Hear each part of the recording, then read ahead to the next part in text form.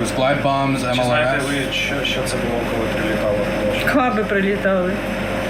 Does it mean less customers or more customers because of the soldiers? Набагато менше. A lot of less. A lot of less. The people who have stayed behind, do they have enough money to keep you in business? Поки ж працюємо. Дишимо. Працюємо. Хоча іноді, скажімо, працюють навіть в збиток, але Так. для того, щоб На продовжувати, збиток, да, ну. таке. Заради того, щоб люди... So you work without profit. Так. What motivates you to work without profit? Ну, люди. Ми ж теж так само живемо ж тут. Люди ж теж хочуть їсти і все. Ми ж теж тут живемо. If stores like this were to close down in the town, where would people get their food and essentials? Дуже сложно сказати, так? Ті хіба що в Сумах, за 45 кілометрів. So they'd have to drive an hour away to get supplies. Could everybody make that trip? Could the elderly make that trip? Ну, так, звісно. Старі люди, куди вони поїдуть? Тут і так бабки єлі ходять куди. Do you have a lot of elderly customers? Так. Перший раз прилетіло до нас дві ракети 9 березня 22-го року. Одна попала вон туди, а друга попала вгорі, ну тут звідси не видно. Вона нічого не пошкодила. Потім було два прильоти невеликих таких. Потім прилетів каб. Ну, яму з-під нього здоровезно ми засипали. Ну, будівля ще залишалася ціла, ми 5 разів міняли вікна, ремонтували і тому подібне. Працювало все обладнання, те, що було потрібно, хоча його приходилося часто встановлювати. Потім цього року прилетіло 2 шахеда і розбили нам будівлю всю. Згоріла вся апаратура, згоріло все підряд. Потім їм показалося мало, сюди ще прилетіло 4 каба, розбомбили далі все. Ну, перед цим ще було обстріл артилерійський, які попадали і по башті, і так, ну, в общем-то, оце, в общем-то, на даний момент було 10 прильотів з різного виду озброєння на наше підприємство. The mayor, a lover of history, showed me a children's mural depicting the Polish-Ukrainian minimalist artist Kazimir Malevich, who was a big name in developing the avant-garde art scene, even as it was increasingly disliked by Soviet authorities since it pushed against the Soviet realist style endorsed by the ruling party, who saw his work as bourgeois. He made influential works like White Cross, which you can see on the streets of Bilapila due to his residence in the town during his youth, where locals say he got his start. Could I ask you one question about the operation? Because I remember hearing from the government that part of the reason they did the operation was to stop an invasion of Sumy and to protect it. I hope that it's true. I hope. You hope? Yeah. But you don't know? I don't know. I don't know exactly. Understand? We had information that the Russian prepared to make invasion to Bilapila to Sumy. Yes, we had this information. But maybe this our operation is broke their plan. Maybe. That would be good. That would certainly be good. Do you think, does the invasion of Kursk make your community feel any safer? No. In this time, yes. But we don't know what will be after, maybe after 1 month, maybe after 2 weeks, maybe tomorrow, I don't know. A lot of uncertainty? Багато чого невідомо. Yeah.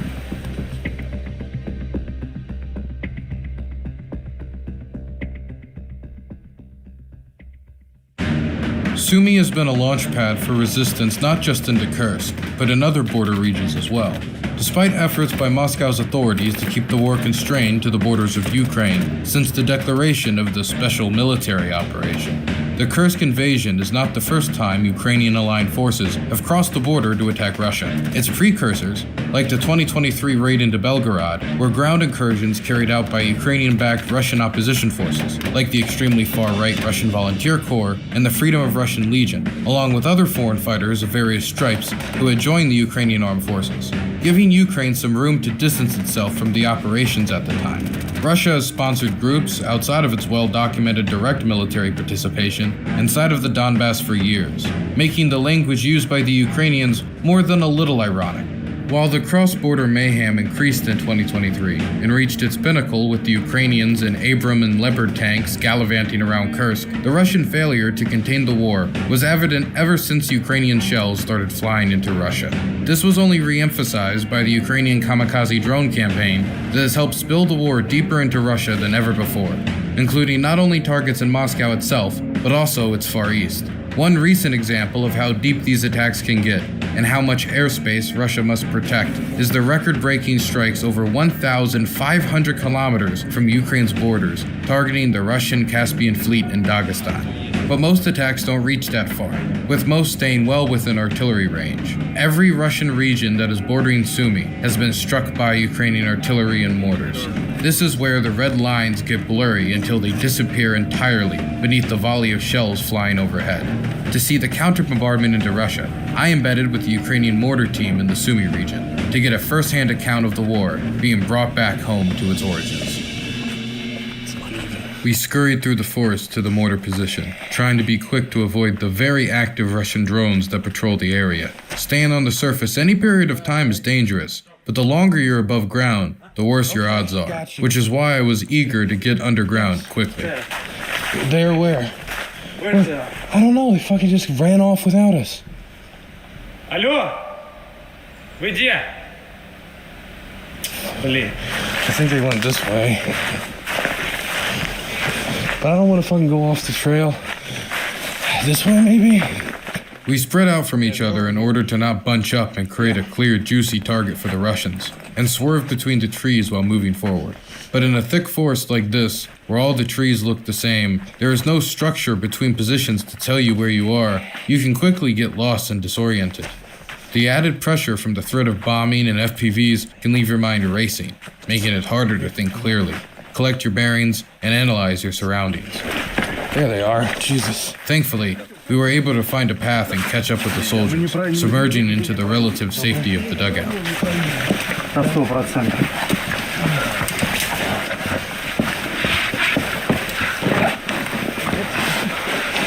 The safety of the soil and wooden roofs that are commonplace among Ukrainian dugouts sheltered the men of the 117th Territorial Defense Brigade.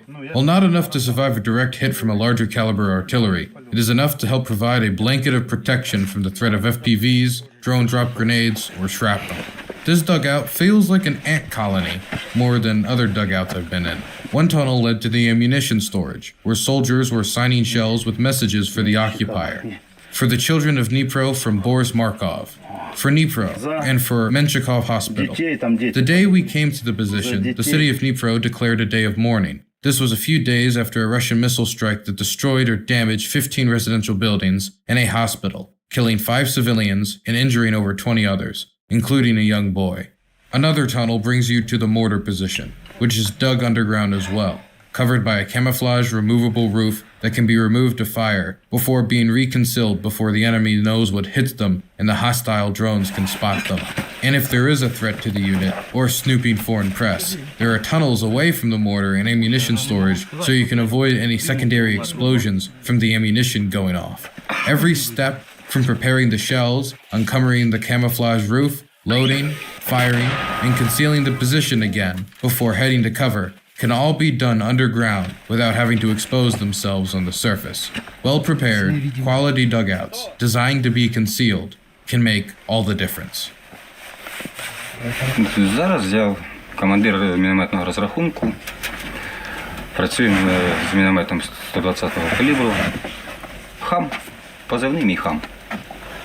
Грубий яд. Грубий чоловік. Я до цього починав службу, я свою в КДБ. Рота контрдиверсійної боротьби, але потім їх було розформовано і нас усіх хлопців посилали, ну, де були потрібні люди. Так і попав до мінометної батареї. Так, я з Сум, я повертався. Коли почалася війна, мене не було в Україні, я був в Німеччині, працював. Я повертався раді сім'ї, ради, як кажуть, захисту свого дому, бо так трапилося, що буквально десь за рік до цього я придбав нове житло. Кажуть, хто мав бажання, хто мав можливість, той зараз знаходиться в лавах Збройних сил і захищає Україну. Кажуть, вибачте, за мій суржик український, з-під палки міл не будеш. The radio chirps to life, orders the work. The mortar crew springs into action. The loader removes the camouflage cover over the dugout. Light poured underground as they expose themselves to the world. The gunner then adjusts the mortar to the correct enemy coordinates given by command. The sights are then removed before the roof is quickly moved back into place, concealing the position once more. This all took 45 seconds. Adjusting the mortar in advance of firing saves time and means you don't need to be exposed longer later. Щось летить. Right as they finished positioning the mortar, the familiar buzz of a drone could be heard overhead. Time to move. Пацаны, вышли. Мужи наш. Все, стой.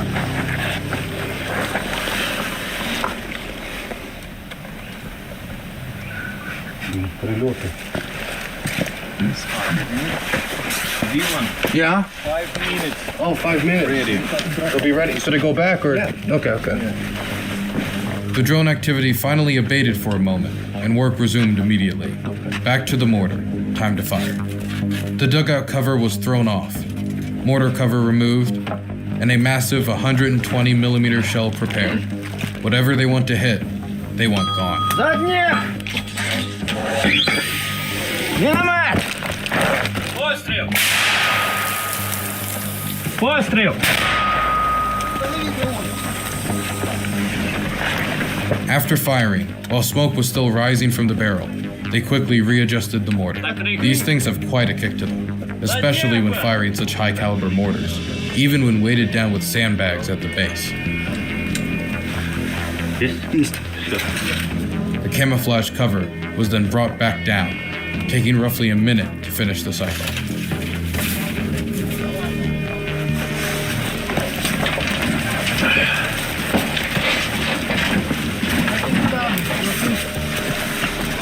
Давай. Задній фру! Міномет! Заднє бро!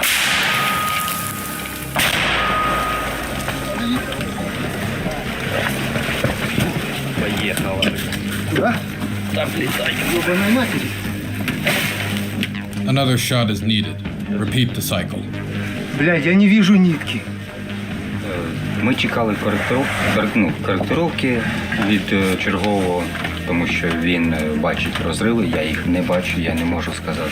Тобто я влучив, можу я повторити на тих самих установках пострілу чи ні. Тобто хлопці відновили наводку стару, бо буває таке, що якось були перші постріли, що черговий сказав, ті самі установки, ще постріл. Тобто, щоб не гаяти час, тобто хлопці відразу після пострілу відновлюють наводку, щоб вона була готова по першому пострілу. Все ховайся. Гила! Once again, drones overhead.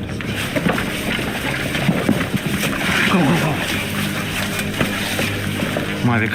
Once you start getting active, recon drones follow suit after to find the source of all the commotion, meaning you can't work for very long, which is the cause of these stop-and-go bombardments. That beep you hear is a simple drone detection system that sounds off every time it detects a drone flying overhead. It was given to the crew by volunteers and has an effective range of about 500 meters. It can't tell you if it's a recon drone or a drone strapped with explosives, but it's a useful heads up. I have been told before by others relying on the system that on particularly active parts of the front, the constant beeping can drive you mad. Жужжит. We hear Mavic flying around. Enemy Mavic? Yes. Та він же ж не один, їх два, він вийшов і сидить. 2 Mavics. Якщо два, то один жовтий. Плюс. Mavic could be with some grenades or small bombs. They can drop it from Mavic. How active are Russian drones in this area? Дуже активно, поки ми вас чекали, пролетіло 3 FPV-шки, ті, що ми почули. 2 розриви просто FPV було десь, теж, я кажу, скажімо так, в нашому квадраті. Тобто, і розвідники, скажімо, постійно, не можу сказати, що кожну хвилину, але 1 на годину завжди пролітає. Бо просто відсутності їхніх очей намагаємося працювати, тому що якщо нас побачать, то по нам зразу відпрацюють. Тобто, а так, я не можу сказати, що я не буду працювати, бо там щось літає десь. Є команда, є можливість, працюємо. Я доповідаю командуванню, що я чую Mavic, тобто воно приймає рішення. Тобто, або я ж не знаю, яка там ціль. Може, це потрібно дуже, як кажуть, кров з носу попрацювати. Я буду працювати. Finally, the beeping paused for a moment, and the coast seemed to be clear, so the mortar team hopped back to it. Remove the camouflage cover. Adjust the coordinates. Aim the mortar with the attached sight. Reconceal. Take a short break to wait for the orders. Smoking optional. Remove the camouflage again. Fire. Підерам за сумщину! Міномет! Постріл! Постріл! Єба! Scatter if there are drones above. One more? One more. Okay. And repeat. Ну, диагноз, это козел, вылазь давай. Есть. Є. Есть.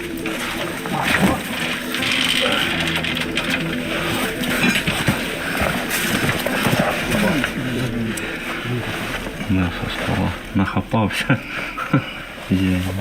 Мавик. Тише. Что там? Не открывай. Подожди. Жду. Может быть со скидом, блин. Що там, успокоїлося? Да. Тихо там. Не прыгай.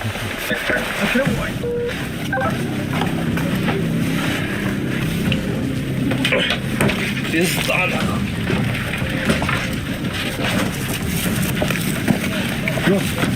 Заднє! Міномет! Постріл! Єбу! Закривайся, все! After filming the cycle for a while, it was time to move on. Need to get to the soldiers' living quarters, but it isn't connected to the mortar dugout. Need to return to the surface and run.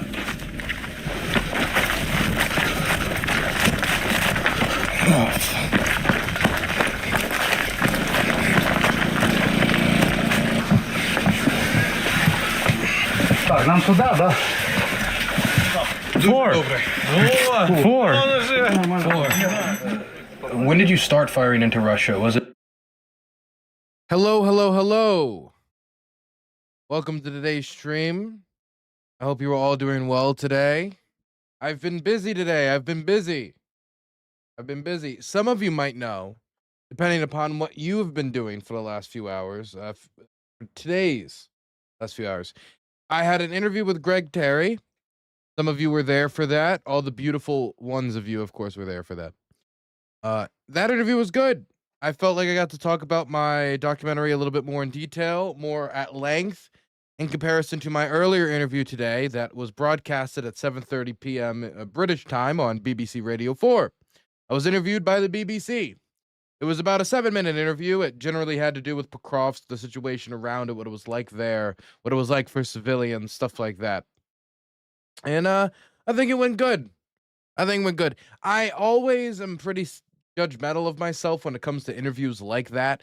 Number one, because I really like radio. I really want radio to survive in this area of multimedia entertainment, of having to compete against the entirety of human creation all at once with Netflix, Peacock, YouTube and all the visual broadcasting. I want there to be a place for radio. I want there to be a place for us closing our eyes and imagining the scene being described, which in some ways makes it feel more real than if you were to see it yourself. Now, of course, I say that as a documentary filmmaker, but I still like radio. I mean, my end to every stream ends with good night and good luck, a reference to Edward R. Murrow, who, of course, was an extremely important voice covering the Battle of Britain during the Second World War through radio broadcasts, which I believe also was for the British Broadcasting Service.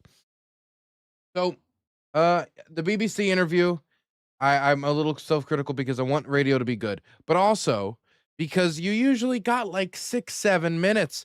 I remember having that be the case with TVP World. That's Polish state media. I went on there a few times. Then I go on and present whatever we're talking about. But we don't got much time. And for the BBC, we had 7 minutes maximum. But I tried to use the time that I had efficiently. I talked about the threat the civilians faced. I talked about the threat of drones. I talked about, the problems that soldiers are facing. I talked about the type of people that are still there, the civilians. So, I mean, I got to, and I talked about the situation as it stands. So I think we got to hit all the basics about the situation in Pokrovsk. Got to hit all the basics. Yeah, radio stations need to survive somehow. They're important. True.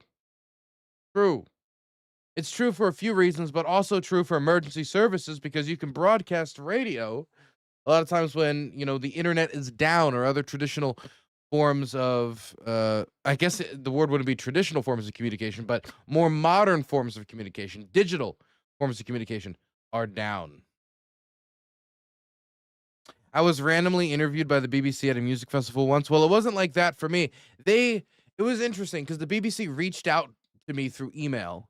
I assume they saw some of my posts about Pokrovsk.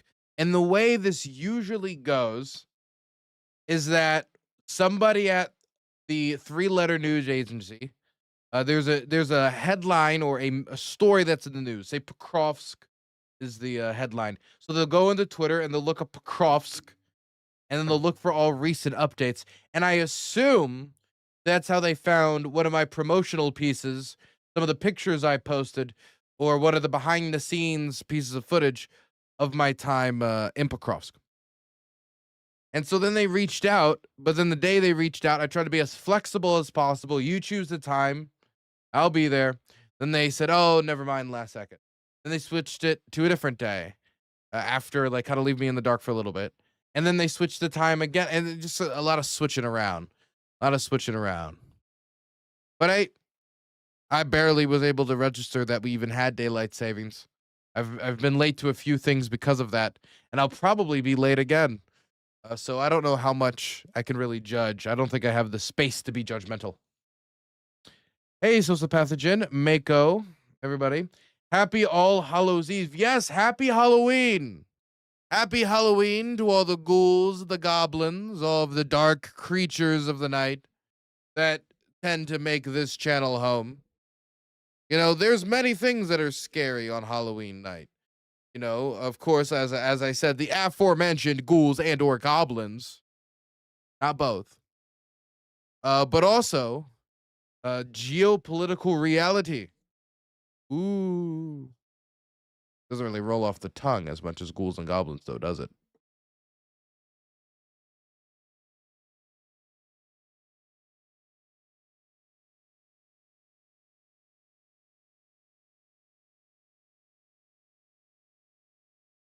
Sudan is pretty spooky right now. Okay, I don't know if I would say welcome to the Halloween season. You know what also spooky? Hetmeti and the reformed Janjaweed into the Rapid Support Forces. I don't know if that's that's a good traditional Spooktober celebration. I don't believe so. We all know where the Demon Lord resides. You know what? Speaking of the Demon Lord.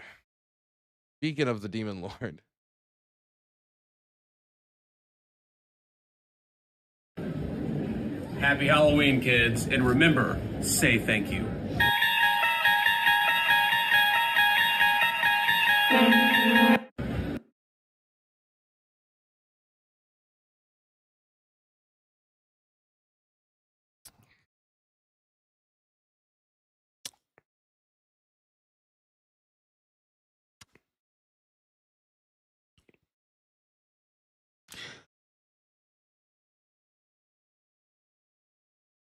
Okay. I mean, he's dressing up as an edit, and he's trying to embrace the edit, disarm the power of the edit. Which honestly does feel disarming. It does feel disarming. It does feel like somebody just gun grabbed me. They just walked up to me and they took my goddamn bump stock. That's it does feel a little bit like that. Okay, I won't put it past them. On the other hand, now we have this footage in existence of JD Vance right now. Thank you.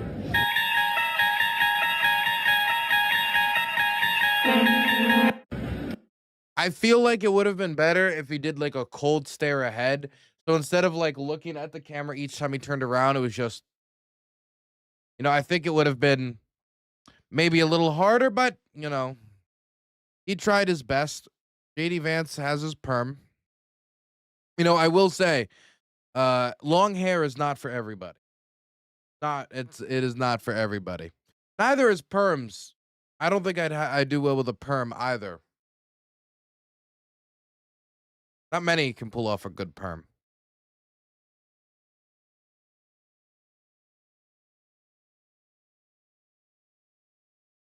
He's big on the thank you. He's very big on the thank you. Okay. So that's the only Halloween report I have. We don't have any more Halloween themed events. We don't have any more Halloween things queued up. I don't have any more Halloween things. So we're just going to get straight into the spooky, scary world of real politics. Ooh. Real politics. Ooh. Ooh.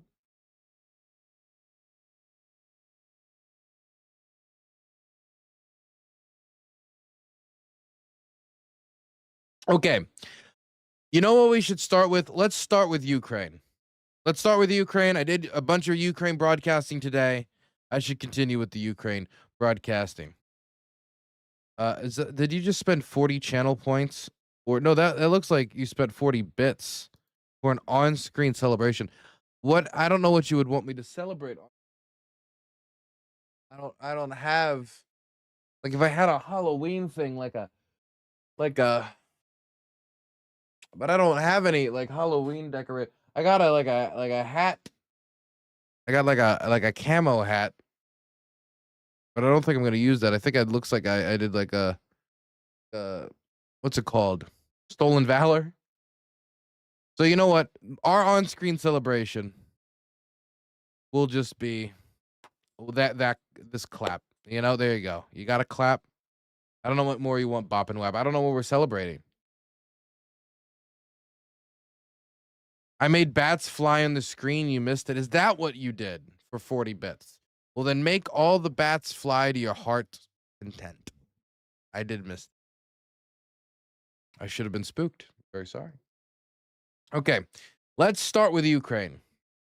So, first things first, about 30 minutes before I went live, we had this come out, which is the pathway of a major Ukrainian drone attack on Russia out of the Kharkiv region. And within an hour of, us finding out about this before stream and stream starting, the attacks have reached Moscow. Here is some footage of power being knocked out in the Moscow region, in the Moscow suburb of Zhukovsky, after the Ukrainian drone attack. Dark. That's Moscow. That is dark for Moscow. Oh my goodness. There you can see some light in the distance. But as for those connected to Moscow Oblast, power is not guaranteed. And as long as the Russian armed forces is going to be targeting the Ukrainian electrical grid, it's going to be targeting the electrical power supply of the Ukrainian armed forces, as long as the Russians are going to be doing that, we should expect the same thing out of the Ukrainians with not much alterations. Now, I did some dialogue about the frontline situation yesterday, but I think it would make sense for me to give some updates about the frontline situation today. As always, we're using UkraineDailyUpdates.com. I use Ukraine Daily Updates because I think out of all of the all the mappers, all the people involved in mapping out frontline movements and military movements, I trust these people the most because they rely on geolocatable data. That does not mean that they're always going to be the quickest, but it does mean that they're going to avoid any of the panics or the crazy claims that end up getting mapped and then unmapped. They're going to be avoiding that. So if you see something move on this map, you can be pretty sure that it did. And you can usually go and check the footage, check the geolocatable clip yourself to check out, what the situation is. So there's a few things that we could talk about. There's, of course, the continued bombing of Kherson, Ukrainian buildings being lit ablaze in the city. There is scuffling in the Sumy region, drone attacks and such. The fighting in the Kupiansk area is still as vicious as ever. The Russians are throwing airstrikes and drone strikes on the right side of the Oskil River, and they're also bombing with drone attacks to the south of Kupiansk, where the frontline fighting for the city itself is currently ongoing. The situation for the Ukrainian soldiers to find themselves over the river is quite difficult due to the fact that transporting themselves over the river, over the line, back towards unoccupied Ukraine can come with some difficulty due to the fact that many of the transport flotillas have been destroyed. But the big continuing update that we are still concentrating on is the situation in Pokrovsk. As you can see, about 80% of Pokrovsk, or maybe you could say 70% of Pokrovsk is gray zone. 20% of Pokrovsk is unoccupied, and 10% of Pokrovsk, maybe 10 to 20% of Pokrovsk, something in the middle there, is occupied. But the majority of Pokrovsk is not confirmed as occupied, but anywhere you see the yellow here, which counts as the gray zone, is areas where Russian soldiers have been documented. That doesn't mean that Russian soldiers still hold that position. It doesn't mean that Russian soldiers will continue to hold that position if they hold it now. But it does mean that Russian soldiers have been spotted there, and therefore Ukrainian forces hardly contesting, holding it strong. That is not guaranteed. And as we can see, Ukrainian drone attacks in the city are picking up. The 68th, who I spent a lot of time in Pokrovsk with. These drone teams here are the drone teams that I spent most of my time in Pokrovsk with. They are extremely active, bombing anywhere that they find the Russians to be when they hide in the little residential homes throughout Pokrovsk. And it's been costing the Russians quite a bit as they've moved 250, 300, 350, 400 Russian soldiers into Pokrovsk city and have spread them out over the urban buildings, like the apartment buildings, as well as the more suburban homes on the outskirts. As they have gone in to take it over, drones have come right behind them to smash those homes and both delay the Russian advance, but also make the Russian advance costly. The Ukrainians do not want to just pull out with no fight and just hand over Pokrovsk to the Russians. They want it to not only take a long time, as in, we were talking last year, and we're releasing the Pokrovsk documentary tomorrow, and so you can listen to this testimony directly from the soldiers themselves that they're talking about. Last year, the Russians are talking about taking Pokrovsk by winter. I don't really know if that's going to happen. I don't think it is, but, they're pushing for it. So they were talking about taking it by winter. Now we're in 2025's winter, and we're still talking about the Russians fighting in Pokrovsk, taking territory around Pokrovsk. We're not talking about, hey, you know, they've taken half of Konstantinivka, or if they've moved in the Kramatorsk or Sloviansk. We're still talking about largely right now in the headlines, Pokrovsk and its twin city, Mirorod. So the time is one thing, but they also want it to be expensive. They want to make sure that if they do take over Pokrovsk, that it's not going to be able to serve as the logistical hub that originally made it so strategically valuable for the Russians and why they were going to take it. Again, if you watch tomorrow's documentary on Dylan Burns TV, remember to hit the notification bell so that you get notified right when it comes out tomorrow morning, Eastern Standard Time, tomorrow early afternoon, Ukraine time. You can listen to these guys not only talk about, you know, the time, but the casualties that this cost, and if the Russians, and not only the casualties, but the usefulness of it as a logistical hub, and the concerns they had that they didn't take the time to blow up the train, to blow up the trails that the Russians could use to support the Russian army logistically. A lot of time has happened since then. Those things have since been blown up. And so Pokrovsk being that logistical hub, that logistical node, is not really possible anymore. They can use it as a launching point.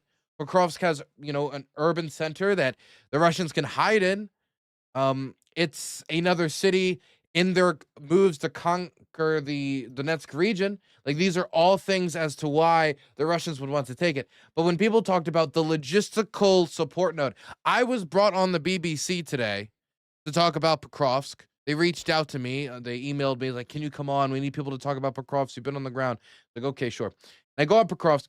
I go on the show to talk about Pokrovsk, and they're still talking about the idea of Pokrovsk being used as a logistical node.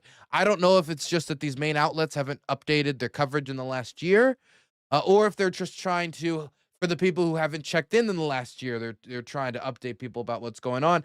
But it's just, the roads have been smashed to hell. The train station has been burnt and destroyed to hell. The Ukrainians were not going to hand over Pokrovsk unless the situation deteriorated so rapidly they had no choice but we need to drive in the next hour or die, which is not what has happened. The logistical node factor when it comes to Pokrovsk has essentially been eliminated. But I would say the biggest developments for Pokrovsk are twofold. One is still up in the air. The other isn't. The first one, and this is a grim update, is that the Russians have been able to make their way into northern Pokrovsk. You can see here, up into the northern suburbs of Pokrovsk, it is now marked as gray zone, not Russian controlled. Again, if it's yellow here, it's a gray zone. But the reason it's gray zone is because Ukrainian 68th Mechanized Brigade, their drone teams, were taking out Russians who had holed up in a house at the northernmost part. Now look, it could have easily been that once they entered the city, once they made the charge across or ran from tree line to get into Pokrovsk, that they were given orders to go up to the most northernmost point and hold in order to make it easier for the Russians to come and try to take it later. It could not necessarily be it could be, it's not an indication that the Russians are swarming all over this part of northern Pokrovsk. It could be an indication that the Russians are trying to move into this northern part of Pokrovsk to undermine Ukrainian logistics, get behind Ukrainian positions, and quickly, as fast as possible, consume the city of Pokrovsk. What the current Russian objective is to take, according to reports, Putin has ordered Russian commanders to take Pokrovsk by mid-November. Now in Ukraine, it is November 1st. Rest of the world, you know, Halloween, October 31st. But it is now November, and they are fighting on the streets of Pokrovsk. So in comparison to what they originally wanted to do, take Pokrovsk last winter, they're a little late. When it comes to this new formatted, schedule for when they want to take Pokrovsk, the Russians could possibly be assumed to be on schedule, depending upon the idea that in the next 15 days, Ukraine will have completely withdrawn. Now, if the Ukrainians want to completely withdraw, they need to get the forces out of a few areas. Number one, they need to get the forces out from here. They need to get them from here. They need to get them from Novopilka, and they need to get whatever remaining forces reside in Murderod. Or if any remaining forces reside in any of this gray zone as well, which I would imagine would be quite difficult at this point. But all of these areas, I mean, if you're trying to move from here back into Pokrovsk itself, we're talking about a 7-kilometer trek. A 7-kilometer trek that can only be done on foot. Trying to get the Ukrainians outside of, I mean, they're going to have to go tree line to tree line. They're going to have to go from this tree line, run across the field, this tree line to this tree line, run up this. And mind you, the Russians are well aware that they're going to have to do this. And so they have mortar teams, they have artillery teams ready to aim for them. They have drone teams, FPV teams patrolling these tree lines. And you want to know what else they have? They're dropping mines in the tree lines. Anti-infantry mines, so that the Ukrainians, even if they can get to these tree lines and start this long track, they might end up stepping on one of these mines anyway. So it's going to be an extremely difficult situation. It could be faster, of course, to just drive a car down there, jump in the car, and drive out. But that quick burst across these farm fields, that 7-kilometer drive, is going to be the most dangerous 7 kilometers for anyone going that route. And then once they get up here, it's not over. They then have to find a way to move from inside Pokrovsk to outside Pokrovsk.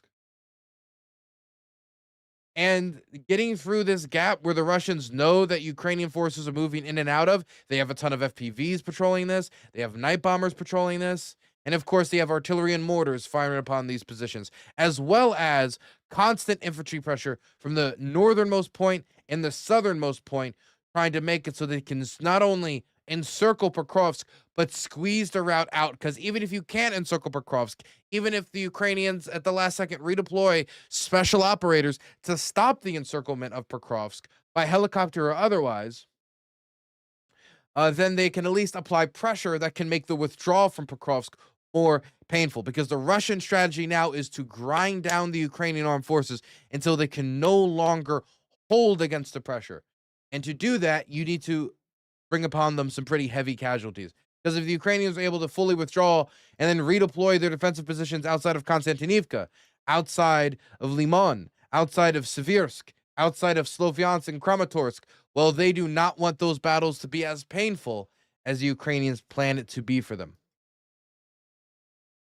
And by the way, when I'm talking about, the Ukrainians using special operation forces to keep the gap open, the reason I'm mentioning that is because we do have footage that has gotten published of special operators doing this exact thing.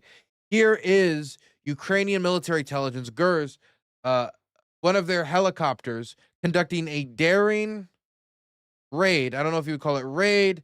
Oliver Carroll calls it a counteroffensive, but they've landed near the exit of Pokrovsk with the stated objective, the stated goal to be to open up the lines, the logistical lines out of Pokrovsk, to make it so that it's easier to bring supplies into Pokrovsk for those holding the line for however many days that they're going to be holding the line, be that a week, be it 2 weeks, and for the inevitable, and that's at this point, that's how we have to talk about this. We have to talk about this frankly.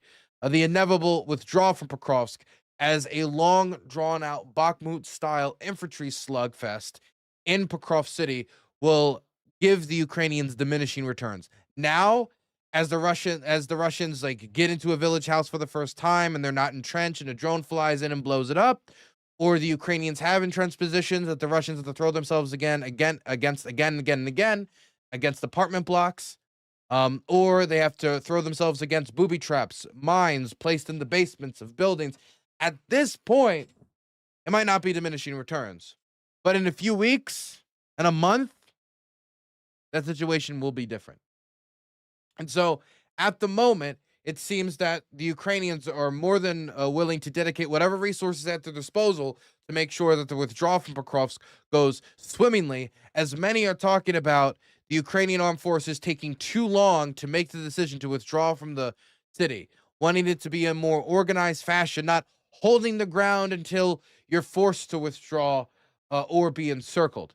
of which, yes, increases the cost on the attacker, but also increase the cost on the defender. The defender who needs to move on to Konstantinivka, Seversk, Limon, Kramatorsk, Sloviansk, and these other defensible positions in the Donetsk region that the Russians have clearly stated that they are going to keep fighting until they take, unless they are made to otherwise, i.e. stopped.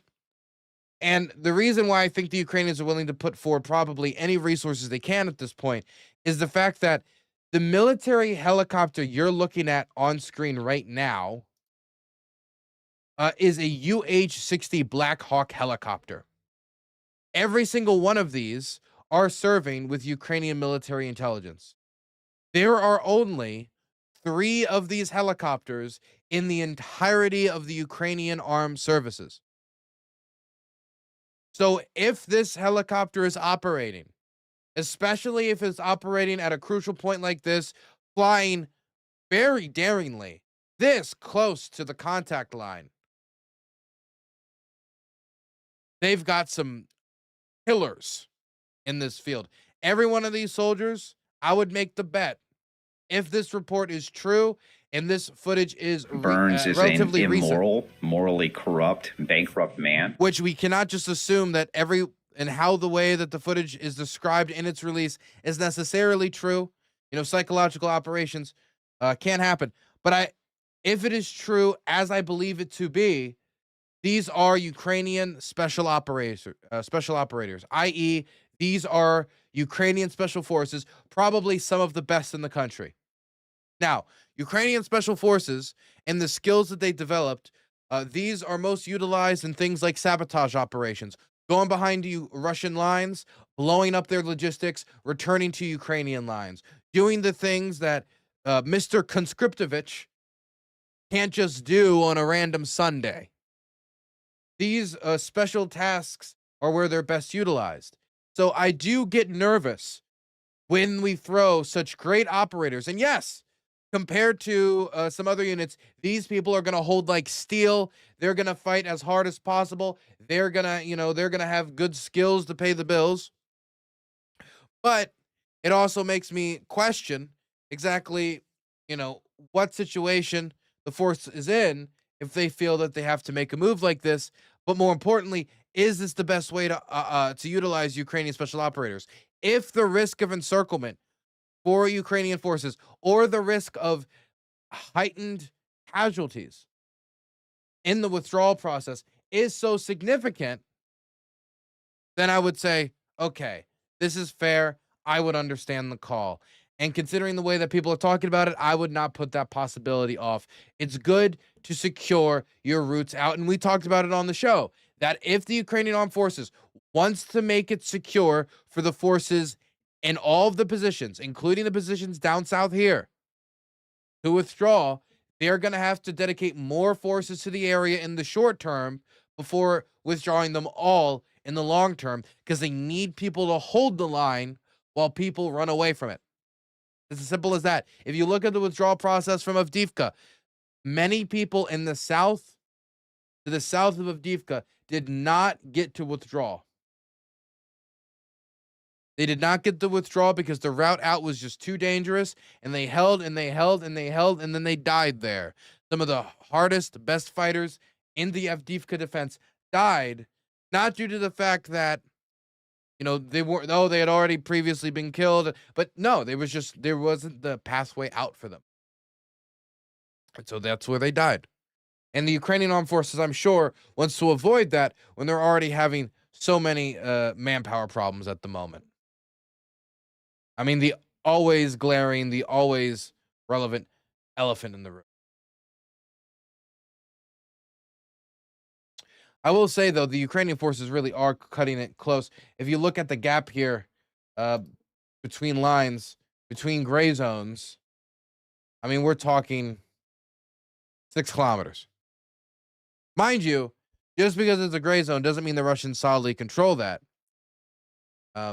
It could be more likely something along 7.5 to 8 kilometers. Definitely, since the Ukrainians are still fighting over Rodonsky, which the Russians want to take in order to complete that encirclement. but it's a very small gap. Very small gap. Military intelligence GUR is ran by Budanov. Yes, that's true. Also, I saw a rumor, this is just rumor, that Budanov is actually in the area to help personally lead a lot of the operations in Pokrovsk. That's rumor, though. I haven't seen videos. I haven't seen pictures. And people can put out a press release. Until I see it, I will not believe it. Many things have been said about this war. Many things. By the way, if you're curious as to exactly where these Ukrainian special operators deployed, right there on the left northern side of Pokrovsk, right at the exit, that's where the helicopter dropped them off. Talk about an entrance.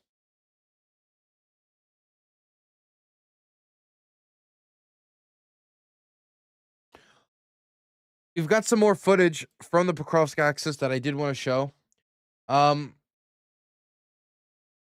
So here is 3 clips that I think help really define how the fighting around Pokrovsk is at this point.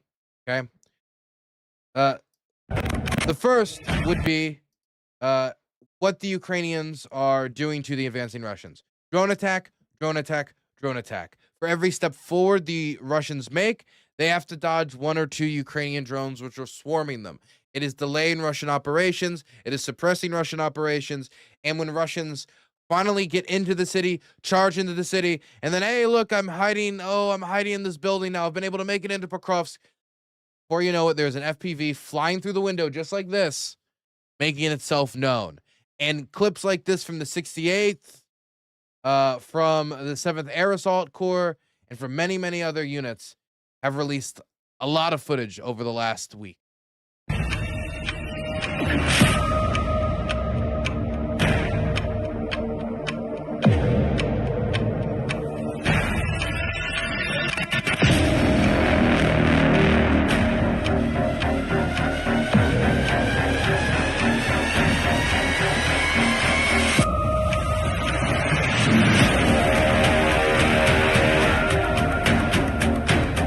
Bombers. I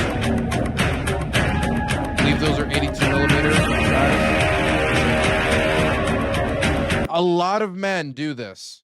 I've seen a lot of clips of Russian soldiers hiding under the burnt out remains of those who came before them in these vehicles. Because on Konstantinivka, on that axis, I swear to you, every 50 feet to 100, you will see a burnt out vehicle in the route into that city.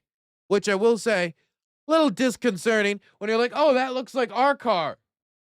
Oh, that looks like our car too. Oh, that looks like our car as well. You know, that's it's a little disconcerting. But when you think about it, if there's burnout vehicles every 50 meters, that could be cover if you're really willing to crawl from vehicle to vehicle. A lot of times, though, these are just people hiding under their vehicle. They don't know what to do. You know, those wars, they bit off way too much, you know, way more than they could chew. And that's just where they're hiding.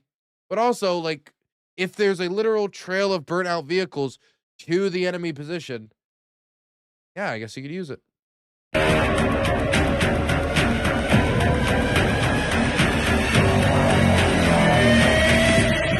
That's the entrance to Pokrovsk City. Да. Есть!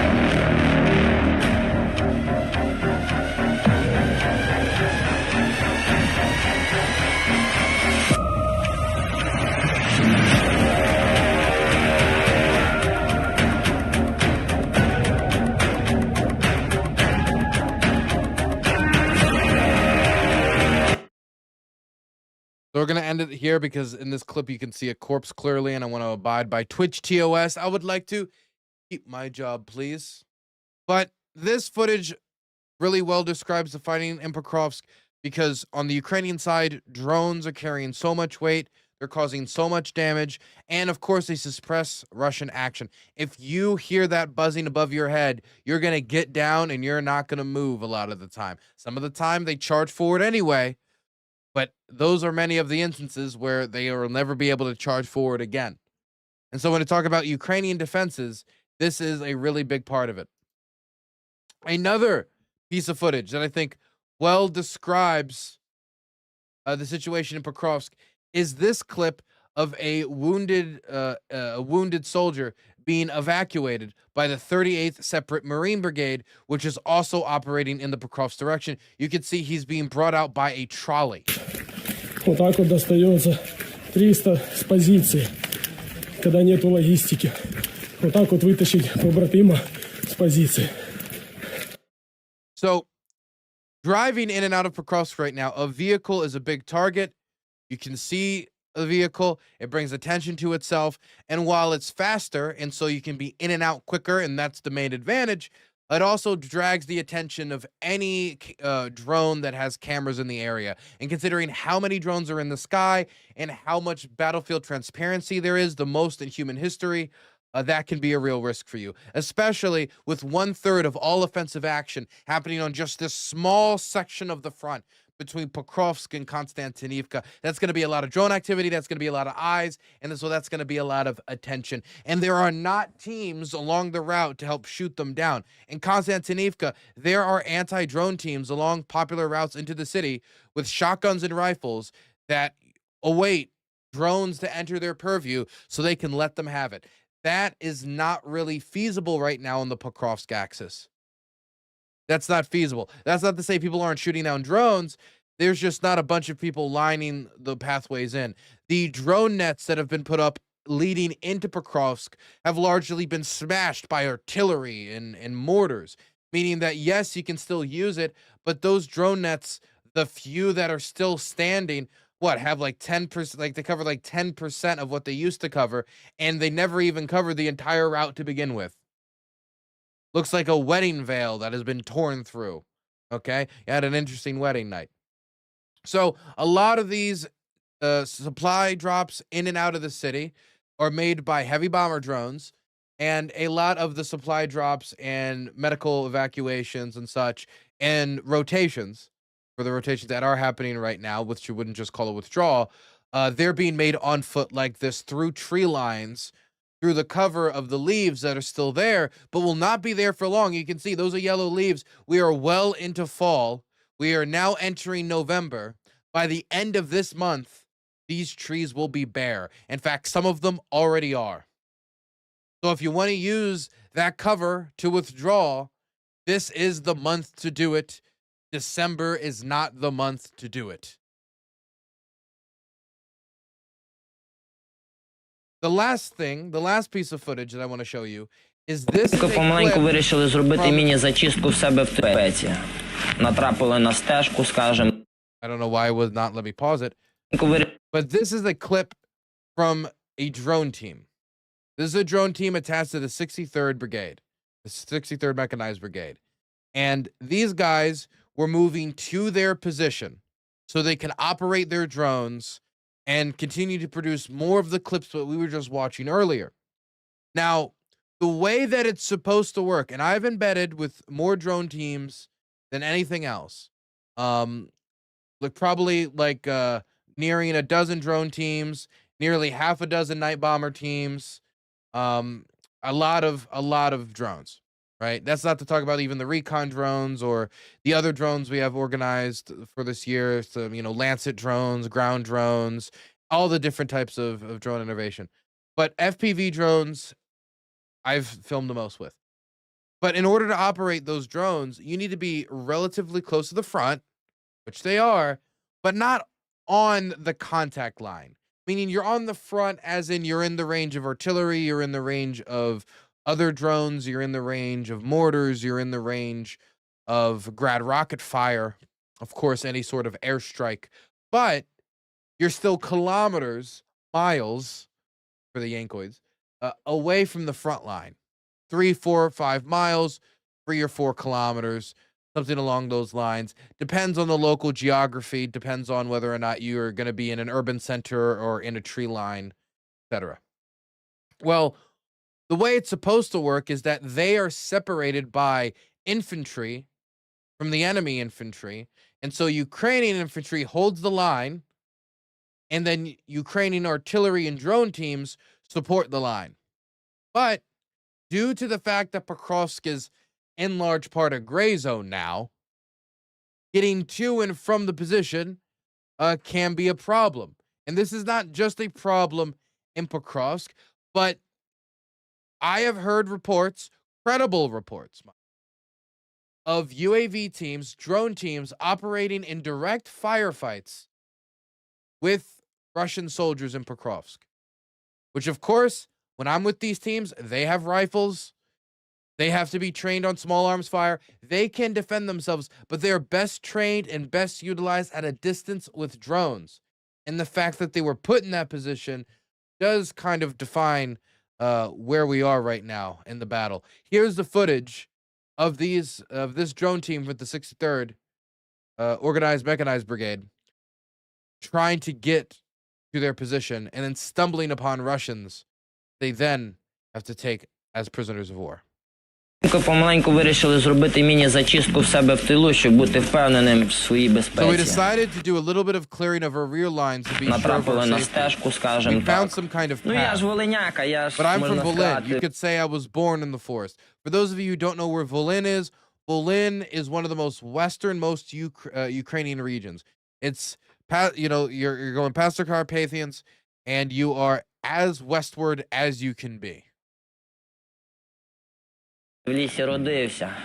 I was born Ніяка in the тваринка forest. так No траву не animal буде will press приминати. down the grass like this. Обережно підійшли, виявили. We found it. Ну, укриття A shelter, 100%, там 100%. підар. There's the F-slur. Come out with your hands up. Hands up. Come out here. Він почав здаватися, ну що. Started to surrender. Well, come here. Come here to the open area. Get on your knees. Lie down. Lie down. Стій так. Stand like this. Fish, do you understand? It's an F-slur. Who was on the air. So what they're saying is that they heard this person on radio communications. So this is not their first time hearing about this person. Call sign Fish. Keep your hands up. I didn't shoot anyone. Everything's fine. You'll live. I promise. Throw your documents on the floor. I don't have any. I'm an ex-convict. Він був Ex-con. зв'язківцем. He was a Дві liaison рації, officer. два телефони, Two radios, документи. two phones, Скоріше всього, що був documents. старшої Most likely he групи. was the leader of the group. Коли останній раз When was the last time you contacted the radio? Сьогодні з This утра. morning. Я нічого, я жрать. Nothing. I was waiting for food. Я не хавав. I haven't eaten in 6 days. А чого я тебе розумію? Why do I ти мене understand you, but you don't understand me? Ага. I don't understand, yeah. Володь. Yeah. That's it. Let's pack them up. Pack them up and let's get out of here. Дали покурити, все We геть, let him відношення smoke. до його Everything I було, would say or я б attitude сказав, на towards вищому him рівні. was at the highest level. Зібрали всі його We gathered речі, all of his belongings, повністю absolutely everything. всю All апаратуру, his всю техніку. equipment, his gadgets. You will be obedient and drink water. Let him wear a helmet so he doesn't look like a prisoner. One of the reasons why they might make him wear a helmet, it's not only, of course, like safety, but there have been multiple instances in recent days where surrendering Russians have been blown up by their own side after it was made clear to them that that is what they were doing. And they have sent FPVs and literally hit them in the back, exploding them in half. So it could be that by having Russian prisoners, you actually become a bigger target, not a lesser target. Go. You've come this far. Damn. Okay, I gotta say, that's not a pleasant walk, is it? That's not a walk I would want to take. My goodness. Yeah, that's one way to get a man to move forward. Look at that. Just place it right at the base of the back of his neck. My goodness. Go. You've come this far. You might as well go another 50 meters. If you guys are curious as to why earlier he said, why is it that we can understand you and you can't understand us? And the Russian said, yeah, I can't. The dude is from Volyn. He is a Ukrainian from Western Ukraine who is speaking in Ukrainian. There have been multiple occasions in this war where, though the Russians say that Ukrainian is just a subsect of Russian, it's just a dialect of Russian, there have been many instances where Ukrainians will speak Russian, knowing that the Russians can understand them, knowing that they can say it in a way that sounds like they're Russian. But the Russians cannot do the same thing with Ukrainian. The Ukrainian has so many similarities with Polish that there have been many times on the front line where you hear Russian soldiers say, "What are they doing? Are those guys speaking Polish? They must be NATO mercenaries," because they can't understand the Ukrainian. And so it was a point being made by the soldier about the difference between the two peoples, while the Russian government, of course, claims that there is no difference between. Very interesting.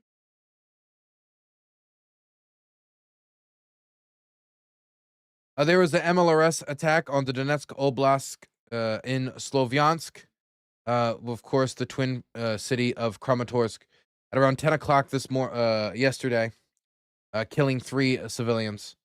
The city's military chief said homes, a boiler house, and cars were damaged in Lisny, a micro district in the area.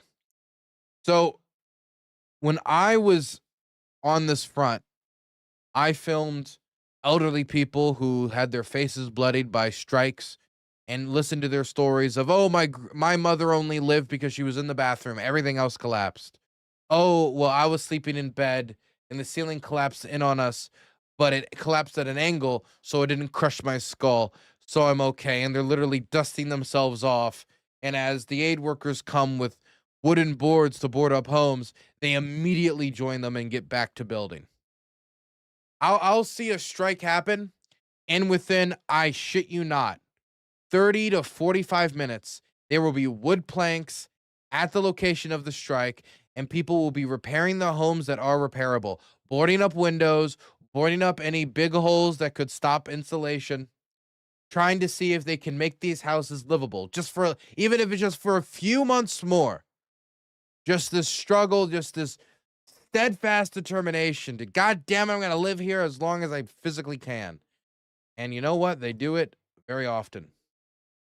Here is footage from Sumy of a Russian drone, a kamikaze drone, striking a local gas station. I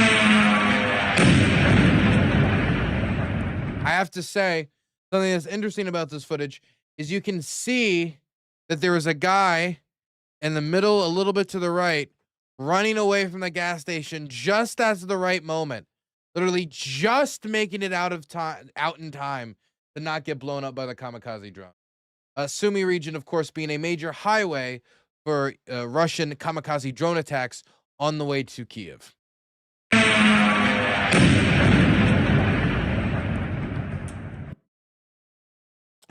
This was not the only Shahed attack of note that we're talking about here on the Dylan Burns TV channel. There's 2 others that I have to talk about. One was an attack not only on Sumy, but on the town of Kramatorsk. A lot more Shaheds are being used in the Donetsk region. They're being used in offensive actions to attack Ukrainian military positions, but they're also being used to oversaturate air defense systems, and in that type of work, as well as targeting infrastructure, it has done some pretty devastating damage to local civilian infrastructure.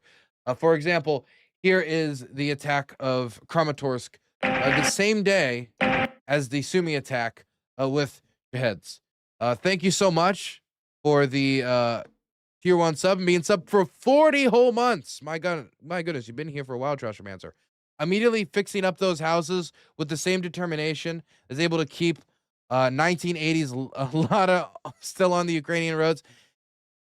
I don't know if it's determination or stubbornness, probably a combination of both.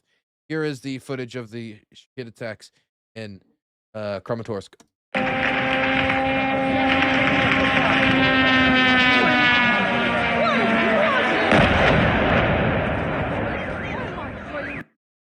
So there's that, and then there's this clip as well.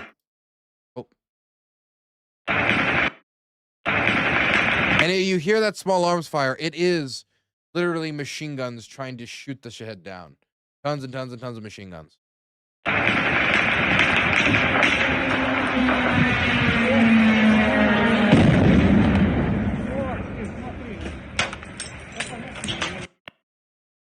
Now, there's one more Shahed attack that I need to show you guys because it was a close call, and one that's close to the channel and has to do with the endangerment of Dylan Burns TV staff.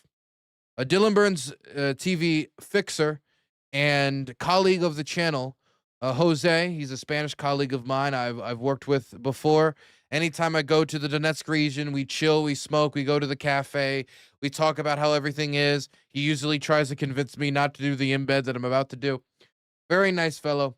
Well, him and Bogdan were engaging in an embed recently, in between our work, and they had a very close call when a Shahed hit a building right next to them, killing multiple civilians, where they were within feet of the end of their own lives. So, I mean, I don't want to be dramatic and say it like that, but that was the case because, I mean, the footage is quite incredible. We actually have it pulled up here. Here is the footage of my fixer Bogdan just a few days ago having an extremely close call with my colleague Jose as a Shahed drone flies over them and hits a civilian house right next to them.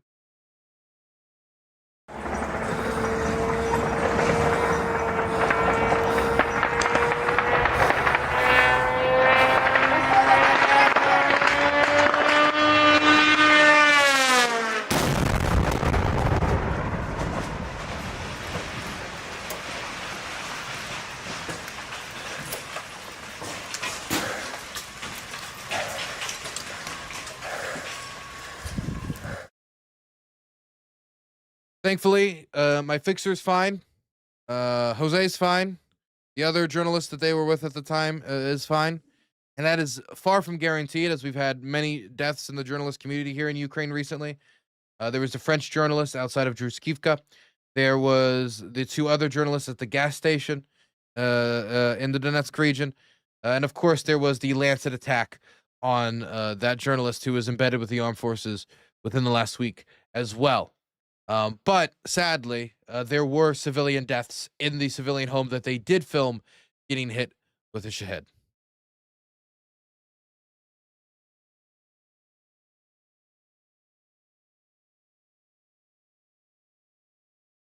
Okay. So we've got a few more Ukraine-Russia stories, and then we can move off the topic and talk about some other news. Let's see. What do we move to next? I think we can talk about the European peace deal for Ukraine. I think we can talk about that.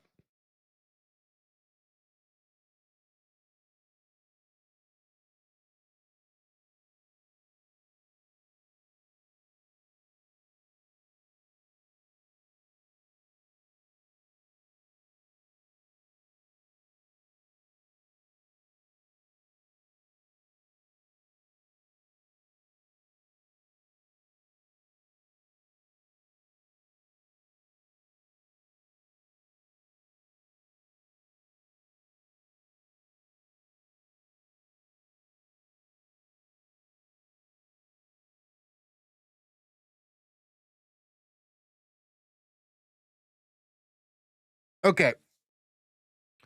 So I wanted to talk about the European peace plan for Ukraine, a 12-point peace plan that has been published to the press of what the Europeans want to pursue in order to see an end to the war. This is being reported by Radio Svoboda. We're going to go through the 12 points, and we'll try to go through them simply and succinctly because we've gone through so many of these peace plans. But as Donald Trump has failed to get his 24-hour peace plan within the span of 10 months, and so far has gotten us no closer to peace and has finally taken the first actual action of being a president that is of acting, not just of talking, and implementing some sanctions on the Russians. Still not enough, but first actual action.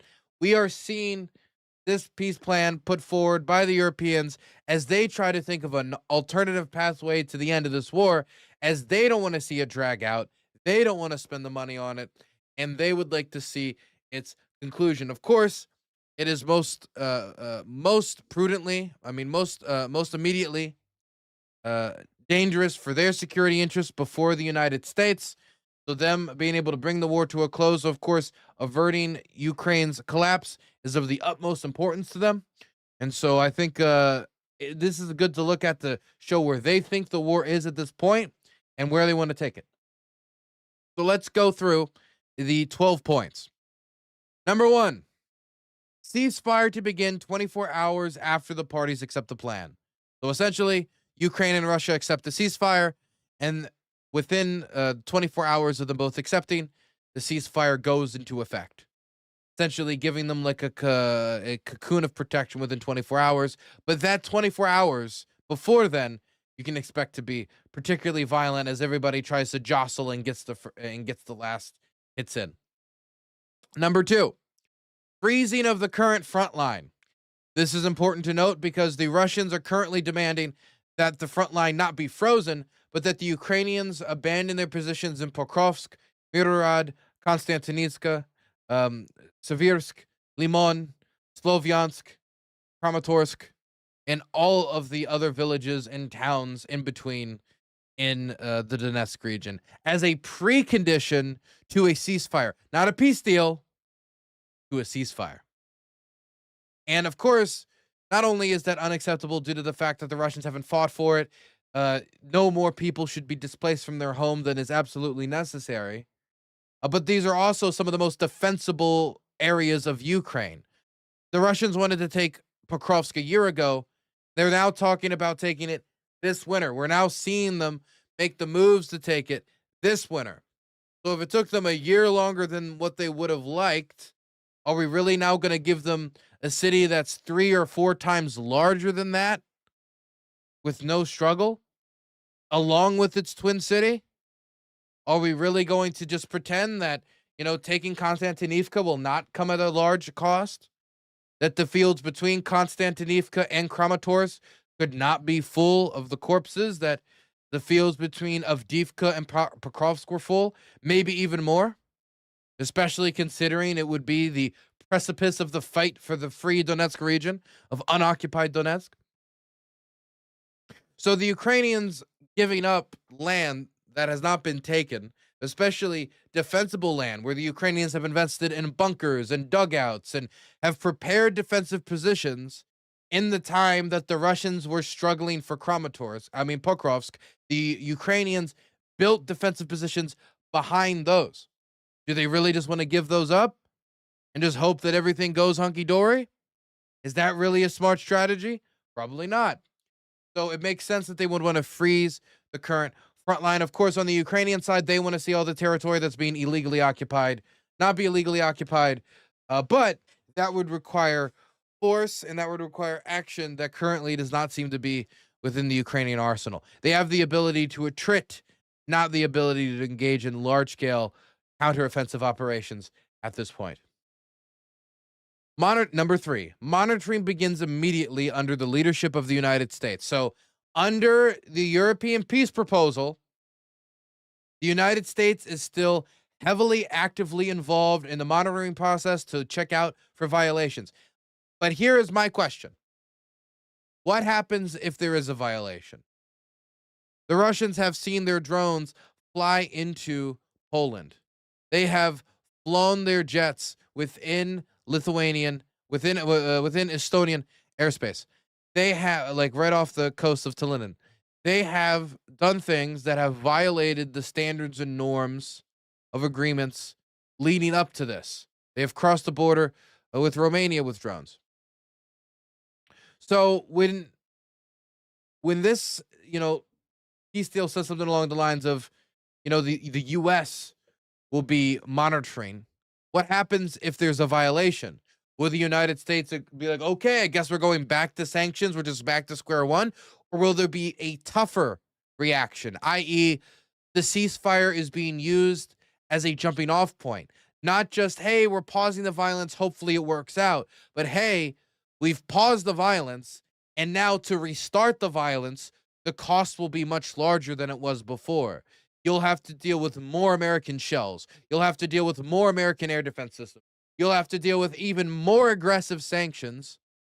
And you'll have to deal with the United States going on whatever markets are available on the international stage to buy up old Soviet reserves of 122 millimeter or whatever we can for 155 to ship that to Ukraine as soon as possible. Hell, there's other decisions that could be made about the prioritization of Ukraine in the American defense industry. Instead of prioritizing the selling of American goods, American weapons, it can be prioritizing getting those weapons to Ukraine over to other buyers, because other buyers not at war do not have the same urgent need that Ukraine has of it right now. Ukraine needs the shells today. They'll also need them tomorrow, but they need them today even more. So what exactly the reaction would be to that monitoring, I think is important. Number 4, Ukraine and Russia agree on a non-aggression pact. So essentially, that's them trying to harden the ceasefire into something that extends past it. Number 5, the Zaporizhia NPP, this is, the largest nuclear power plant in all of Europe, is transferred to a third party with the subsequent return of Ukraine. So it seems that the idea would be that the Russians would overturn it to, say, the IAEA, the International Atomic Energy Agency, which has been monitoring the plant. And then after that, after, say, a year or two, it would then be handed back over to the Ukrainians for them to manage their energy needs. This is something that I'm sure the Ukrainians would be happy with. Lifting of symbolic sanctions against Russia. Now, I don't know why symbolic sanctions here are put in parentheses. I don't know if the idea is that they would start with the soft sanctions before moving into the hard sanctions later down the road. But sanctions should only be removed from Russia once the Russians have settled the war. Not a ceasefire. There should be no sanctions removal whatsoever in relation to a ceasefire. It should be with the end of the war. Because if the Russians use the ceasefire to remove economic pressure that might later be needed to bring about an end to the war and not a pause to the war. Nobody's ever gotten credit for getting a pause. Biden paused the war in Gaza. You guys remember that? There was a ceasefire. How much credit do you guys give Joe Biden for that? How much credit do you see Joe Biden receive for that? Either from the Israelis, the Palestinians, or any humanitarian group or third party? None. You don't get credit for pausing the violence. You get credit for ending violence. Next point. Agreement on the final line of contact to agreements on the management of the occupied territories by the Russian Federation, i.e., after the ceasefire has been put in place and the front line has been frozen, they can have an agreement on the final line of contact between their forces, which seems to be putting in place the second part of this, the management of occupied territories. So this seems to suggest that they are taking for granted the idea that the Russians are going to be occupying Ukrainian territory, probably the city of Donetsk, probably Crimea, probably other territories that have been conquered since the start of the full-scale invasion. And the final line there could then be agreed after the ceasefire for where exactly it's going to line, but also how these territories are managed. Now, I don't know exactly how that would work. Number one, I don't know exactly what you could get the Ukrainians and the Russians to agree to when it comes to the management of territories, i.e. the Ukrainians, if the Russians are going to hold on to them for the foreseeable future, pending, of course, a final conclusion. The Ukrainians are not going to want anybody in occupied territory to be mobilized for military service or forcefully drafted.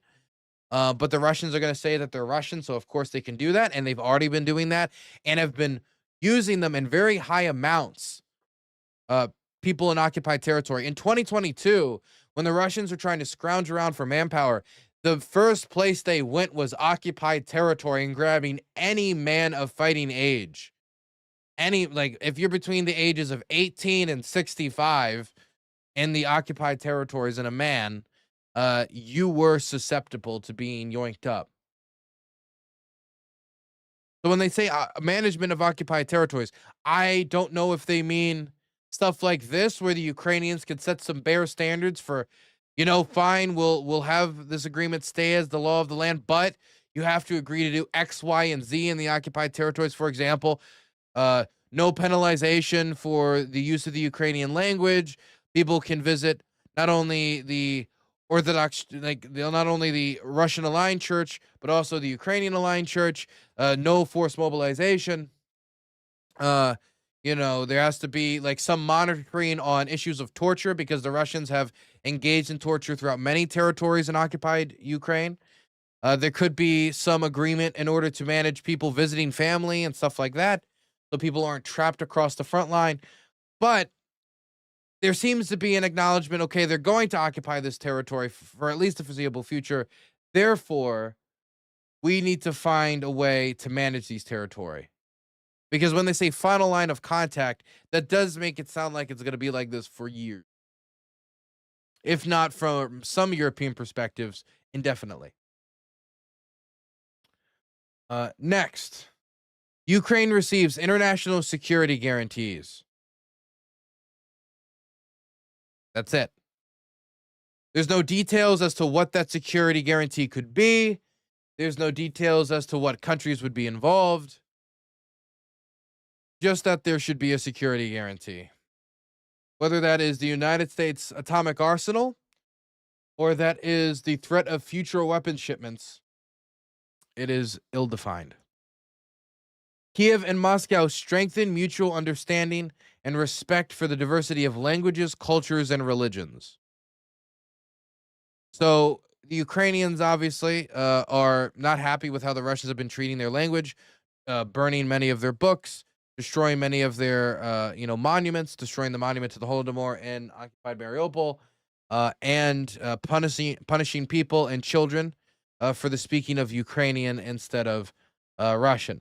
And so I'm sure the Ukrainians, if territory is going to be occupied, would want to see that better managed. But on the Russian side, the Russians have paid lip service to this idea of the prosecution of the Russian language. Of course, the most aggressive regulations against the Russian language, for example, the Russian book ban, which banned books from the Russian Federation and books that push Russian propaganda, i.e., if you're a book that speaks Russian, you cannot come here and say Ukrainian is fake. If a book says that, they can't be here.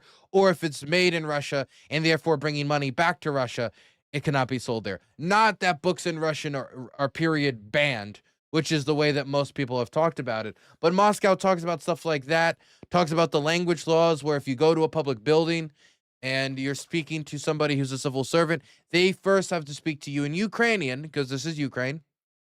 And then if you speak to them in Russian, then they can switch over to Russian. To the Russians, this is unbelievably undue cultural prosecution. Now, maybe you don't agree with the laws, but the idea of starting any war over these types of laws is ridiculous on its face. I do wonder how that's going to pan out, though.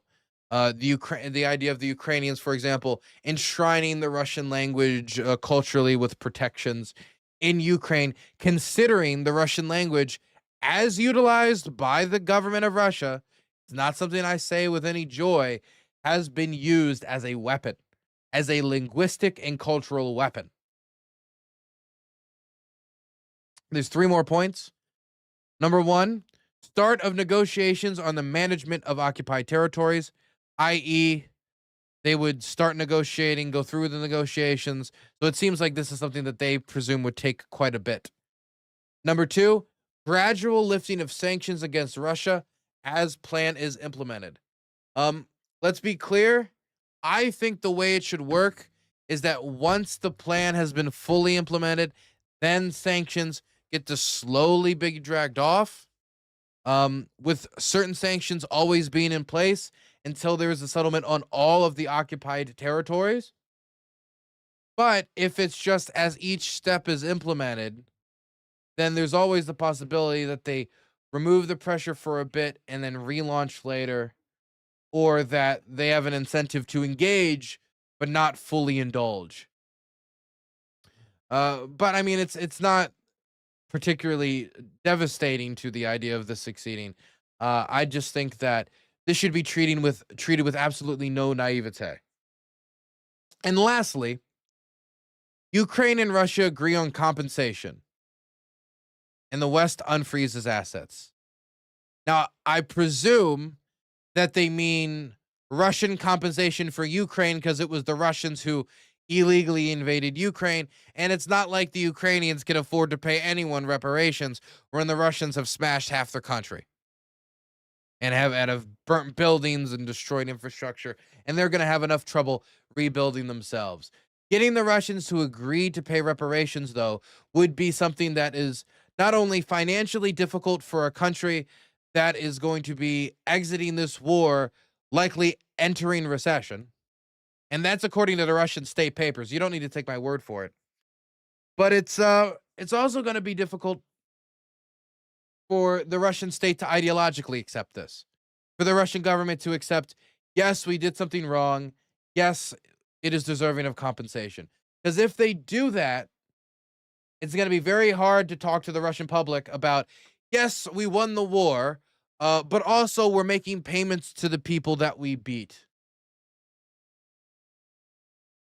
I mean, if people talk about the fact that Putin needs a propaganda victory, oh, he can't just leave out of this war empty-handed. He needs a propaganda victory. Well, if you believe that, this does slide pretty solidly into that category. What do I think of this deal? I think, in some areas it could be more stringent, particularly when it comes to the gradual removal of sanctions instead of gradual removal after they've finished on their side. Again, they are the aggressor. I am interested to see exactly what they expect the Ukrainians to do when it comes to strengthening the mutual understanding of the Russian language. Ukrainians have had Russian pushed on them for many, many, many, many, many, many years.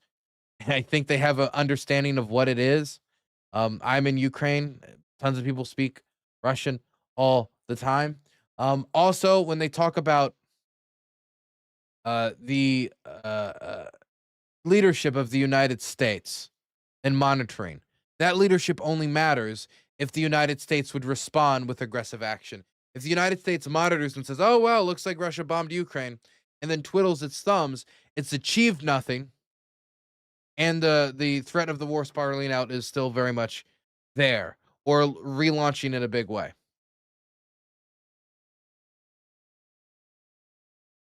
I also need to point out the idea of security guarantees. They line out security guarantees.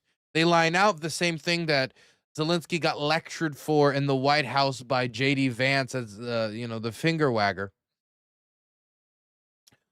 But at the end of the day, security guarantee with no definition, with no clarification, with no this is what it will be, is just a bunch of words. And so if I heard it was security guarantees with the French army will be there next time, the German army will be there next time, the Polish army will be there next time, the British army will be there next time. That is a strong security guarantee. That not is what's laid out here. And if they want the Russians to take their commitment to Ukraine seriously, they need to seriously. If you want to avoid another war, talk in a way that you're perfectly prepared for it.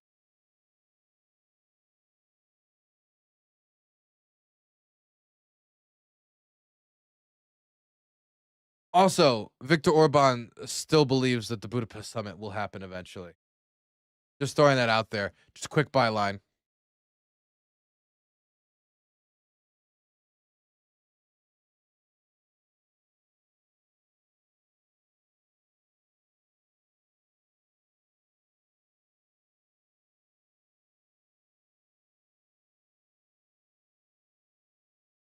Steve Rosenberg released any new segments? The young musician. You know what he did? So before we talk about Russian relations with Syria, which we do need to discuss, let's check out this new Steve Rosenberg segment. Hell yeah.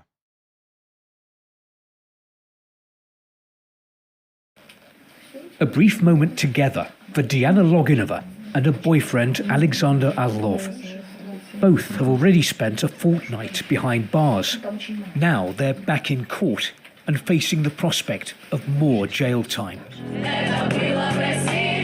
Diana and Alexander have a band, Stop Time, with drummer Vladislav Leontiev.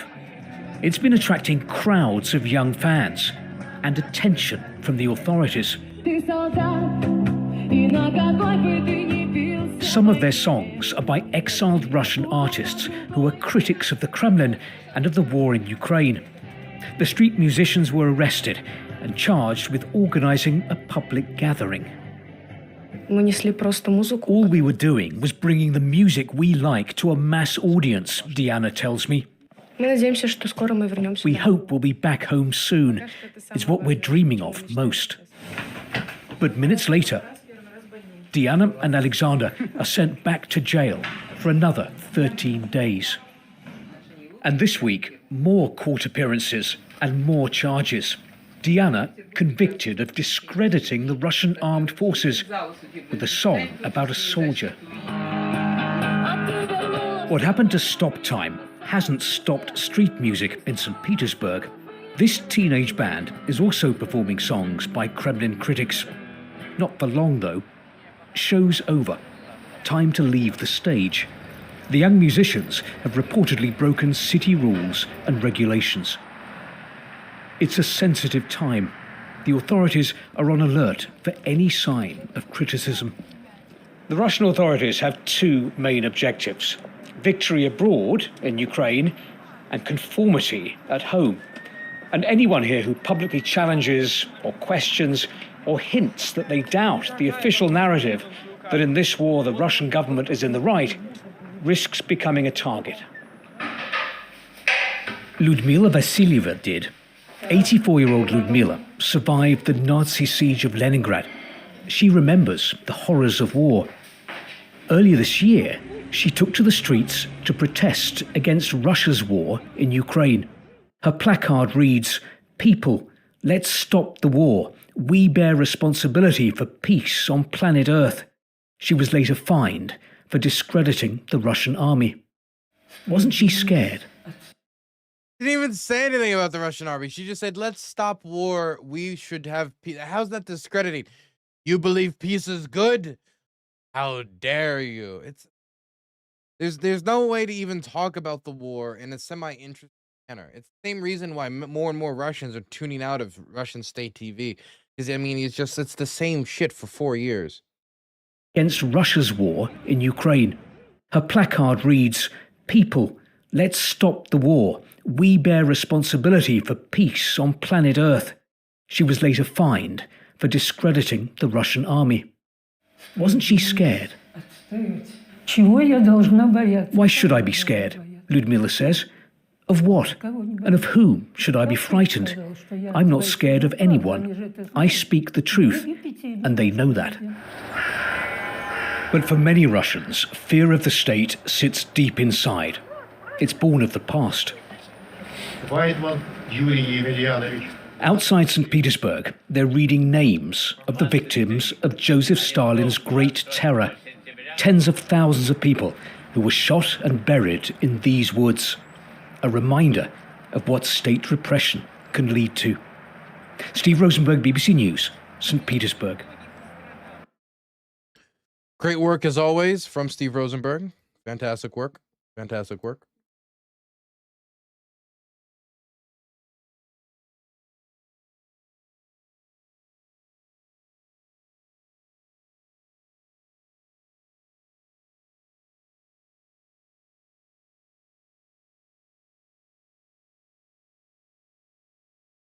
Do.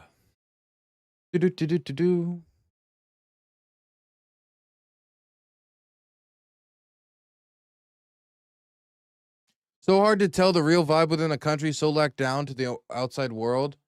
Not saying Steve doesn't give banging info, but it's still hard to know what's really going on. I mean, he didn't say that everybody opposes the war. I mean, the best bet, and I think the most solid estimation of where the Russians lie is apathy. That most Russians just don't care. And that the more they're dragged into the war, maybe the more they'll care. The more their gas costs, the more their energy costs, the more their rent costs, the more their food costs, and the more the war costs in blood.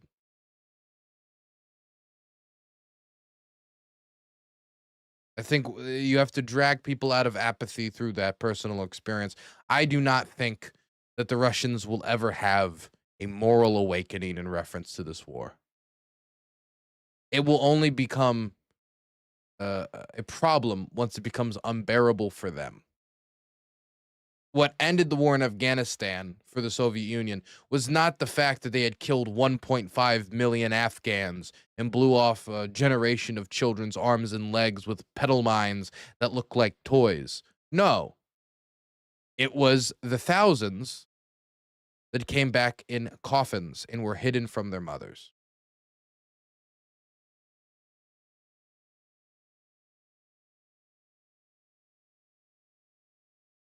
Talk about Reagan. Alan Nix, you need a new hobby. You need a new focus outside of Ronald Reagan. Okay, some people, they have fishing. Some people have pickleball. You have Ronald Reagan, and I don't think that's healthy. A curd is a curd. Can't imagine that in the future, if Russia becomes more self-isolated with their past, the more they seem to make these same mistakes again.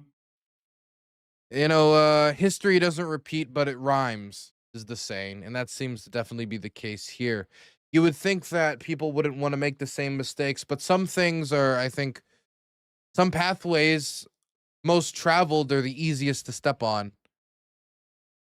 Brendan Samodi, thank you so much for the $10. I do appreciate that. As we're preparing to head back out to the front line and release our biggest documentary to date tomorrow, but that doesn't mean that the filming is done. I still got quite a bit of filming to do before the year's over. I'm going to be filming through a decent part of the rest of this month before heading back home for the holiday. So if you want to support gasoline costs, if you want to support fixer costs, if you want to support translation costs, if you want to support work rent, if you want to support emergency medical costs or anything else that might come up, DylanBurns.tv, DylanBurns.tv. Want to donate on the website, where Sosapathogen, Mako, and Black-Pilled Kiwi, Sepsin, and many other fantastic people every once in a while drop a little message there in site chat and have the best places to donate. You can also support us at DylanBurns TV on Patreon. Okay. Last Ukraine-Russia story of the day, and I guess Syria as well, because we have an update when it comes to Russia's relationship with Syria. Now, Russia's relationship with Syria for most of the last decade has been its violent support for the regime of Bashar al-Assad. The Assad family, Hafez al-Assad, to Assad's older brother, who died in a car crash, who was supposed to take over the country, to Assad himself, who was heavily influenced by his mother. A curd is a curd. Ponquecitos has donated $5. Hi Dylan, much love from Peru. By the way it's pronounced, Ponquecitos. No, I gotta say, Ponquecitos. I don't know how to pronounce it. Ponquecitos. Okay. Thank you for the $5.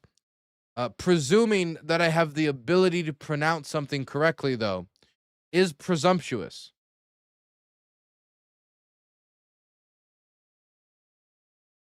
There's a presumptuous perspective from this person. Okay. So, for the majority of Russia's modern history, it has been supporting the Assad regime. For over the last decade, the majority of it was spent bombing Syrian rebels, bombing Syrian hospitals, and bombing Syrian civilians. That is where the majority of the air power was focused, not against ISIS, but against the FSA, but against major urban centers like Aleppo. And it was their air power combined with mercenary groups like Wagner, which would become notorious around the world due to the inhumane conduct in the war in Ukraine. They would support the Assad regime. I do want to make note, though, that many of the things and culture that Wagner became known for example, sledgehammer executions, executing people by beating them to death with a sledgehammer, first actually showed itself in the war in Syria. There was a Syrian regime soldier who was forcibly conscripted into Assad's army and was being forced to fight, and who did not want to fight and refused to fight, that the Wagner group took, pushed on the ground, and then broke all of his limbs with a sledgehammer before killing him. So this type of behavior from Russian mercenaries actually gets a lot of its start both in Africa but also in Syria. So after a decade of support for the Assad regime, something happened that they had not planned on. During their large-scale invasion of Ukraine, while their resources are tied up and they're not readily able to send a bunch of infantry or ground forces or even a large quantity of Air Force destructive power when it's needed at the moment for Ukraine, they were only able to drop a few airstrikes in support of the Assad regime when Hayatir al-Sham, led by al-Julani, at the time known as al-Julani, engaged in a major offensive, which would eventually see, with the coming months, the collapse of the Assad regime. Now, Bashar al-Assad is in Russia. And he's currently, as far as I know, playing video games all day. So, really focusing on the important things, the highlights of life on this earth.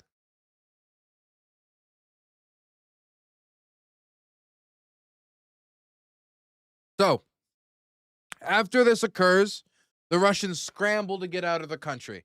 They scramble to get whatever mercenaries they still have in the country out of the country, and they scramble to get their air assets out of the country as they move out whatever they can from their military bases that they use as a middle ground between Russia's interests and military assets in places like Libya with the warlord Khalifa Haftar, the Rapid Support Forces led by Hekmeti and a bunch of reformed Janjaweed militias, and other places in Africa, like the Central African Republic, where they have some influence.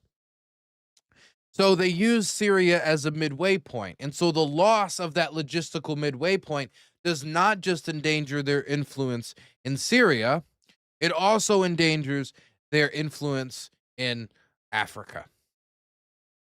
So the Russians had an incentive to find a way to wiggle back in to that airbase that they were pushed out of in Syria. So, what do the Russians do? They flee the country, and then they engage in negotiations with the Syrian government. Now, the Syrian government is led by people who spent the majority of the last 12 years fighting against the government that was supported directly by Vladimir Putin and the Russians. Many of the pilots that operated in Russia, operated in Ukraine, were before bombing places in Syria and got their experience there. And many, many, many casualties lay at the feet of Russian pilots in Syria. So you would think, okay, get them out. They bombed us. They bombed like 4 hospitals within 48 hours at one point. They killed countless civilians and supported a brutal regime, not out of concern for the Syrian people, but out of mere concern for the continuance of the historical Russian-Syrian alliance. But that's not how things are going. See, at first, that's how many people viewed what the future looked like, likely. And then there, of course, was the local Syrians who commented on the matter often. By majority of Syrian commentary I've seen from Syrians has been, we don't want foreign armies on our territory.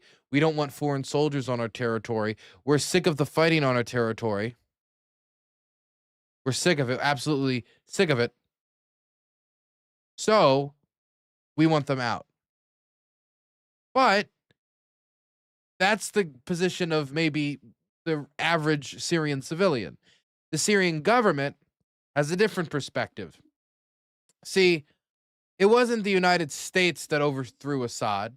It wasn't, any UAE or like a royal ally, or it was the Syrians who overthrew Assad.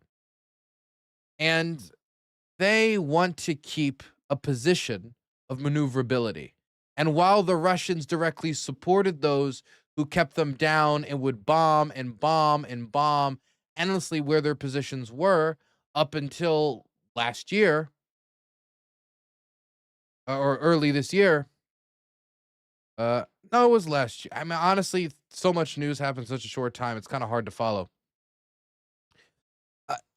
They could still get something out of the Russians, I'm sure, whether it be payments for them being able to operate the base, whether it would be some sort of weapons to replace the ones that were lost after Israeli strikes tore apart Syrian weapon stockpiles after the Assad regime collapsed, because the Israelis had a lot of implicit agreements with the Assad regime.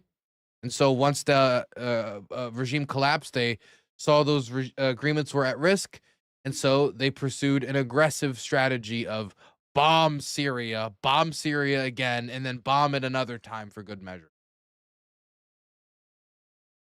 So whether it's for payments, whether it's for flexibility, whether it's for maneuverability, it looks like now that instead of ejecting the Russians from Syria, the Syrian government is going to allow the Russians to continue their flights out of a Syrian airbase as relations starts to rebuild. Russia has resumed military flights to its Haminin air base in Syria after an almost 6-month hiatus, as the two countries work to rebuild relations following the toppling of Moscow's ally, Bashar al-Assad. At least 2 Russian aircraft have flown to Latakia, Syria, where the base is located, according to data from flight tracking site Flight Radar 24. A Russian Air Force Ilyushin Il-62M transport plane flew from Libya to Latakia, Khalifa Haftar's portion of Libya on the eastern side, and then onto Moscow region on October 26, when an Antonov AN-124-100 Ruslan, which has heavy cargo capacity, arrived at the airport 3 times since October 24th, with the most recent flight on Wednesday, according to the data. A person close to the Kremlin, who asked not to be identified during discussing sensitive information, confirmed that Russia is resuming flights. Moscow had relied on its base in the country to extend its military reach into the Middle East and Africa. Losing either base would be a major strategic setback for the Kremlin, as it remains locked in an escalating confrontation with the U.S. and its European allies nearly 4 years after President Putin ordered the full-scale invasion of Ukraine.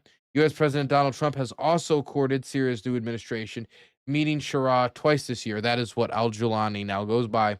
While both Washington and the European Union have eased economic sanctions against the country.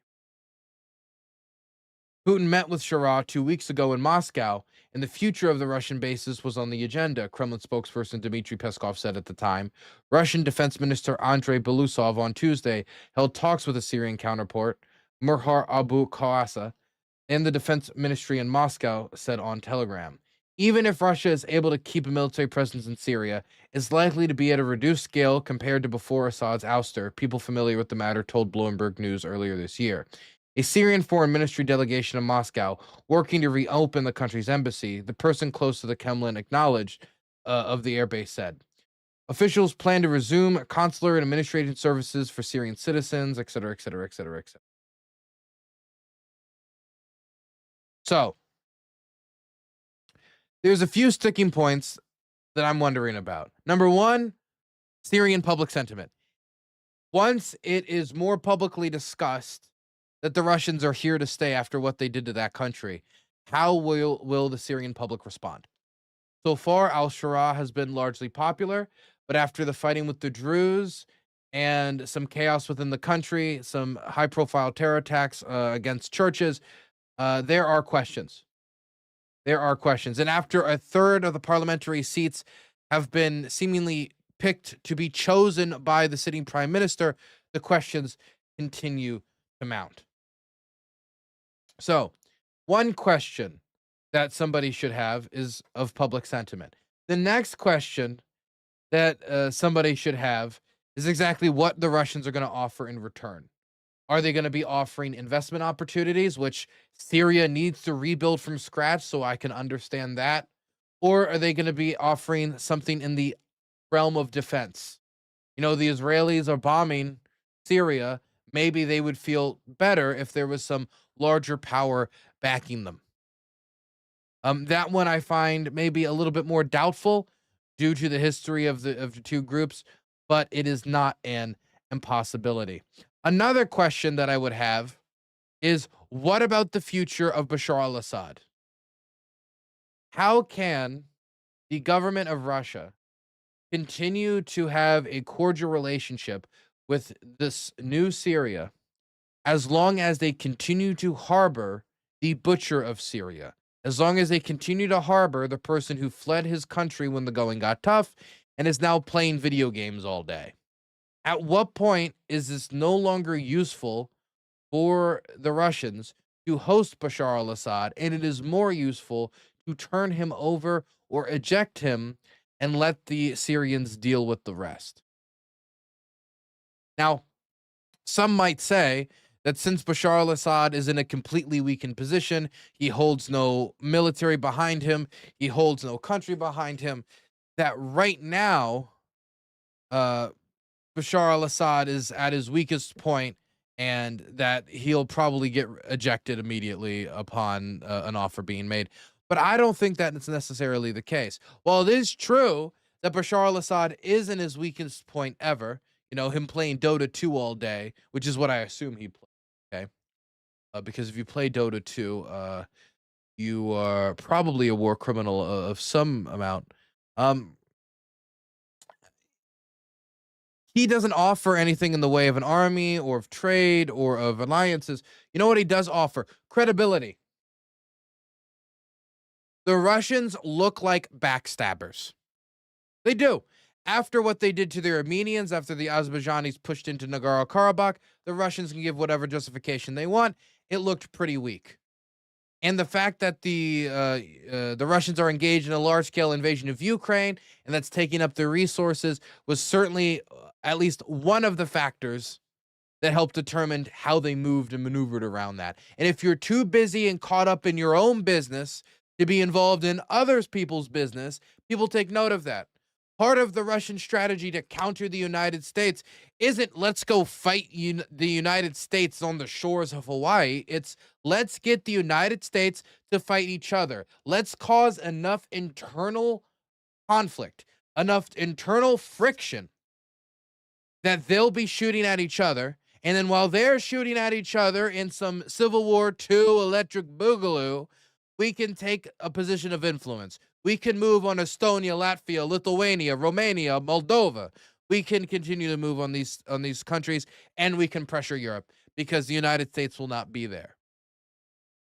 So Russia, though, is too busy engaging in the largest war in Europe since World War II. That's a work project if I've ever heard one. That's something that requires maybe a little bit of elbow grease, And so they have not been able to come out and help the Armenians, and the Armenians have since pivoted westward and are trying to covet other support networks. And in fact, one could even say that Donald Trump's negotiations between the Armenians and the Azerbaijanis and the agreement he made to have American troops, this is the byline that many people missed, American troops supporting the corridor instead of Russian troops, that was caused in part by a lack of trust in the Russians. And that's just, in this instance, the collapse of Assad, it's themselves, how quick it happened, how little air support the Russians ultimately could provide them, though they would have needed a lot more to save the regime and troops on the ground, much more troops. Them being distracted took them away from that. And so therefore, some could look at that like, even if the Russians don't have a backstabbing nature, even if the Russians didn't want to do that, if the Russians are forced to do that because of a lack of resources on their side, what's the difference? It's still the same in effect. And so you lose that trust. And so are you really going to have not only the rapid collapse of the Assad regime, but then you turn over Bashar al-Assad after Russia's relationship, not only with him, but with his father as well, after like a decade of propaganda supporting him domestically? Are you really going to hand him over to the FSA, the same people you were bombing, just because it would immediately be more expedient. What message does that send? It sends the message that the Russians will backstab you upon the immediate moment of convenience. And whether or not that's true, that the Russians will backstab you immediately upon their convenience, they don't want that to seem true. It's uncouth for it to seem correct, even if it is correct. So I would say that the future of Bashar al-Assad is a sticking point. Exactly how the Syrian public is going to react to the butchers of Syria now being able to use Syria to go do military operations in other countries. I mean, it's not like, hey, Russia's going to do some great work in Sudan. The people of Sudan desperately need the rapid support forces to go massacre 450 people at a hospital. They desperately need this to all be posted on TikTok and celebrated. They need a second Darfur genocide. No, it's not like the Syrian public's going to be clamoring for this. And lastly, what exactly can the Russians offer? I mean, they're, like the article says, the odds of them getting to where they were before are basically possible. But if they can use Syria as a node, then it is still a vital part of Russia's imperial spiderweb leading into Africa. Because if this was cut, it would strain Russian logistics. It would strain the Russian Air Force. They would have to make further trips directly to Libya in order to support their operations down in Africa, to support the Africa Corps, which, due to its historical connotations, you might ask why the Russians would adopt that name. But, to each their own, I suppose. To each their own. Either way, there's a bunch of things that are still in the way before I would imagine that they would have a final agreement on this.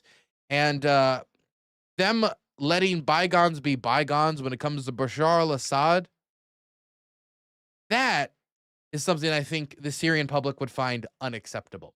Whether or not it would be unacceptable to actually change the view of al-Shara, considering he was the person who got rid of him in the first place, I do not know.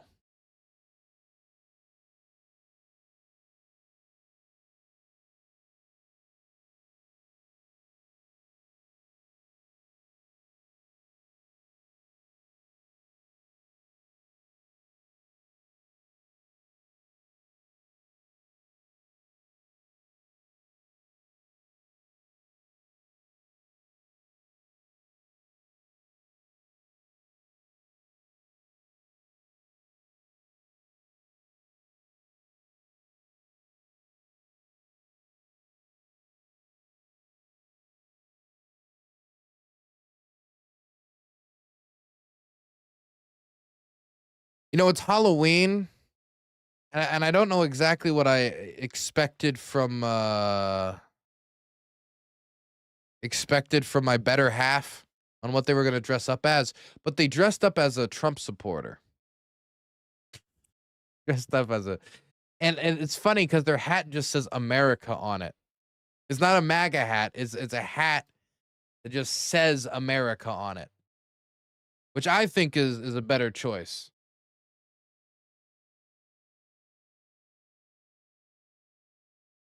Got a mullet too. Funny.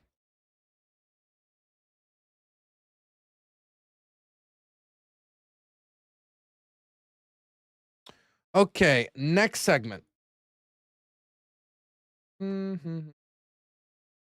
Got a feeling.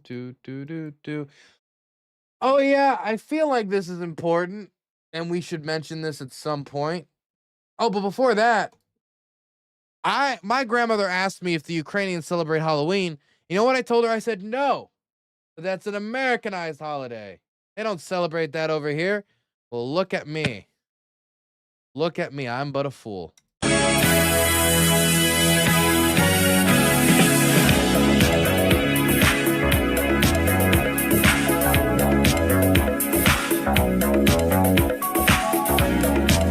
It's close to midnight. They got down. They got a little spooky fever. They got spooky fever in Lviv. I haven't seen it spread out a ton in the Kiev area. I haven't seen really much costumes tonight. I also wasn't really looking all that hard.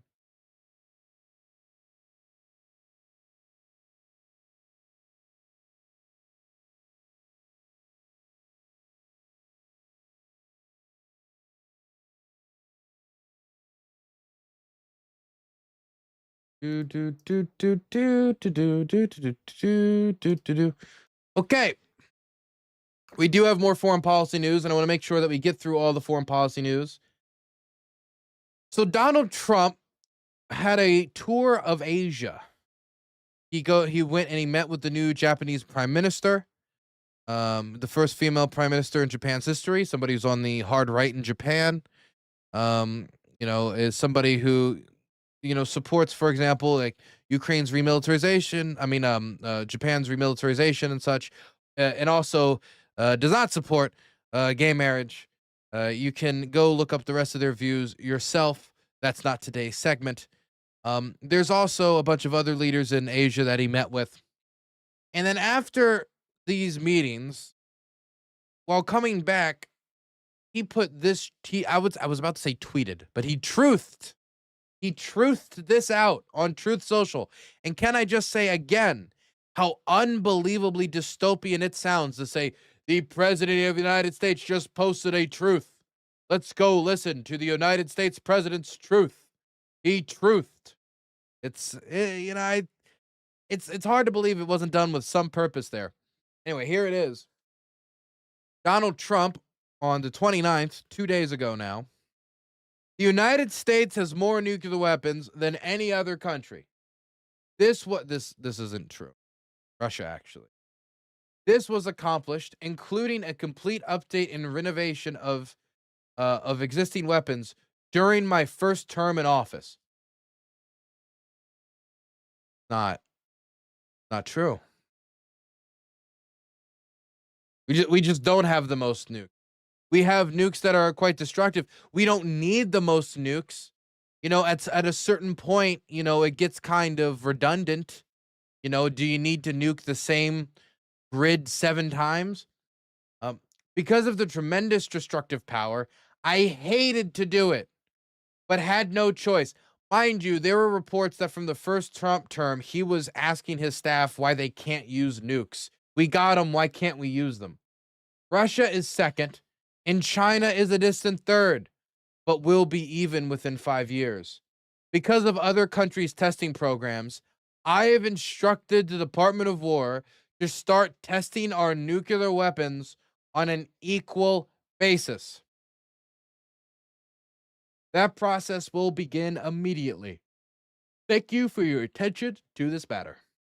President Donald J. Trump. Okay. So, first things first. We don't have the most nukes of any other country. That's not true. That would be the Russians. There were renovations and updates done during the Trump administration, but renovation and updates to our atomic arsenal is bipartisan consensus, and it happens throughout administrations. The idea that he hated to do it, he hated to reform, he hated to put some more money into atomic weapons, but he had no, because of its destructive power. I don't believe that. Every time I've seen Donald Trump fearmonger about nukes, he almost immediately seems to not really care all that much. I gave the example of him talking about and floating in the first term the use of an atomic weapon.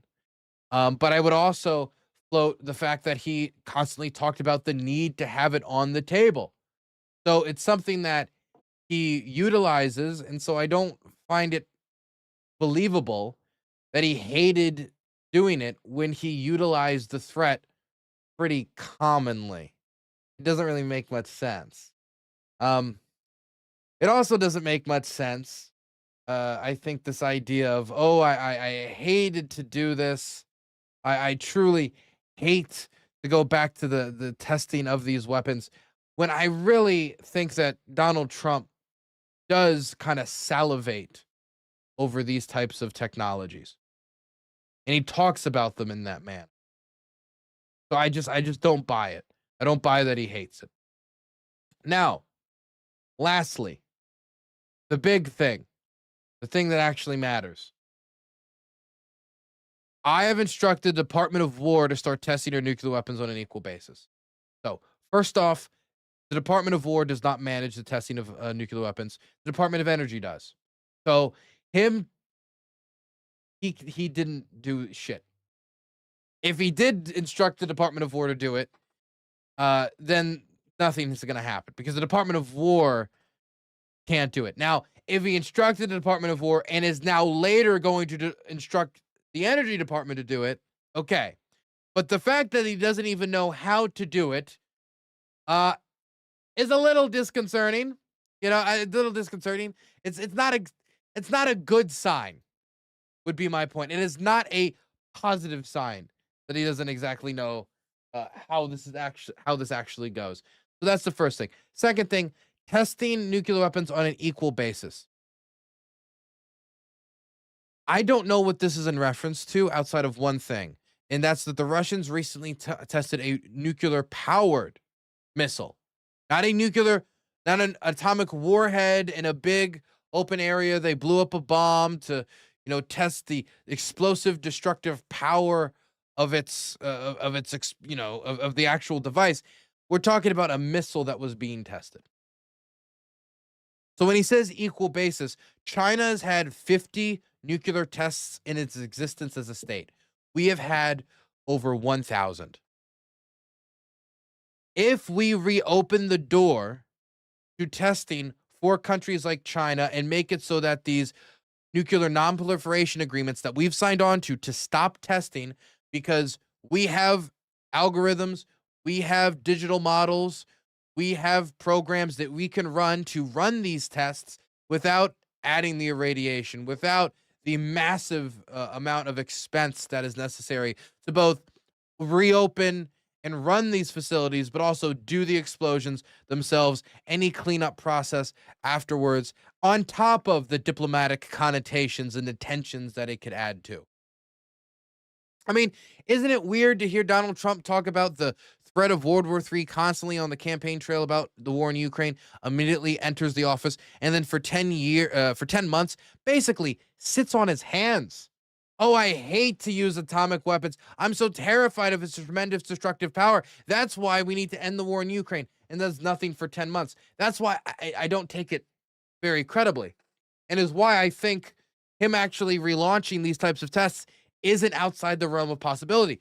The Department of War launching these tests, that is outside the realm of possibility, because that's just not how it works. But the idea that he would more broadly do it, that's not impossible for me to believe.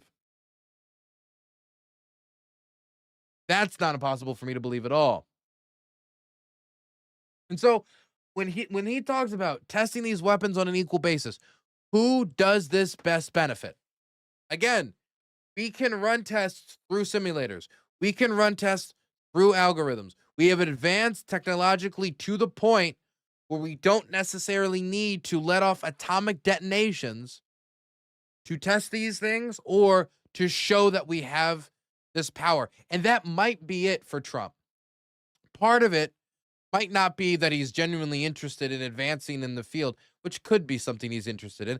Kind of hard to say I'm scared of this tremendous power. Anyway, let's advance in this field and let's keep adding and adding and adding. But it could be that Trump wants to reaffirm the credibility of our arsenal. Now, I don't think that there's really a question about the credibility of the American nuclear arsenal. Were you thinking about whether our nukes work? I wasn't. I assumed that they were. But now that Donald Trump is talking about these live fire tests, it's making me think, what could go wrong? Will it all run? I think that it's better if our geopolitical opponents take for granted the fact that our atomic arsenal works. Now, obviously, if we blow one up, I think it shows that very clearly, but I don't see the necessity in that signal when they already believe that we have this arsenal. And again, reopening for live fire tests will probably most not help us, not help the Russians, but probably the Chinese, who will use it to catch up with us.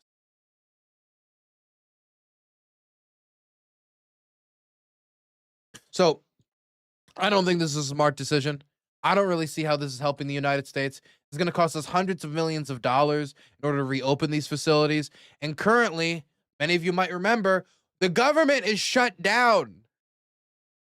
How are you going to run these tests through a government shutdown? I mean, you could say, oh, don't worry, it'll be after the government shutdown's over. Okay, kind of hard to take that for granted since we still don't see an end for light, an end at the light of the tunnel, a light at the end of the tunnel.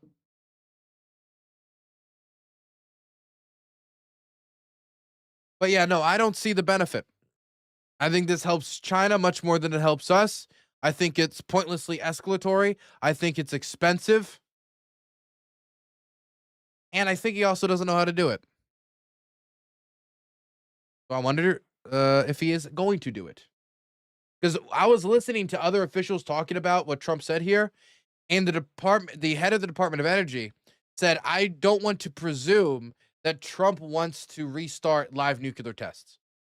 Mind you, Trump said, let's do that. He said, let's test our nuclear weapons on an equal basis. So he is saying, I want to do live tests. But the head of the Department of Energy is saying, oh, I don't know that. It could be just a complete lack of communication, which would not be new for this administration. But you know what it also could be?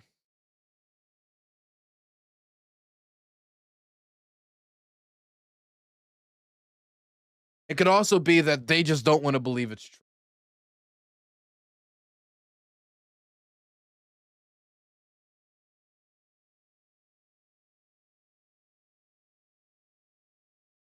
Good day, Champion Dylan. Hey, thank you. Thank you. Appreciate the nice words. Because one Cold War was so fun, we should do it again. Trans-nuclear proliferation for everyone. Trump could sell tickets to wealthy donors. I mean, hey, bunkers get paid good money. I've actually thought about this. I wonder if once the war is over, I should start a business where I make bunkers for the ultra wealthy. And just like cut every imaginable corner. Make it look gaudy, wrap it in like gold tinfoil or whatever, but just cut every conceivable corner and upcharge them exponentially. I mean, it's not like I'm going to be able to get like a negative customer review after the fact, no?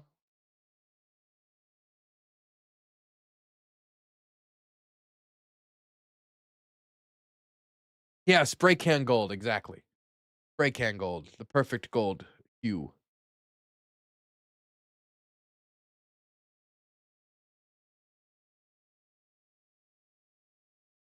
Okay.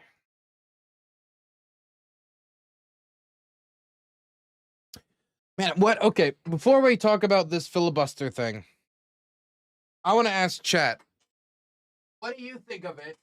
And did you think that this was inevitable? Did you think Trump going after the filibuster was inevitable? And don't think post-fact, looking back. Okay, I know some of you will anyway. But did you think that it was only a matter of time? Because I remember during discussions about whether or not we should push forward a $15 minimum wage, and Kirsten Sinema and Mr. Manchin were giving us trouble, and the budget reconciliation process we were being told by the Senate parliamentarian, it just ain't gonna work. Some people were talking about, like, why do we even need to keep the filibuster? I mean, why keep a filibuster if the Russians, Freudian slip, if the Republicans are gonna get rid of it anyway, and then get rid of the checks and balances that we're hoisting onto this pedestal? I mean, hey, simple majority vote. It's not like no other democracy in the world operates off that consensus, operates off of a simple majority. Now, I thought that Donald Trump eventually calling for this, eventually going forward with this, was very likely. I thought it was likely because Donald Trump is a terrible legislator and a terrible negotiator, even though he's Mr. Art of the Deal. Now, we'll get back to that in a moment. But first, let's read the message he put out on the filibuster. For those of you who do not know, the filibuster is essentially an agreement. It isn't laid out in the Constitution. This is a social standard that has been adopted. That if you want to pass something in the Senate, like a budget, you have to get 60 out of 100 votes, not a simple majority.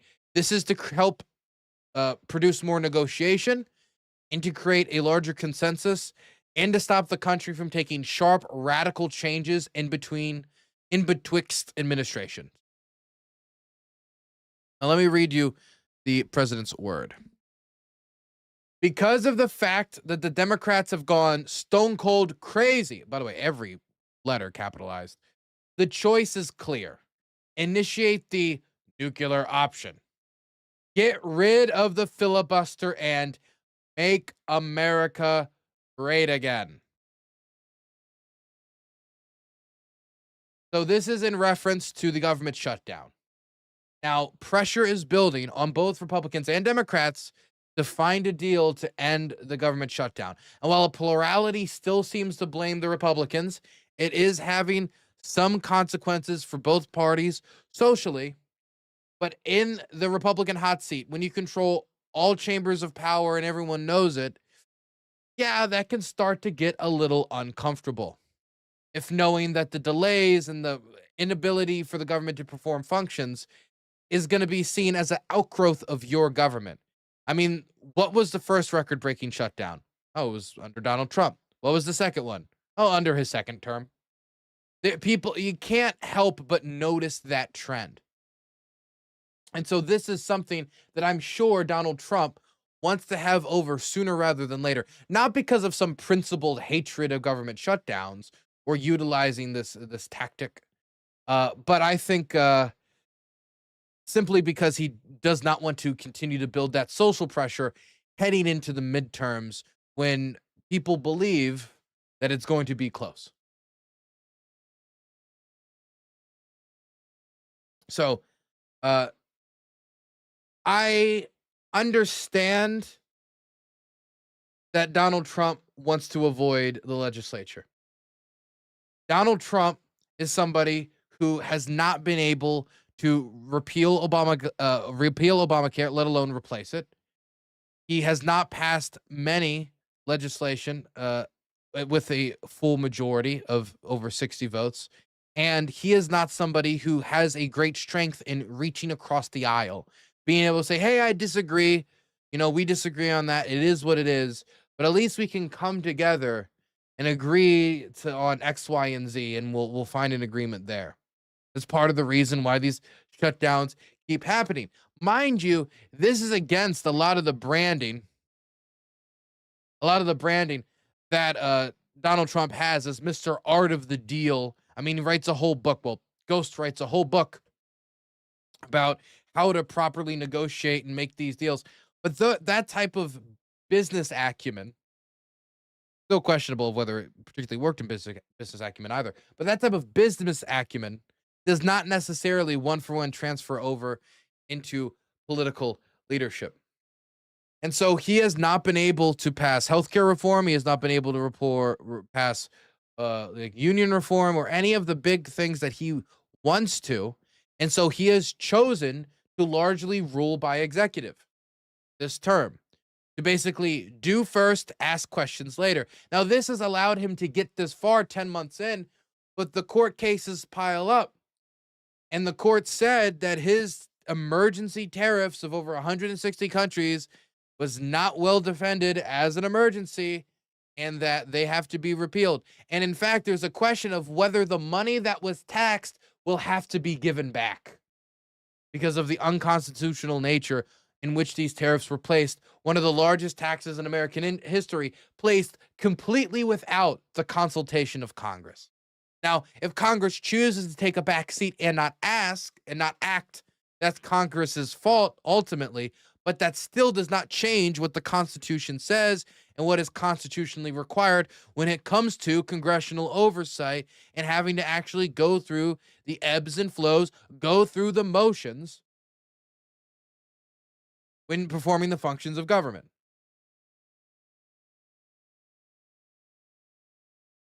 So, going stone cold crazy, This doesn't surprise me on Trump. It doesn't. Will Republicans follow? This is the big question. John Thune a few months ago said he did not want to get rid of the filibuster. The majority of senators in the Senate, Democrat and Republican, do not want to get rid of the filibuster. See, senators think, as they have longer terms and it is a higher office than the House of Representatives, they think in longer terms. And some of them are thinking about what's going to happen in this country post Donald Trump. And there is a good chance post Donald Trump that there could be a pendulum swing that goes the other way. And we have President J.B. Pritzker, President Gavin Newsom, President Elizabeth Warren, President whoever in 3 years. And if not only, and this is a question about like how the president has been just ruling by executive order, not only is there a problem of the idea of the president just ruling through executive order and doing X, Y, and Z and asking questions later. If you get rid of the filibuster and all you require is a simple majority, well then all you need is one extra House seat in 50 Senate seats with the vice president being the tie-breaking vote. And you could pass something like Medicare for all. You could pass something that is quite transformative, has a big change in the country with a very slim majority. Very slim majority. Now, do I think Gavin Newsom or X, Y, and Z Co. are going to pass Medicare for all? No. But I do think it's a good example. I do think it's a good example. And so I think that fear of the Democrats being able to turn this filibuster around on Republicans and lunge it back towards them. And if they got rid of it, Republicans would have no justification for how the Democrats use the death of the filibuster once they take power. And I think for people like Senator Thune, who plans to be here after Donald Trump is out of office, and he's the majority leader, I think it's a non-starter. And I think for a lot of people in the Senate, it is a non-starter. So I think that we're going to not see the nuclear option go forward. I don't think Trump could put enough pressure on these people to get them in line. But I wonder about one scenario. And I question whether or not Donald Trump is smart enough for the scenario. I question, because I am not sure. What would stop Donald Trump from trying to do something similar to what Biden did in the last term when it comes to exemptions and carve-outs? For those of you who do not know, Joe Biden, part of his message, now this was reeled in by members of his own party, but he didn't go through with this, but this was something discussed, is having an exemption to the filibuster specifically for the issues of health care, which Democrats poll overwhelmingly positive on, especially when it comes, for example, for the 75% support for the extension of the ACA tax credits that's being fought over right now in the government shutdown. And the other was the issue of abortion. Again, another issue where Democrats are way ahead when it comes to favorability. And, of course, was in a moment of crisis past Roe versus Wade being overturned and abortion becoming illegal in many American states.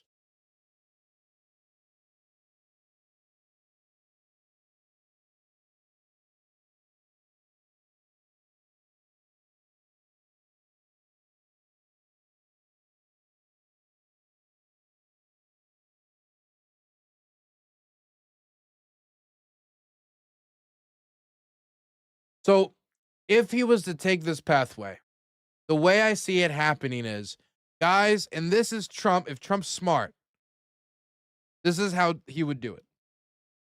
Okay, fine. You don't like my maximalist position of get rid of the filibuster? Whatever. We're about to have the longest record shutdown in U.S. history.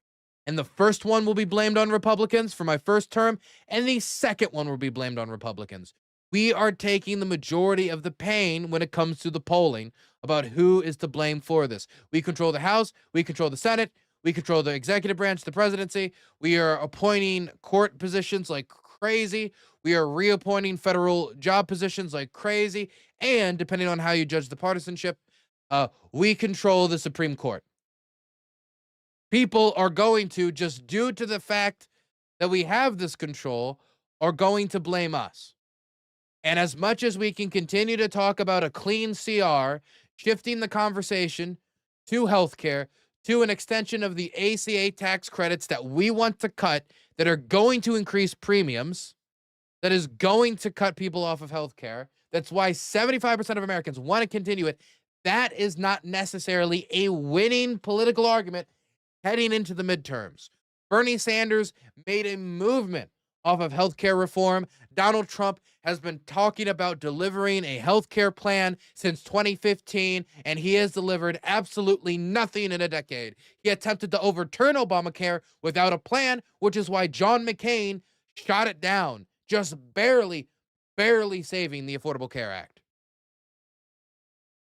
But I think if he says, look, if Joe Biden talked about an exemption for healthcare and talked about an exemption for abortion, mind you, he didn't go through with that. He just talked about it, and people around him pulled him back. Why can't we talk about it when it comes to actually forming the most basic basic duties of government?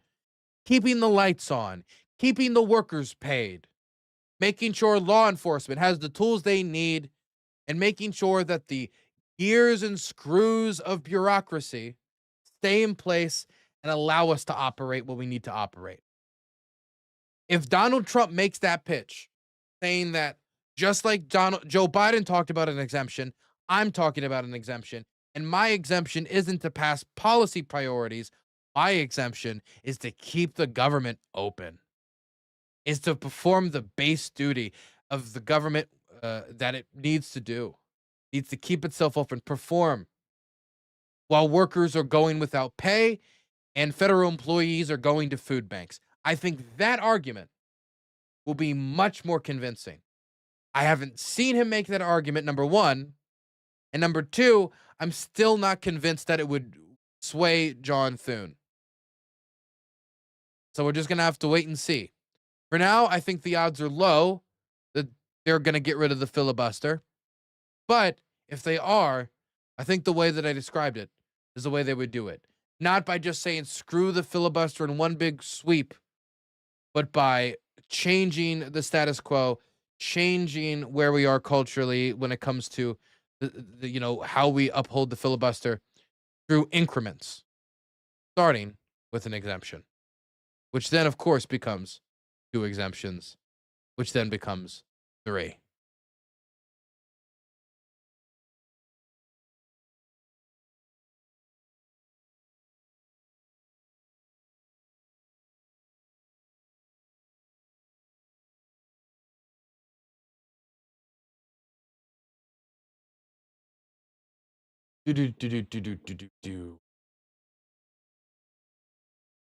All the supplements end up costing an additional $400 a month on top of the $175 a month to cover the 80%.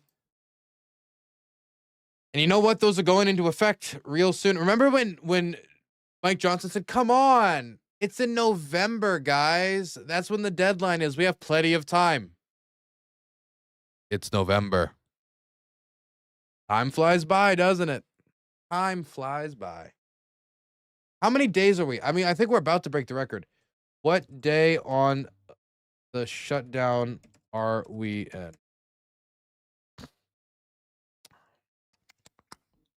We're a month in. Yeah, we're 31 days in. Going on 32. Meaning we are only 3 days away from breaking the U.S. record on government shutdown. Congratulations, everyone. I really knew we could do it.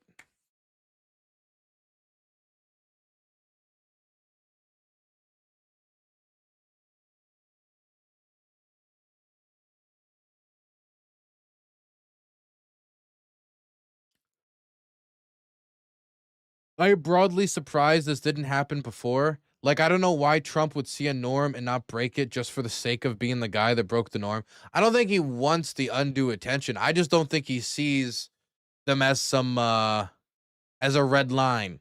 I think when it comes to red lines, Trump tends to be colorblind.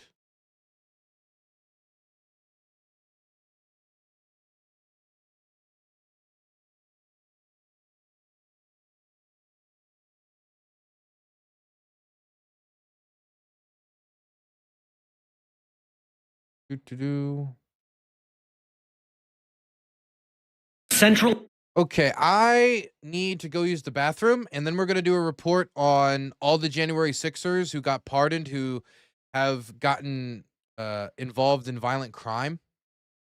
We're gonna talk about how Trump has pardoned a bunch of people who are dangerous, ticking time bombs, and then we're gonna watch a debate where Cenk Uyger was threatened with deportation by the wife of Stephen Miller, which, what a sentence that is. I'll be right back. Let's put this on. This is a report done by NBC News, and it is from originally Philip Obajai, who does a lot of reporting on Russian mercenary work in Africa. One of the few people putting that work out in English instead of, say, French or otherwise. The Central African Republic is a failed state, torn apart by civil war. The infant mortality rate is the third worst in the world, and it's heartbreaking to witness. In the capital, Bangui, I saw children starving to death.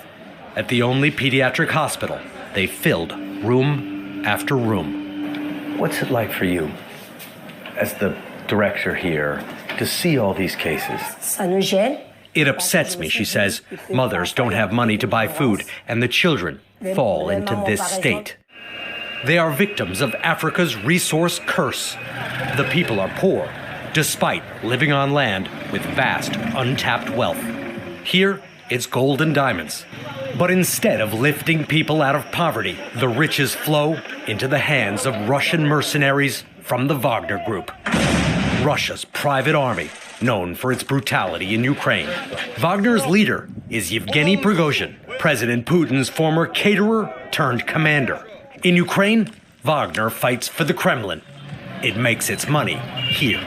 According to two Western diplomats in Bangui, Wagner is extracting $500 million a year in gold, rare timber, and blood diamonds. This woman, who asked us to conceal her identity for her protection, lived in the village of Ndasima, where her husband was a gold miner.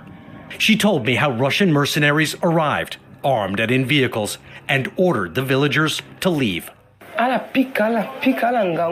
were beating people, whipping people, and chasing them away. When her husband and 7 others refused to go, they were executed.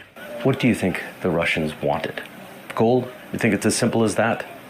Yes, they came for our wealth and for our gold. Today, my children don't have a father. They don't have anything at all. I'm sorry. Thank you very much for telling us. I know it's very difficult. Thank you. The independent research group Sentry provided NBC News with more than a dozen witness accounts of violence by Wagner forces near the Ndasima gold mine and other mine sites. This was So these mine sites and gold from these mines are very valuable to the Russians because these are things that will be transferable anywhere on the planet.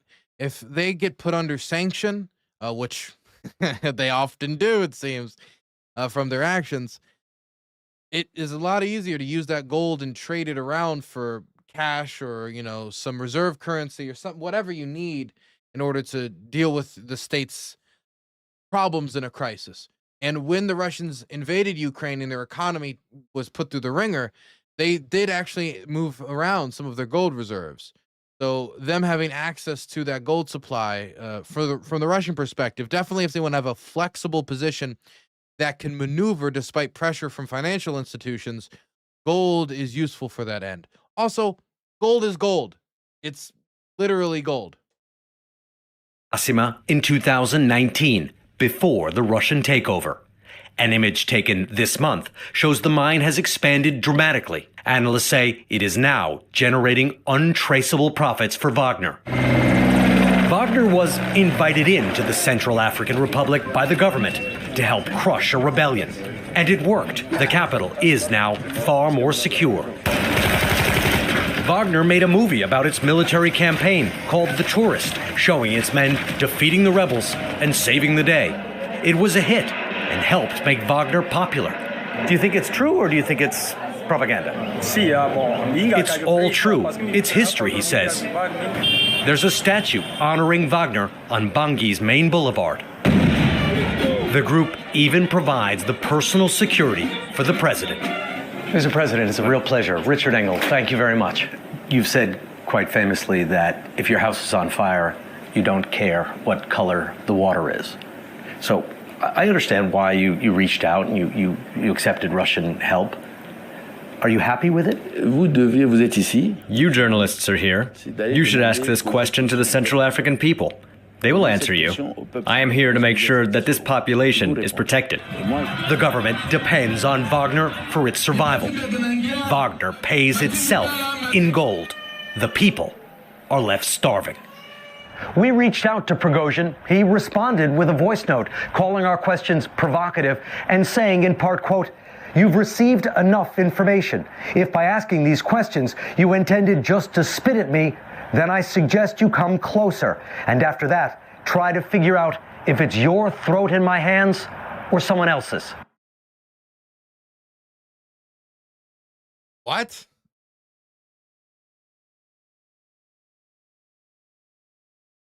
I know this is a slightly old report. Before Prigozhin was dead.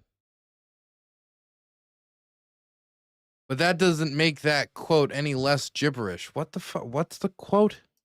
"You've received to Prigozhin." He responded with a voice note, calling our questions provocative and saying in part, quote, "You've received enough information. If by asking these questions you intended just to spit at me, then I suggest you come closer. And after that, try to figure out if it's your throat in my hands or someone else's." Your throat in my hands? Okay. I think he's saying he wants to strangle them. He's not. Look, Prigozhin was never necessarily the sharpest tool in the shed. Sounds like a nice guy. Very pleasant. Very pleasant to be around. A real charmer. A real charmer.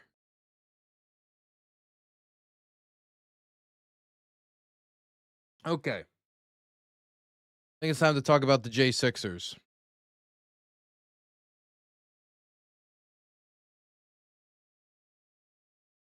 Yamuda, Jamaica.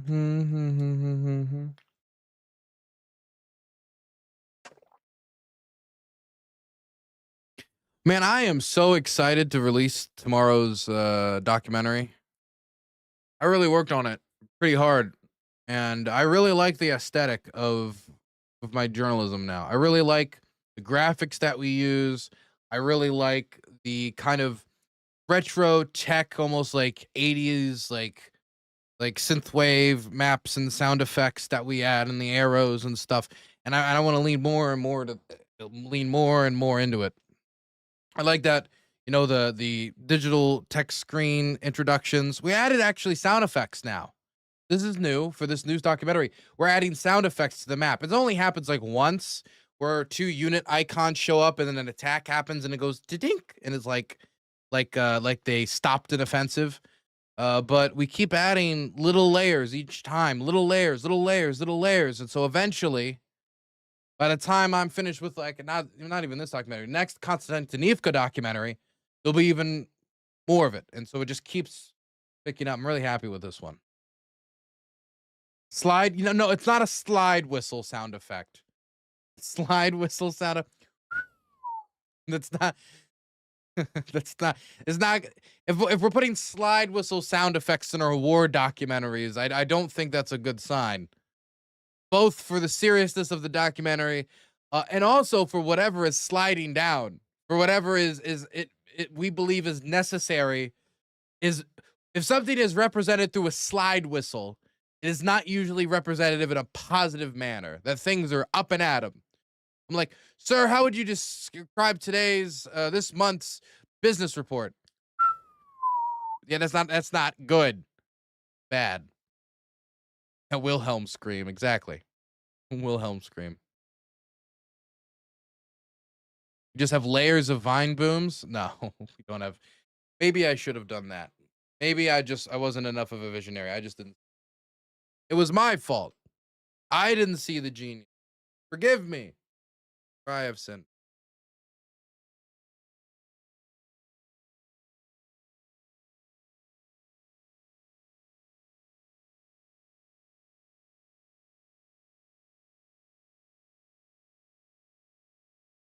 Okay. So Donald Trump on the campaign trail was talking about pardoning the J6ers. But it was clarified by JD Vance and others in the admin that he would under no circumstances pardon the violent offenders. That means people who had directly assaulted police officers, those who had smashed windows to breach and get into the Capitol, and those who had directly planned the violent overthrow of the U.S. government. Because there were Proud Boys and certain people who had actually planned it out before the event, and there are documents clearly laying out how in their Discord groups they would refer to the White House as the Winter Palace, which will be stormed, XYZ. And so these individuals would not be covered by the pardon. If you were somebody that waddled into the White House, into the Capitol building after all the police lines fell, maybe you would get pardoned. If you were somebody who, went into an area that was restricted that you weren't supposed to. If you were somebody who, I don't know, took a pen out of Nancy Pelosi's desk, these types of things, which are still not good, but they're not assaulting police officers, being the people who actually beat down the cops and broke through the line. Somebody who permanently wounded a cop, crushed a cop, or either stormed the Capitol, smashed the windows to get into the Capitol, or engaged in some sort of planning. These two things are removed from each other. How far removed? You can make a judgment for yourself, but I would say significantly far removed. So the idea was Trump would describe these people as a group as political prisoners and not get into the detail of, well, which one is a political prisoner and which one is a thug. And then JD Vance and the rest of the gang would come in afterwards and clean up his mess for him. Oh no, the president of the United States would not pardon violent offenders. We're tough on crime. And how could we advertise ourselves as tough on crime and tough on the violent criminals, and that we're going to go around getting all the rapists and murderers and people who threaten the security of our country, if immediately upon entering the White House, one of the first things we do within 24 hours is pardon a bunch of people who took actions that led to the deaths of American police officers and wounded American police officers and stormed the Capitol of the United States and planned the overthrow of the United States government. I mean, any of these things are crimes that could land you years in prison deservedly. Absolutely deservedly. But instead, what we got was Donald Trump pardoning everyone and him dealing with the real scandals of today's age, the auto pen. So he pardons every single J6er, from the Capitol stormers to the planners to the cop beaters to the ones chanting, "Hang the Vice President of the United States." Every single one gets pardoned outside of the promise that was made by his campaign on the campaign trail. And he doesn't just break that promise eventually, he breaks that promise within 24 hours of taking the White House. Now, those within the movement might say that this is him delivering on the promise to go after the political prisoners. But if you're beating cops and trying to overthrow the government, you're not a political prisoner. You're a traitor. So, what now? Now, I already think that there's some things that are settled. This has a demonstrably negative effect when it comes to disencouraging this type of actions in the future. If people can look back and say, oh, remember all those people who tried to overthrow the government were pardoned, maybe I can get away with it. All those people who assaulted those Capitol police officers because they didn't like the outcome of the election got away with it, maybe I can get away with it. This is something that I already knew was going to have a demonstrably bad impact. And I think that it's continuing to have a bad impact as many of these J6ers feel bold and defiant and almost as if they're stronger than they've ever been. and they feel like they could get away with more than they ever could. But I was also scared more immediately with the actual individuals themselves. Because if you just storm the United States Capitol and then were pardoned for all of your crimes in relation to it, what is the message that you're receiving from that? And we got to remember, this is not a normal sample size of the population. This is a sample size of the people who'd be willing to storm the U.S. Capitol because they believe that the United States is being stolen and that the election was faked in order to steal it from Mr. Trump. So we're not going off of a normal sample size. We're going off of quite a crooked one. So these people get pardoned. These people go out into the world. And then these people start committing crimes, getting rearrested, and people start dying. Let's just go through a few of these as we talk about what we thought was an inevitable outcome. Because when you give a blanket pardon to over like thousands of people, and you don't look at any of the finer detail, because at the end of the day, they were loyal to you, so you're going to go be loyal to them. This is the outcome. Justice Department strips Jan 6 references from court paper and punishes prosecutors who filed it. This was what made me revisit and go check on how many people had actually been involved in crimes. Because recently, there were Justice Department lawyers who filed documents referring to the Jan 6 riots as a riot and as a mob when successfully bringing charges against those who committed crimes. But pardoning the people was not enough. You really want to send a message of who you stand with? Go after those who stood for law and order in D.C. And so those two people who filed in the U.S. Attorney's Office in the District of Columbia, who filed these paperwork and said that it was a mob. By the way, a crowd of people chanting, "Hang Mike Pence," smashing windows, storming the Capitol, that's a mob, right? But for calling it what it is, for telling the truth, they were removed from their jobs, they were locked out of their government devices, and they were told they were going to be put on leave on Wednesday, shortly after they filed a sentencing moratorium.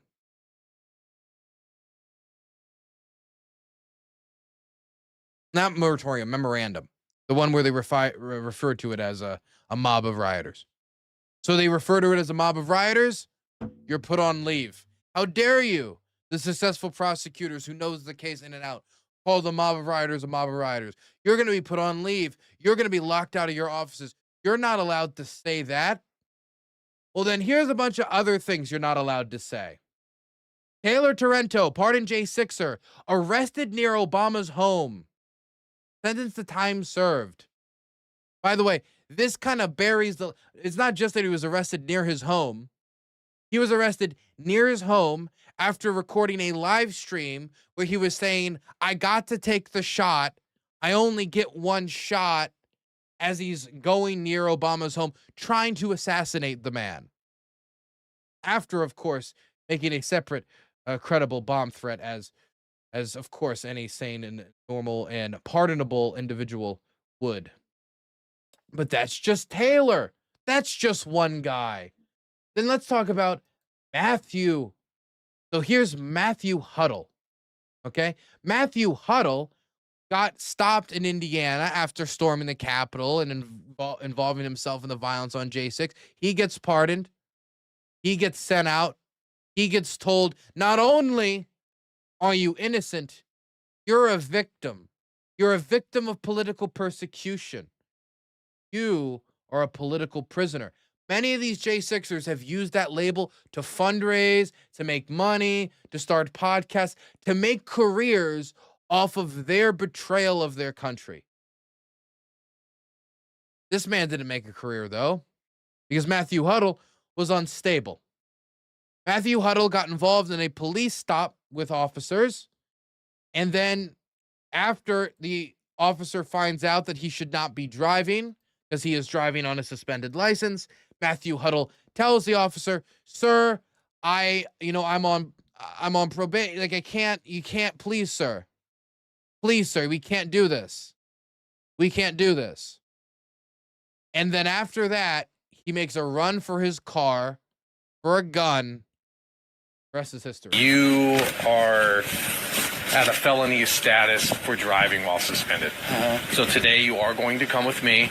Well, I can't. You're going to have to, okay? You're going to come with me today, all right? No, I can't go to jail for this, sir. You're going to have to come. Can I get a ride? No. Are you sure? I'll violate my... Just listen to me, okay? Number one, it's a felony offense. There's no leeway with felonies in the state of Indiana. Now, maybe if it was a misdemeanor offense, I could work something out with you, but it's not a misdemeanor. It's a felony. Do you think there might be a problem if, you storm the Capitol, you get away with it, you get a slap on the wrist, you're told don't worry about it, you're held to no responsibility whatsoever? Now, his first instinct here is, can you just give me a ride? Can I just get away with it? Can I just... And now that it's not happening, panic sets in. Oh, there's no leeway with felonies in the state of Indiana. Now, maybe if it was a misdemeanor offense, I could work something out with you, but it's not a misdemeanor. It's a felony offense. Okay? So that's why I can't work with you today with it. Okay? I understand your circumstances, but you understand that you can't drive.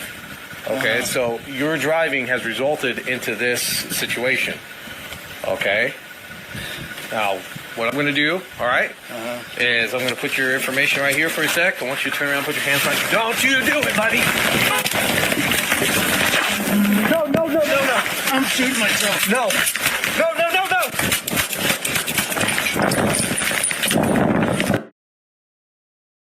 Did you hear what he said?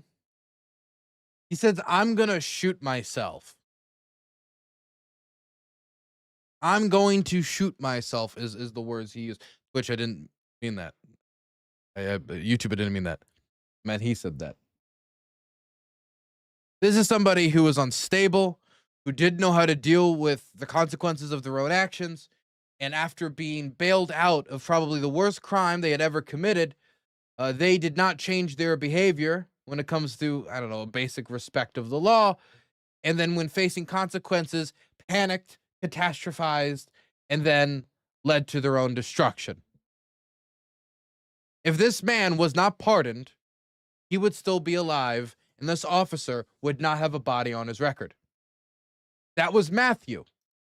Here's a different G6 rider. This is the one, you might remember this guy. This guy is a classic. I don't know if you guys remember him. He wore the Camp Auschwitz hoodie. You guys might have forgotten this, but this guy had a hoodie that said Camp Auschwitz, work brings freedom. Not a nice hoodie. I don't think that was with the Balenciaga catalog. I'm not much of a fashion guy, but I think this might be past me. He was arrested on animal attack charges. Yes, animal attack charges. J6 rider seen in photos wearing a Camp Auschwitz hoodie inside the U.S. Capitol has been arrested in Virginia on charges stemming from a dog attack. He was arrested Thursday following an investigation into an animal-related incident. Parker was charged with 1 count of animal attack resulting from owner's disregard for human life, a felony. He was also charged with attacking while at large with no city license. Okay? So, a dog attack from Mr. Camp Auschwitz. I don't know if I would have pardoned the Camp Auschwitz guy. I think if I saw that hoodie, I would think maybe undeserving of my mercy. Houston man pardoned by Trump, arrested on child charges. Andrew Tate. Is that Freudian? That's a little cool. Andrew Tate, under 8, received a 6-year sentence for assaulting officers on January 6. He was arrested Thursday on outstanding charges of soliciting a minor. Well, if you can get away with overthrowing the government, you can get away with some gross exploitation. A Houston man who was recently pardoned by President Trump in his role for J6 2021 insurrection has been arrested on an outstanding child crimes charge. Andrew Tate, 36, was taken into custody on Thursday after spending more than 2 weeks as a fugitive on the run. He had previously been charged with online solicitation of a minor, stemming from a 2016 incident in which he allegedly sent explicit messages to an undercover law enforcement officer who was posing as a 15-year-old girl. The Scott Ritter take. Pulled a Ritter. So, again, he would not be soliciting a minor if he was still in prison serving out his 6-year sentence for the first time, seeing consequences for any of his actions. But okay, maybe Andrew Tate isn't good enough for you. What about another? What about another person pardoned by Trump, caught up in another child abuse case? J6 rider pardoned by Trump remains jailed in child abuse case. Authorities say they have evidence that David Paul Daniel, 37, sexually exploited 2 girls in North Carolina. Okay, well, maybe that's not it. Well, how about this one? Maryville man pardoned for participation in January 6th insurrection still faces life sentence for plotting to kill FBI agents, or as some people might call that, terrorism. Knoxville, Tennessee. Edward Kelly is one of the more than 1,500 people that President Donald Trump pardoned for their crimes in Washington, D.C. Kelly was convicted on several charges after joining with others to throw a Capitol police officer to the ground and using a piece of wood to smash a window. So this is what you would imagine would be on the worst side of the spectrum. This is a person who is both attacking police officers, beating them with weapons, and then smashing the windows to storm and overthrow the government. And he has such moral conviction to do that, that it had to go further, include a targeted campaign against the FBI.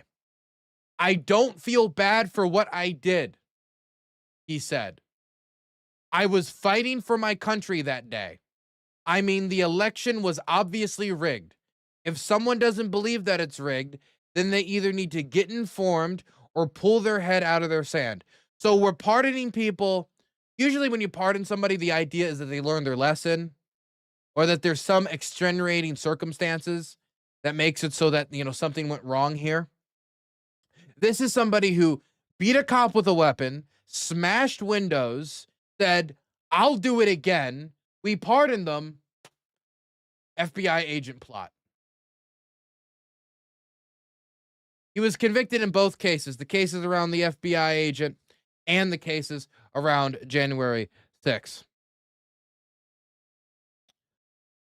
By the way, the plot was specifically to go after FBI agents investigating him. It wasn't like, I'm going to go after FBI agents who were involved in some horrific. No, it's, they're investigating me. I'll just off them. Was that not good enough for you? What about Emily Hernandez? This is the first woman of the list. Hey, I'm equal opportunity. I'm equal opportunity. I consider myself a feminist. Do we believe Emily Hernandez is a feminist? Well, she certainly believes in a woman's ability to do things that are traditionally male-dominated fields, like drunk driving. She was sentenced over a deadly drunk driving crash post-January 6th.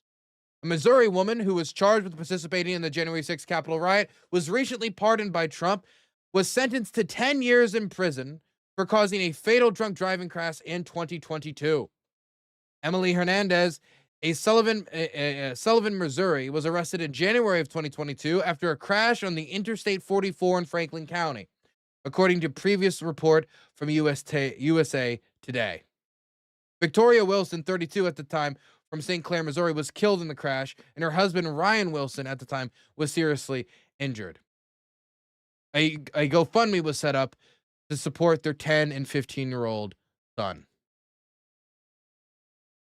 Now, look, some of these cases, when we talk about pardoning, it's not, hey, we're letting you out of prison. What we're doing is cleaning criminal records. And so what we're doing is we're saying that these people are not deserving not only of the actual punishment, the time in prison, the rehabilitation, we're in America, but the rehabilitation that's supposed to be associated with that. You also don't deserve to have this follow you for the rest of your life. And sometimes when you're involved in like plea bargains, you hear something like that, like, hey, maybe we can have this negotiated to this. We don't want this to follow you for the rest of your life. Good cop, bad cop. But this is essentially Trump saying, you're not going to be punished. And not only are you not going to be punished, but you're not going to have this follow you. So that when, cops pull this up, that's not going to come back on your record. Mind you, Trump knew that he could choose an option where it stays on its record because he commuted the sentence of Enrique Tarrio and some of the coup plot leaders, but he didn't commute his sentence for the majority of them. For everybody else, he just pardoned. For everybody who participated in direct violence, they got pardons. For everybody who plotted, they got their sentences. So they could have commuted their sentence, still denying them the punishment, but by the very least, keeping something on their record saying, oh, this person tried to overthrow the government. That seems important to know. But no, apparently not at all. And when you allow people to escape responsibility, that type of mindset transfers to other types of behavior. How you engage in the law and its disregard in one area can spiral out into others. Not all the time, but when it comes to something as serious as governmental overthrow, I guess drunk driving seems minor in comparison. By the way, we could just keep doing this all day. U.S. acting attorney in Florida moves to dismiss unrelated felony charge against January 6th defendant Daniel Ball, another man who was pardoned. Look. Wait, this is another one. Former January 6th defendant found guilty of reckless homicide, non-first degree murder over fatal crash in 2022. January 6th records of, criminal records of J6 rioters pardoned by Trump include domestic violence. Look, okay. I can keep doing this. Capitol rioter arrested for Virginia home invasion after presidential pardon. Centralville Zachary Allen, pardoned for his Capitol riot role, is the latest to have legal trouble after receiving a pardon. Northern Virginia man who was pardoned by President Trump for his role in the January 6th attack in 2021 has been arrested in connection with a home invasion less than 4 months. Less than 4 months. That dude got back to work after his release. And this one probably threw me off the most. Arrest made in copper wire theft in Arcata. It was another J6er pardoned. From everything for copper wire theft to DV cases, DUI, manslaughter, violent shootouts with police. Choose your own adventure novel with the type of crimes that these people are engaging in. If you tell people that you will not only get away with no punishment when you engage in this type of crime against your nation, but that you will not have that follow you, that you have them, their pardon, won't be commuted, it'll be pardoned. And then you stop that and you say, not only that, but you deserve social credit. You're the victim. You're the political prisoner. You're the one that deserves money. Hell, I remember hearing people in the MAGA circles near the top talking about reparations for these people. Donald Trump openly talked about the idea of not only giving them the social clout that gets them podcast money, that gives them GoFundMe money, that gets them all types of, give and donate money, but also gives them the opportunity to get reparations from who? The American taxpayers who had to pay to fix the windows they smashed?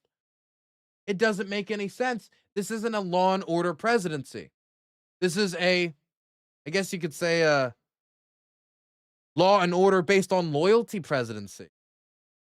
You follow laws and order unless you show the loyalty that therefore the laws and order no longer apply to you. Mind you, these people were treated with much more reverence and much more dignity than the people that they were chanting to hang, like Mr. Mike Pence. This is something that was so across the wire that J.D. Vance didn't even want to entertain it on the campaign trail, and the inevitable outcome has happened. When you pardon a bunch of violent psychos, they still behave like violent psychos now who thinks that they can't be touched. They behaved accordingly.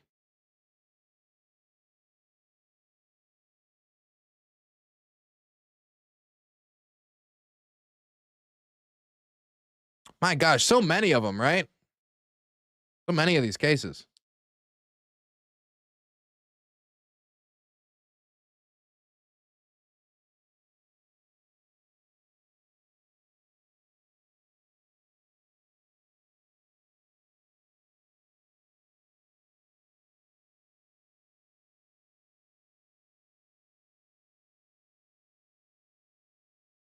Okay.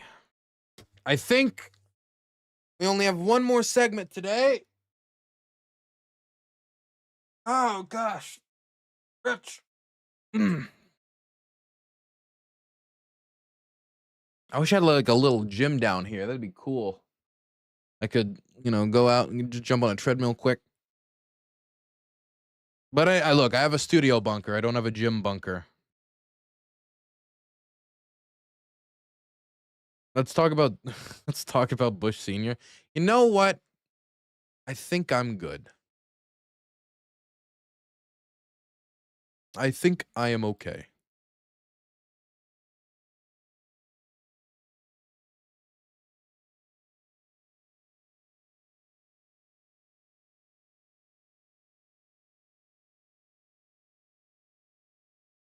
Changing the title, and then we'll watch this debate.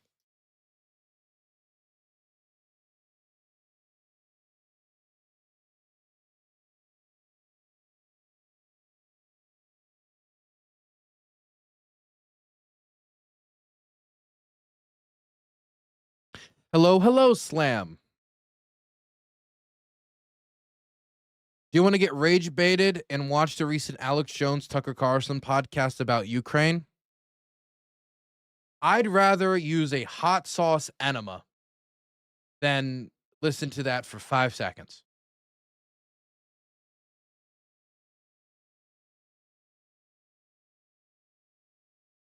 No.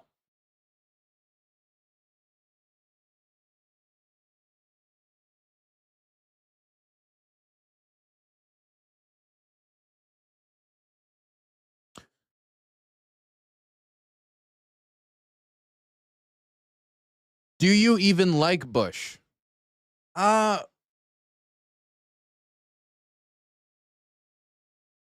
long as it's well kept.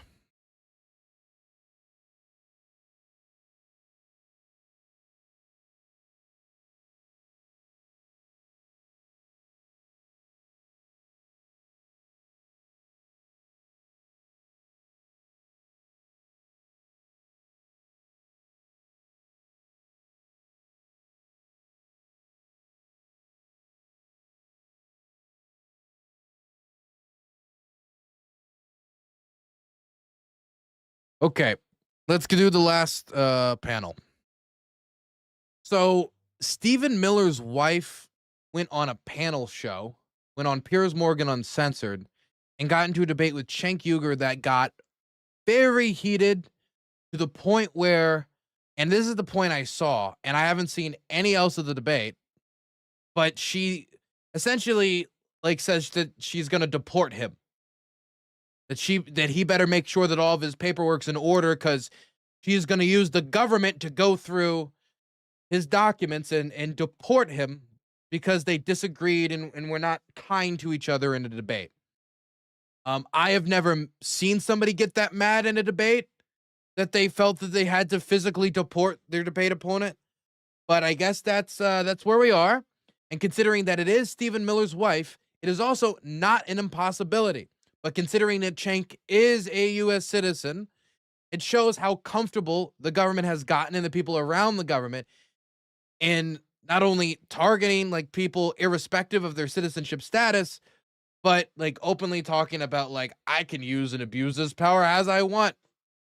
As long as the DOJ is operating as the legal arm of the president, it's hard for him to hold anybody accountable. Let's watch this. We'll watch as much as we can get through, because I'm gonna make the estimation that Stephen Miller's wife is not going to be somebody that I enjoy listening to particularly much. But I also need to watch this because my last reaction of a Cenk Uyger debate, I saw some people in the comments. They're like, Dylan, you gotta be, come on, Dylan. Why are you being so aggressive? And it was I don't know. Maybe I thought the idea that Graham Plattner was on Reddit defending people wearing SS symbols, but didn't know what the death head was ridiculous on its face and not deserving of respect.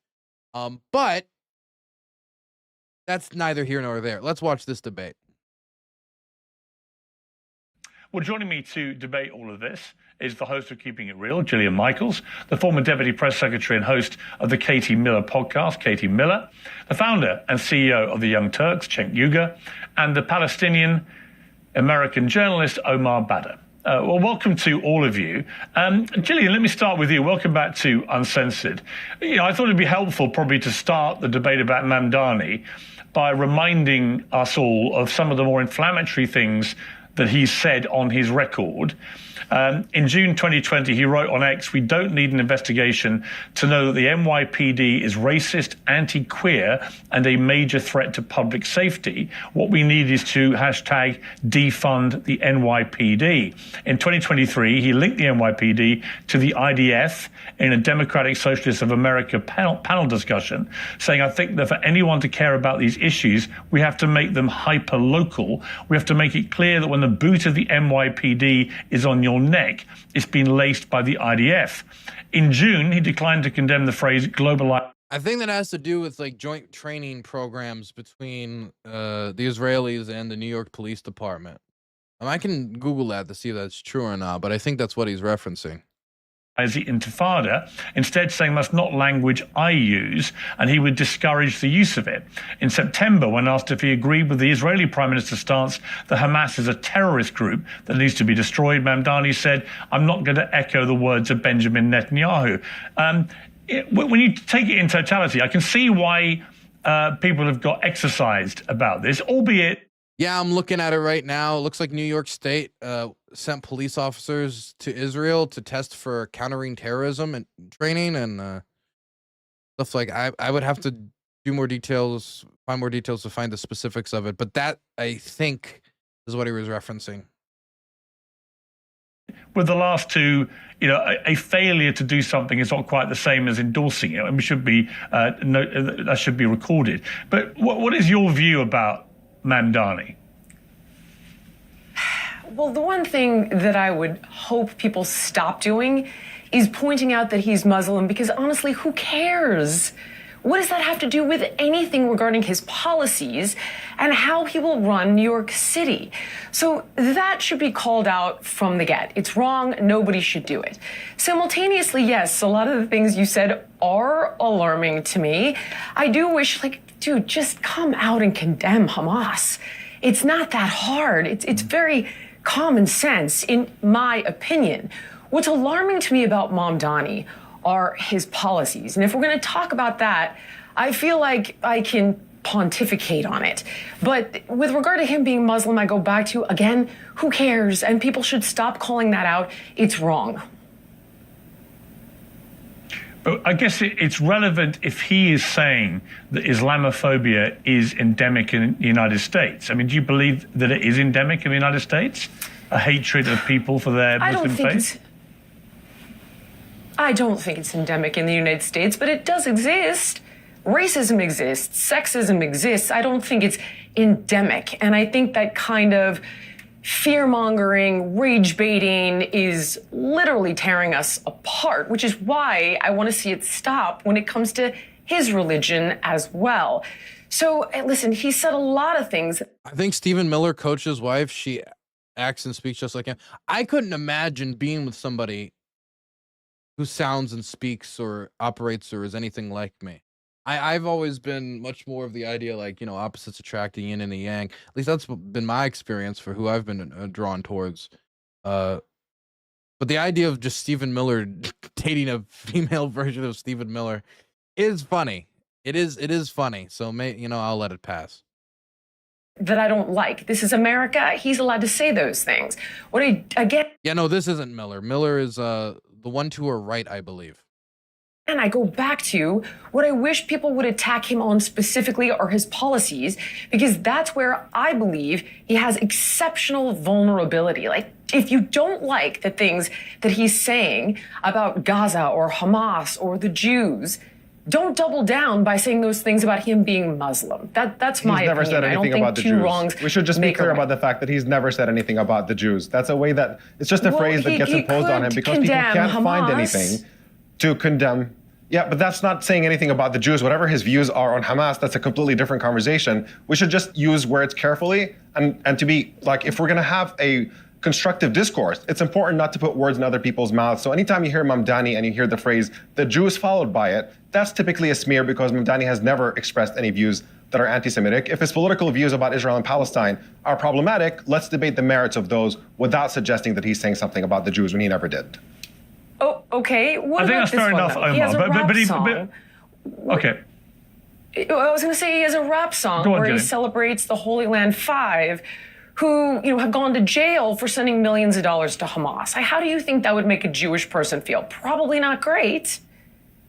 Not great, Jillian. I'd never heard of that song. When Israel slaughters. Hold on. Okay, when it Israel slaughters our exists. children over and over and over again, and all we do is and Piers, this is really important. It's not that the American people are Islam. Why is it framed like this though? Why can't it just be like, I understand like Israelis tend to be Jewish, even though there's also non-Israeli Jews, but like, I mean, there's non-Jewish Israelis. Why is it that what she just said is not a thing about Jews? What she just said is a thing about Israelis. Did the Holy Land, the people that she's discussing, did they do that bombing in like the historic Jewish quarter of New York, or did they do it in Israel? I mean, like, you could say that Judaism and Israel are obviously deeply tied, but I don't like the like synonymous of like, well, he didn't protest this thing that happened against Israel. So the Jew, well, you could say Israeli. You can use a word that's more accurate, but we tend to fall back to Jew because Jew, Muslim. That gets that clicky, click, click. It's that American media, mainstream media, and almost all the Israeli supporters are the most bigoted, racist people in the country.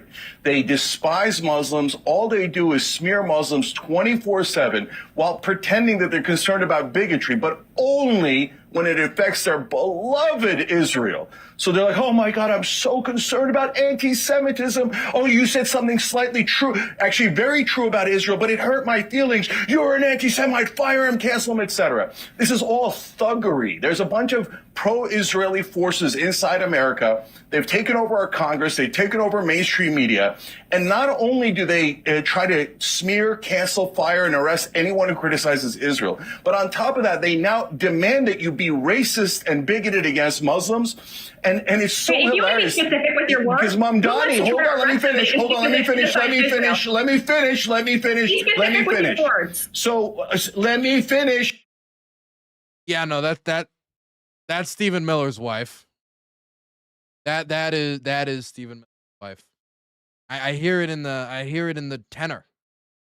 I hear it in the tone. When people speak, sometimes it's like music. And Stephen Miller is like terrible grungy. Like, yeah, no, man, it's weird. You know how people say that sometimes the pets look like their owners? I'm getting that vibe a little bit.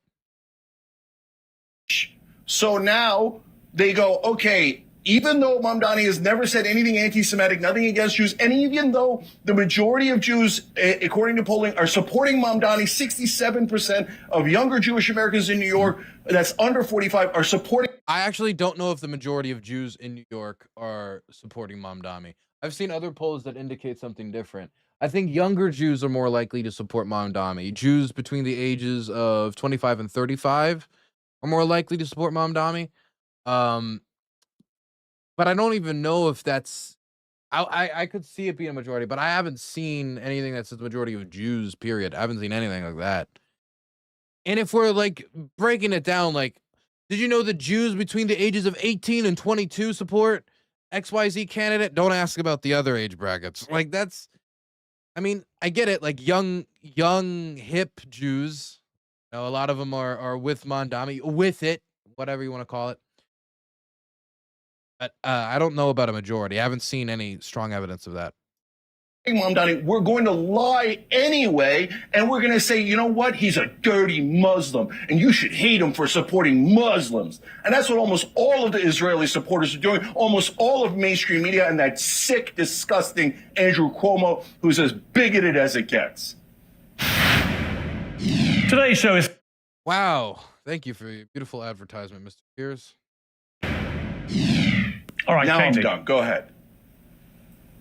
Why is it that every time someone wants to criticize Mamdani, it immediately comes back to the Jews and the anti-Israel movement instead of actually talking about his viewpoints, which is that he wants to make Jews. You just said it. You always do that. We say Israel, you say Jews. We say Israel is a government. Please don't make it about Jewish Americans. And you come back, you have to make it about Jewish Americans. What's wrong with you? What's wrong with you? Is Israel a Jewish state? Yes or no? Yeah. First of all, okay, so Saudi Arabia is a Muslim state, and you can criticize it all day long, all day long. There's no special protection because for what you're Muslims, doing is Jews, using coding language anyone that to calls mock themselves American a Jewish state or a and to Muslim say that state. we should not be here and we should not be in existence, and that you would be happy for other people like Mamdani to use I want Israel to be safe. Nothing of the sort. Nonsense. You're totally lying. It's very normal for a Miller to be completely and utterly lying. That's not true. We want Israel to be a safe haven for Jews, 1967 borders. But you guys say, no, more Palestinian land. Take Gaza, take the West Bank, take southern Lebanon. Your greed knows no bounds. And by the way, you and your husband are supposed to be working for America, not for Israel. I think you're betraying this country. All right, Cenk. Damn, man. Gosh, Cenk doesn't have a break. And, you know, sometimes it's aggravating when I'm listening to Cenk and he doesn't have a break. Because what you believe, like, he'll sometimes project people's beliefs onto them. And in conversations where, you know, he's going back and forth with somebody and I don't agree with Cenk, it can be very frustrating because it's like, who are you talking to? But when you have someone who's a Miller, I don't know how you talk to them in any other manner. I mean, I've seen Stephen Miller try to do interviews with the CNN journalists, and like it'll be like a straightforward question, and it's like he's trying to create a debate. Like, it's ridiculous you would even ask me this question. It's like always becomes some performance. And so I think Cenk might be, like, you know, in boxing they say styles make fights. And I think that's what I'm seeing right now. Cenk, let Katie. Like, Cenk might not be able to do as good against somebody else who might not even be, you know, of the profile of Miss Miller, but he's got the style here to basically confront and jump right on Miller's ramblings. I actually wonder, because I imagine she would probably, if it wasn't for Cenk and he had a much quieter voice on the panel, she would probably be the one taking up the majority of the speaking time, knowing her record. All right, if I go out of the way she talks. Speak over each other. Katie. On a quick note. Yeah, Omar, I'll come to you, but let Katie finish her point, then I'll come to you. Katie. No, Piers, quite frankly, I'm really sick and tired of this racist, bigoted rhetoric that comes from people like you against my husband, against my family, and my children. I am raising Jewish children in this country. Who brought your in which children you into this? What a weirdo. Just shut her down. He just shut her down so quick. Who cares about your kids? Who cares about your... God, man. Sometimes Cenk, you know, this type of, like, you know, come on, man. Like, come on. Are you kidding me? Like, sometimes it's, like, ridiculous and it rolls your eyes. But to, like, shut down, like, the framing and, like, I'm about to get up here and stand on my high horse. He basically walked to the high horse and slapped it. And it shuts her down. It stops her in her tracks every time. It's getting her angrier and angrier. You know, I'm starting to see how we got to the point where she said Cenk should be deported. Piers, I'm going to be done with this if you're going to allow racist and bigoted attacks against one. Oh my God. Stop one. Okay, it's one thing for you to be like, you don't need to go after my family. Like, you don't need to, or you don't need to mention my family name. Okay? You know, the Millers are a lot of people. She could have said it like a normal person. Like, and then, you know, for a second, he might be like, you know, yeah, going after Stephen Miller's one thing, but there are a lot of other Millers, aren't there? You know, maybe, I don't know. But no, it's immediately, you know what? This is racism. This is racism. Piers, I will leave if you do not end Cenk's racism. She's soying out. She's soying out. One of your comments. You know, I remember there's a stupid meme going around. It said, speak like a chud, think like a woke. And it was being very coy. It was being stupid. Do you think, but I think she's the other way around. I think she thinks like a like a knuckle dragging chud, and but speaks like a perpetually offended woke. Commentators, just for the sake that he will not. No, hang on. Speaking. Casey, to be clear, Casey, to be clear, He inserted a line that says Casey, the hang Miller's on. lie. Is that not coded language? Or therefore we are Jewish?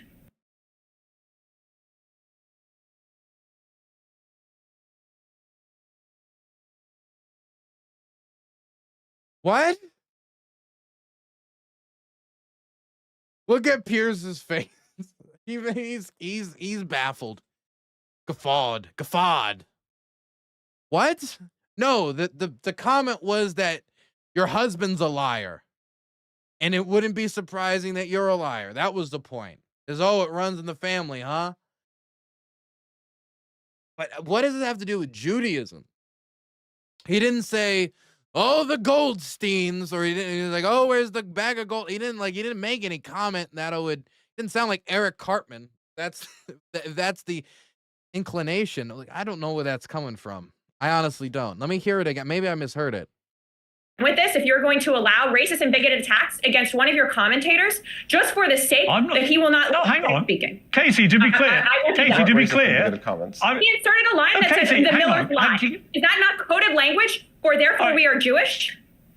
Come on, Pierce. Where are you? What? Where are you standing? God, you're so Katie, pathetic. if I can speak. Everything's your If I can speak, listen. Fire him, cancel him, Cenk, America. Cenk, oh my God, Israel's Cenk, feelings have been Cenk. hurt. Why don't you work for this All right, country? can we try and get this country instead of all right, Israel? Can we try? All right, can we please? All right, let's stop the ad hominem attacks. Let's try and get this back to a more civilized debate, which is at.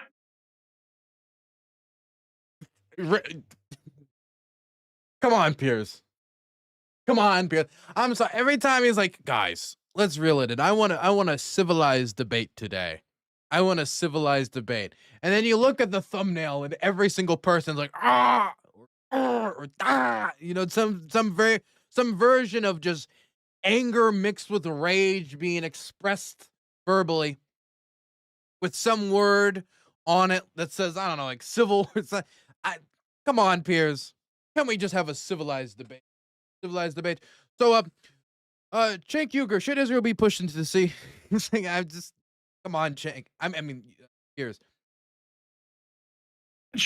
About the likely incoming mayor of New York. Katie, I was giving you the chance to respond. If you want me to do it for you, I'm happy to do that. But normally in a panel discussion, if someone makes... You know, Piers, yeah, I agree, and you shouldn't be interrupted. So, Katie, let me just ask you, separate, let's not get into ad hominem stuff. It's honestly, I think the viewers are sick of it. Let me just ask you, Katie, what is your fundamental opposition to Mamdani? Because my view of Mamdani is he's very charismatic. He's a skillful politician. He has reined back on some of the more inflammatory things. He undeniably said, the stuff he said about the NYPD would be for some people disqualifying, frankly, in a city like New York. But he's managed to come through that by reining back on some of that stuff. And he is, as Cenk Uyger rightly points out, he has a remarkable popularity with young Jewish New Yorkers. I mean, it is remarkable that for someone who people have branded anti-Semitic, a lot of Jewish New Yorkers simply don't agree. They want to vote for him. So he is what he is. I also think, as Gillian pointed out, that probably a more obvious stick to beat him with politically are his views, which are pretty socialist. And what is fascinating about this politically, looking at the totality and potentially a future general election, is if you have a progressive socialist like Mamdani who wins in New York, is that the way the Democratic Party is now going to go? And does that have any chance of winning against what would likely be another MAGA candidate in 2028? So these are... I don't know if it... No. This is the thing. Mamdani is New York. He's in New York. He's from New York. He can appeal to New Yorkers. If you ran Mamdani in Iowa, he's not going to do as well because he's not a candidate. He's shaped to his environment. You know, a goldfish grows as big as their tank. And in this case, Mamdani has altered his political image to fit the New Yorkers and to appeal to New Yorkers. Mamdani is not going to be able to have the same successful campaign somewhere else because he's not from somewhere else. He can't necessarily appeal to all those people. And you would need a different type of candidate to appeal to a different type of population. The same thing is true for a national campaign. Even if Mamdani was to run for president, ridiculous, but even if he was to run for president in 2028, he should concentrate on being mayor, becoming mayor first. That would be a different candidate than the one who ran for mayor, because he understands that New York is one place. If you got to try to appeal to some people in Texas or in Michigan or Wisconsin, you're going to have to make a very different pitch, and you're going to have to present differently. So I don't think that necessarily his victory in a primary and then his victory in the general against pretty weak opposition, a corrupt mayor who was bought by the Turks, slapping fannies and killing grannies, Andrew Cuomo, and a Republican in New York, these are all weaker candidates. Like, these are candidates with name recognition, but ultimately they're weaker candidates. If he had to run up against a stacked primary like 2020, different environment. I do think that the general trends of the party could push their future candidate in a certain direction. But think about how long it took for just Hakeem Jeffries to jump on the Mamdani train, for Chuck Schumer to speak at the Mamdani event afterwards, and it took so long for Kathy Hochul to jump on board. So there was a lot of hesitation on Mamdani. So this idea that it's gonna lead to this open embrace of his policies nationwide, when they were barely able to accept his policies in New York City, I just don't see it like that. I think that it could have an effect of pushing the next nominee slightly to the left, and the dialogue in the primary slightly to the left, particularly when it comes to affordability issues around housing. So instead, we're talking about tax credits for first-time home buyers. We're talking about something that can affect the housing affordability of everybody, and in a conceivable way for the voter. Big picture issues that will come out of a Mamdani victory. But from your perspective, Katie, what is your fundamental opposition to Mamdani becoming New York mayor? I want to start off with, do you agree when your guest says that the Millers always lie? Because that's what your guest on your show just said. Why is she whining so much? Does she not know how this program works? And what's the constant, trying to hook Piers into this? You're just going to piss him off. It's not like Piers Morgan is eventually going to be like, oh, well, God, I guess I'm not going to invite anti-Semites on the show. Number one, that'd be a ridiculous conclusion to take from this interaction. But number two, he'd lose like a fifth of his guests if he couldn't invite all the controversial, crazy psychopaths who are bigots and say crazy things to get the explosive moments that make people turn into this show. I did the panel game. I know how this game works. But all you're doing is you're just going to annoy them. The point of this show is for you to go on and kind of defend your own views. And so if you need to constantly call on the moderator to be your knight in shining armor, it's not going to come off well. Opposition to Mamdani becoming New York mayor. I want to start off with, do you agree when your guest says that the Millers always lie? Because that's what your guest on your show just said, is that the Millers always lie. And so now I'll continue into saying Mamdani, just as you said here, is a socialist. He is someone who is going to drive New York to the bottom. I'm excited for him to win because he'll prove to every other single large city in our country that what you will see is failure, what you will see is high crime, what you will see is murders, what you will see is a prominent city in our country fall into complete disrepair. Why would you be excited about that? Murders will increase. Thievery will increase. A great American city, the wealthiest city in the United States, the center of global capital transfer, will fall into disrepair. I'm excited because then I can dunk on the libs. Oh, not even an appearance of I care.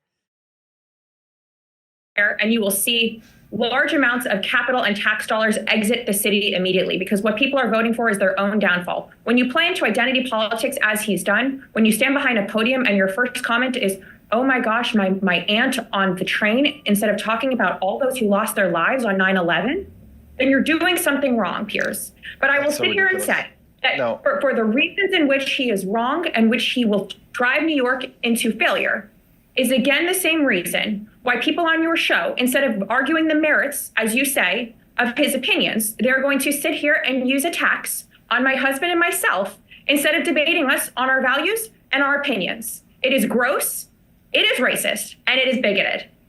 And I will not join your show again if you Your values speak to that suck. That's attack. what I'm debating. This is so ridiculous. Yeah. Well, Katie, let me just make it clear. If I can jump Katie. here, Piers. No, Cenk, stay out of this. Katie, let me just respond to that. Katie, normally, when someone makes an ad hominem attack on another panelist, that panelist is on the receiving end, gives it back, right? And you've chosen instead, it seems to me, to want me to do that for you. I don't mind doing that, right? But to me, you could easily respond. You're perfectly skilled and capable enough to respond to what Cenk said about you, and you've done that. And you've argued, very passionately why Mamdani would be a New York mayor. I'm not taking sides here. I actually don't like any of the ad hominem attacks that come on the show. But it's interesting to note that there have been an increasing number of very ad hominem attacks on Mamdani, and a lot of it has had a whiff of genuine Islamophobia. And I don't think it means that any of us have to endorse that or anything to actually accept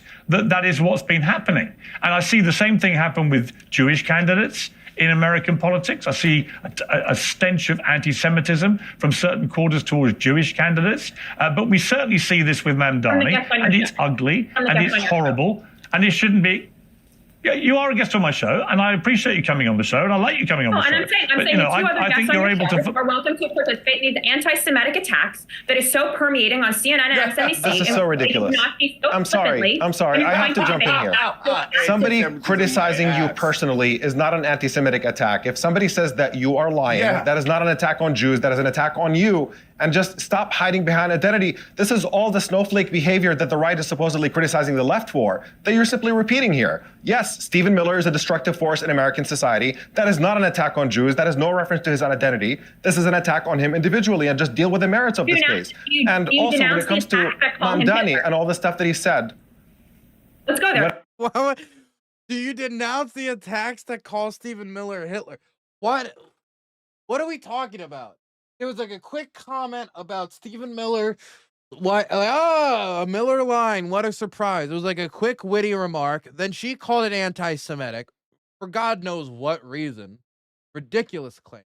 And then after she calls it anti-Semitic, it gets a weird reaction from everyone in the room. I think Piers has even got must have even been like, God, I know how whiny that sounds. And it's bad to be on this show and sound whiny. It's bad to go on a show and just make yourself the victim and sound whiny. I think it's very unappealing, especially when you want to go into this environment and people are used to people like barreling through each other, standing on their values. You're like, stop hurting my feelings. It's just whiny. And now we're going to talk about whether or not your husband should be called Hitler. Like, who cares? That's not what we're talking about. We're talking about Mamdani. That was the subject of the discussion. And now, instead of like talking about the quick quip about Miller's lion, we're like, well, should we call him Adolf? Well, I guess not, because he's not Hitler. He's terrible in his own special way. Call him. You have to be clear about the fact. I'll bring us the Israeli state, right? That's how we got here in the first place. Let's No, rewind. Mamdani, and we should be clear about what Mamdani said in relation to policing in New York and Israel. How we got here was Jillian very perfectly pointed out that we should not use politics to get here. And immediately we went to the state of Israel. Of people, no, I'm sorry. The state of Israel is not identity politics. That is a foreign government that is engaged in genocide and war crimes. And we're allowed to criticize that without you pulling identity politics into this. It is utterly unrelated. And Mamdani, by the way, he was not asked about 9/11 and just randomly decided to drag his aunt into this. He's talking about Islamophobia specifically in a context in which he is under relentless Islamophobic attacks, including by Andrew Cuomo. And in that context, he brought up the story of his aunt and the fear that she felt living in New York City. That is a legitimate part of the conversation. And you pretending that this was comments about him having disregard for the real victims of 9/11 who actually died on that day is such dishonest smearing against him. And I'll say all the references that Mamdani has made in reference to policing and the IDF is simply pointing out factually that there is collaboration there. I go to New York a lot. I love New York. And there's no doubt to me that what he has said on the record, Mamdani, about the NYPD is deeply offensive to a lot of New Yorkers. And there's no getting away from that. You know, him saying that about the NYPD, we have to make it clear, when the boot of the NYPD is on your neck, it's been laced by the IDF. That is a really insensitive yes, that is a reference thing to say. When he that said, is a reference to the actual program where New York City Police go to Israel on the dime of the ADL or in collaboration with programs through the ADL, so they can train with the Israeli police and the Israeli military. An apartheid repressive state should not be training American police. And yes, some of those brutal tactics do come back to the United States and impact Americans. So simply pointing a factual statement about the fact that there is a problematic program there of collaboration, I think is fair. I think pointing out, frankly, it seems like a statement that should not even be in dispute or question. I don't know what the controversy Stephen is. Miller Hitler is unacceptable. He's obviously Goebbels. Oh boy. If I was to compare Miller to anyone,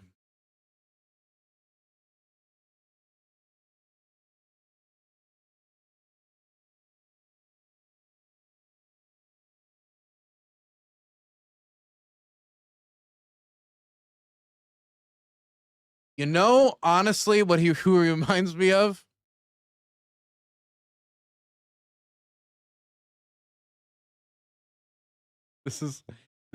There is no worse insult than this, actually. They almost got like the same build a little bit too. At least from this part up, maybe not from the body down. That'll be it, okay? That'll be it. Statistics in America show consistently that brown people and black people are stopped by police more frequently. So saying that there's a racism problem, that's not an indictment of policing altogether. Just that's simply pointing out that there are problems that need to be fixed. You're never going to address these problems if you're afraid to mention them. Omar, he's not saying that there is some racism. He said the NYPD is racist, anti-queer, and a major threat to public safety. What we need is to hashtag defund the NYPD. Those are his words in June 2020. Now, he may want to have a revisionist view of his own words. He may have reined back on some of those words, but those words exist in a post he made on social media. That was his belief. He didn't just say some of the NYPD were racist or homophobic or a threat to public safety. He said the NYPD itself in totality was. And again, if you live in New York and you rely on the NYPD to police your streets, or if you work in the NYPD, that is an incredibly insensitive and inflammatory thing to say. Let me get straight to the point. Gold is up by around 40%. Defund the police is political poison. I mean, there's a million other things you could say, like fund, like mental health, fund, healthcare services, fund XYZ, rather than giving people the impression that your goal is to make it so there's less beat cops doing patrols in dangerous neighborhoods. And that might not be your implications, but the world isn't a leftist meme. Okay, they're not going to listen to the paragraph. The point of a catchphrase is to say something that easily communicates the point of your message. And if you just say something that doesn't communicate it and you need a paragraph to follow up on, then you failed. You failed in the purpose of your slogan. Your future with birch gold. And if you're not running for office and you're speaking in a hyperbolic way on social media, that's one thing.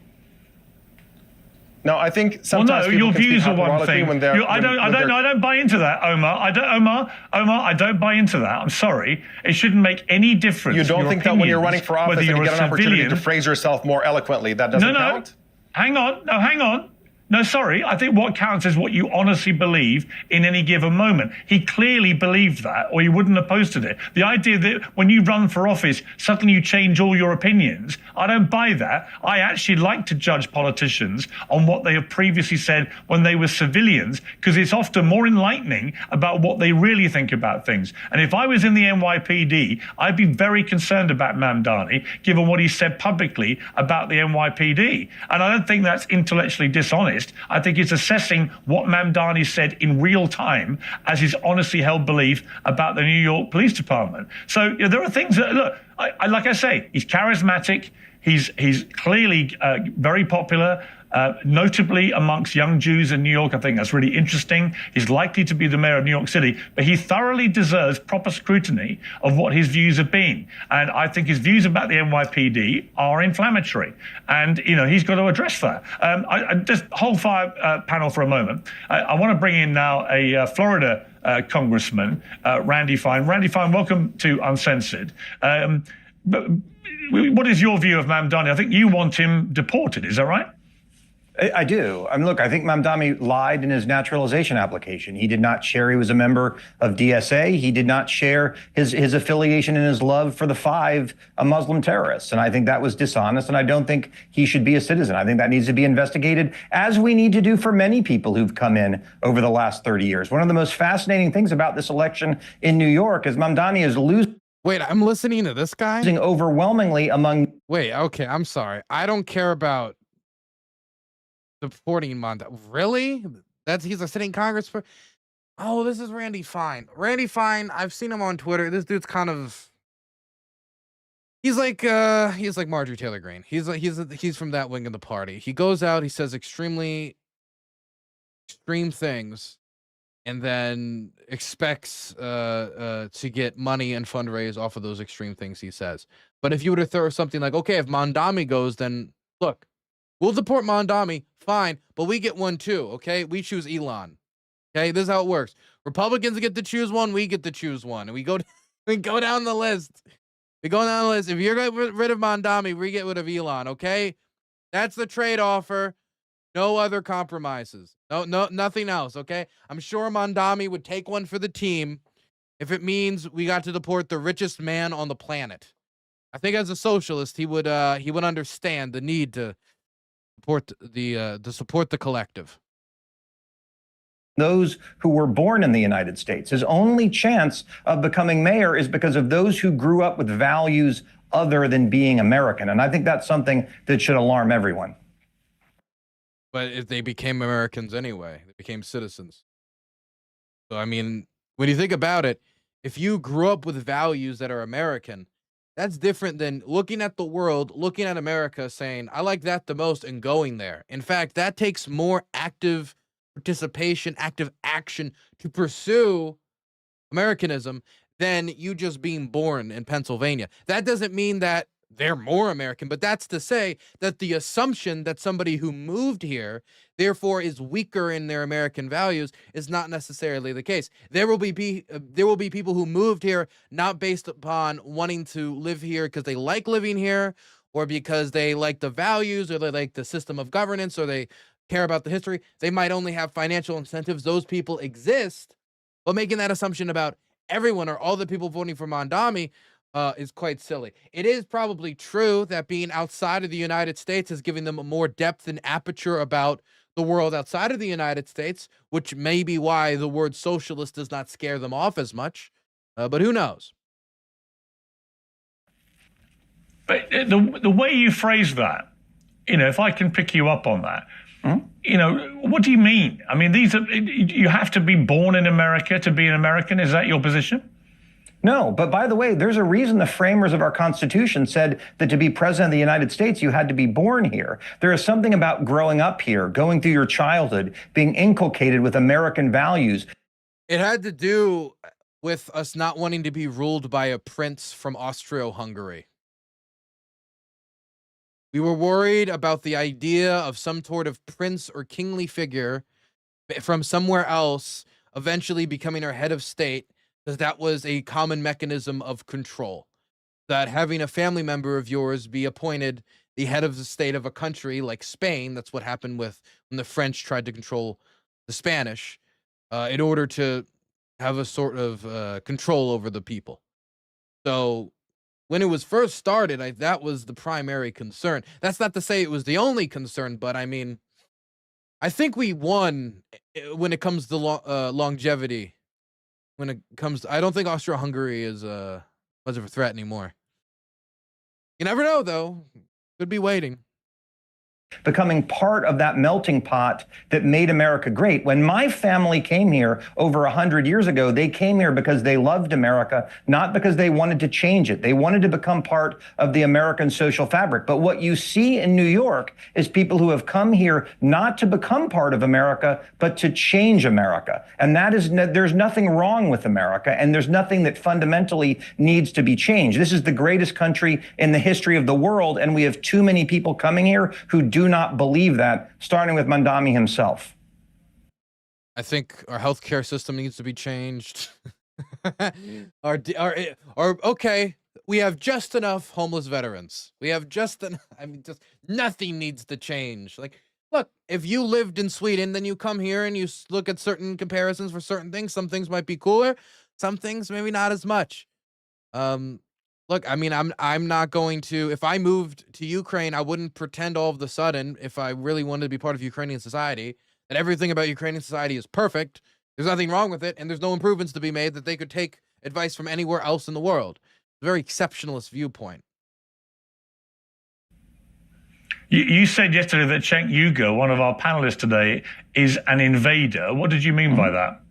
I think it's a great example. I actually talked in that post about Mamdani. I talked about Ilhan Omar. I talked about the gentleman you recognize. These are all wealthy foreigners who moved to the United States and then constantly talk about how bad it is. He made a post saying, I should be deported to Israel, that I have dual loyalty. My family's from America. I was born here. My parents were born here. Most of my grandparents were born here. My relatives that came here over 100 years ago came because they were desperate to be part of the greatest country in the history of the world. They did not come and then go on constantly about how bad it is and about how terrible it is and about how things need to change. If folks want to come to America, they should love it, they should share its values, and they should want to add value immediately. And far too many people who are coming do not share those values, and I believe it is a threat. The barbarians are no longer at the gate. They are now inside. Wow. So you're calling Cenk Uyger a barbarian. Well, given he's here, let me bring him into this. Cenk, what is your response to that? Yeah, no, I don't mind, because I agree that there are barbarians inside the gate, and that's Randy Fine. Randy Fine is a sick terrorist sympathizer. In fact, if he wants America to do terrorism on Israel's behalf... Ad hominem, ad hominem. Well, sir, you are not prepared for my ad hominem. He has said we should nuke Gaza. That's killing millions of innocent children and human beings and civilians. But he doesn't care. He only cares about Israeli lives. By the way, the Israelis have murdered now nearly a dozen Americans in the West Bank. No accountability from our government. And people like Randy Fine say we owe Israel. We owe Israel a genocide. We owe Israel $300 billion. We owe them no accountability at all when they kill American citizens. They had a pervert Israeli government official that came here in Vegas and tried to rape our children, and we let him go. That's insane. Randy Fine, are you asking for the sick Israeli government to return the pedophile so he could face justice here? No, Randy Fine represents Israel, not America. Everybody knows that. He also said we should starve all the Gazans. So he's right. There's a sickness inside our government. AIPAC and the Israeli lobby have given to 90% of Congress. They've given him $500,000, and that was a giant waste because he works for Israel already. So, Randy, we're all sick of your terrorist sympathies towards Israel. They have committed 75 October 7th. Randy Fine is completely expressionless. Do you think this is just a game to him? Do you think there's like a real investment in this, or is this just like, okay, I'll do my performance, he'll do his performance, then I'll respond, we must destroy the Muslims. Like he does not look like he has a shred of care behind those eyes. Their civilian kill ratio is 83%, worse than Hamas, worse than any terrorist organization. They have murdered 256 journalists, more than all other conflicts combined. They murdered 104 people today, including 46 children. They burned them alive. And we're sick of Israeli terrorism, and we're sick of people like you forcing good Americans. I love this country. I didn't come here to be an occupied territory of Israel. I came here because I love America and the freedom and the equality and the justice that comes with it. If you think your grandparents who came here were not loyal to America, that's your business. But no, most of the people that come here come because we absolutely love this country, and not Israel. Go serve. Why don't you go to the Knesset, brother? Everybody knows you love Israel and you despise Palestinians and you love Israeli terrorism. Why don't you move to Tel Aviv already? Okay. All right, Cenk. Let Randy Fine respond. Randy. Well, thank you, Pearson. Thank you for the surprise debate. I actually enjoy that. Look, there's a concept in Islam called taqiyya where you're allowed to lie in advance of your political views. And you just got a great crash course, crash course. All of those things were nonsense. But the notion that I am more loyal to Israel than I am the United States is part of it. Israel is fighting a war of civilization on our behalf. The reason we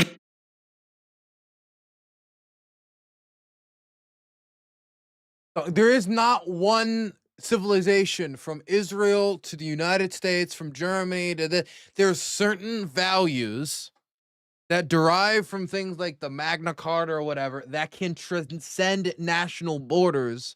But the idea that this is all one coherent civilization that must be defended, that if Israel goes down, we go down with them.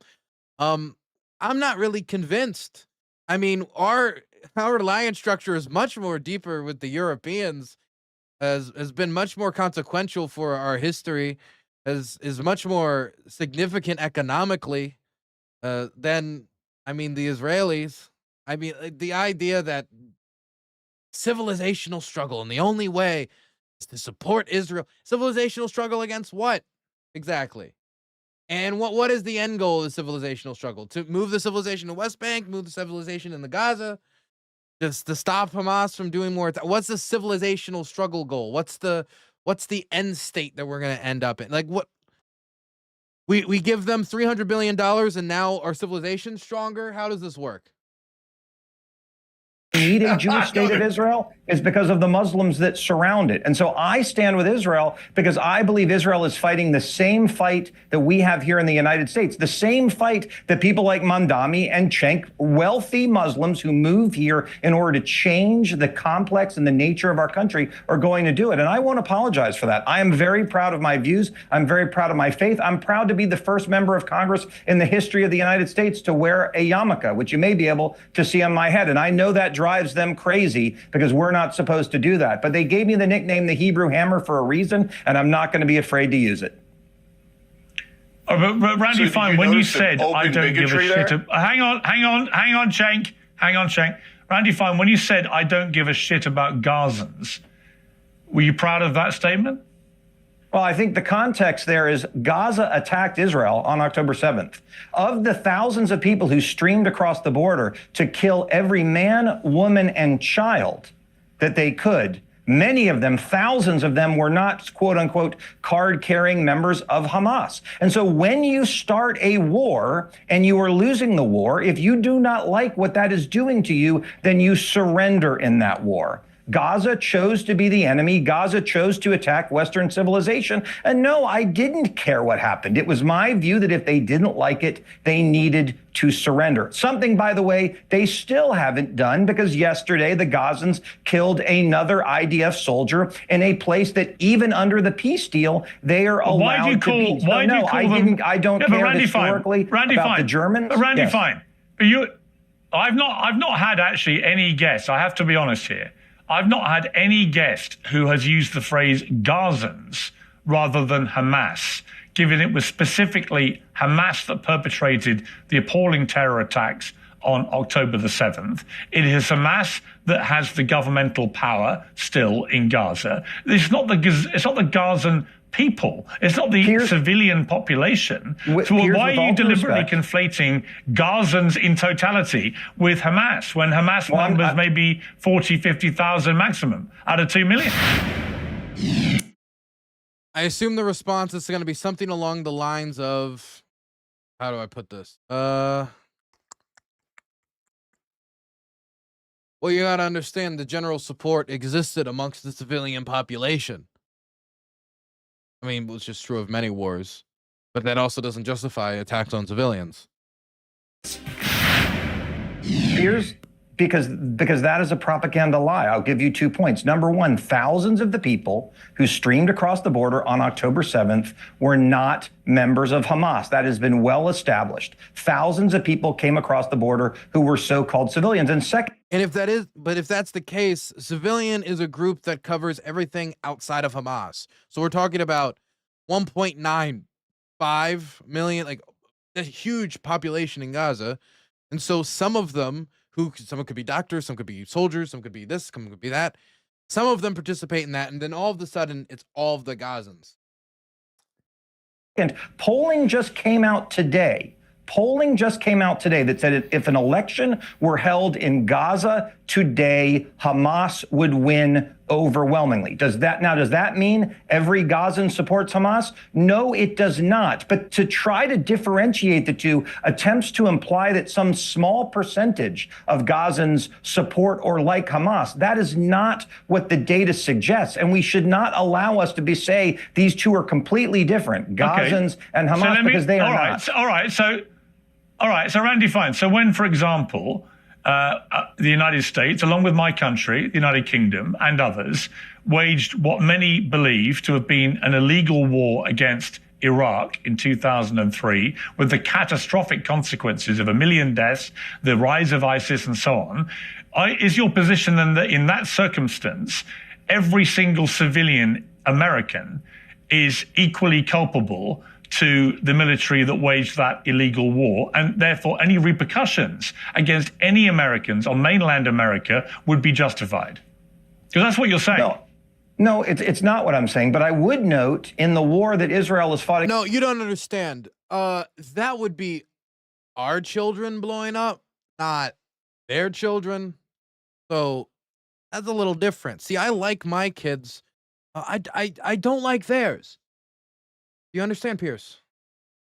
Against Gaza, the percentage of civilians who have died versus the percentage of combatants is far lower than we saw in that war. Yet the outrage perpetrated against Israel in a war where almost 1,000 IDF soldiers have died in order to minimize the casualties in Gaza. If Israel had wanted to wipe Gaza off the map, it could have done that, but it didn't because it wanted to minimize the death that was over there. The only difference between Gaza and Israel is Israel has the capability to do what it is accused of and chooses not to. Gaza does not have the capability to execute the genocide that it wants to because Israel stops it. That is the fundamental difference between the two sides.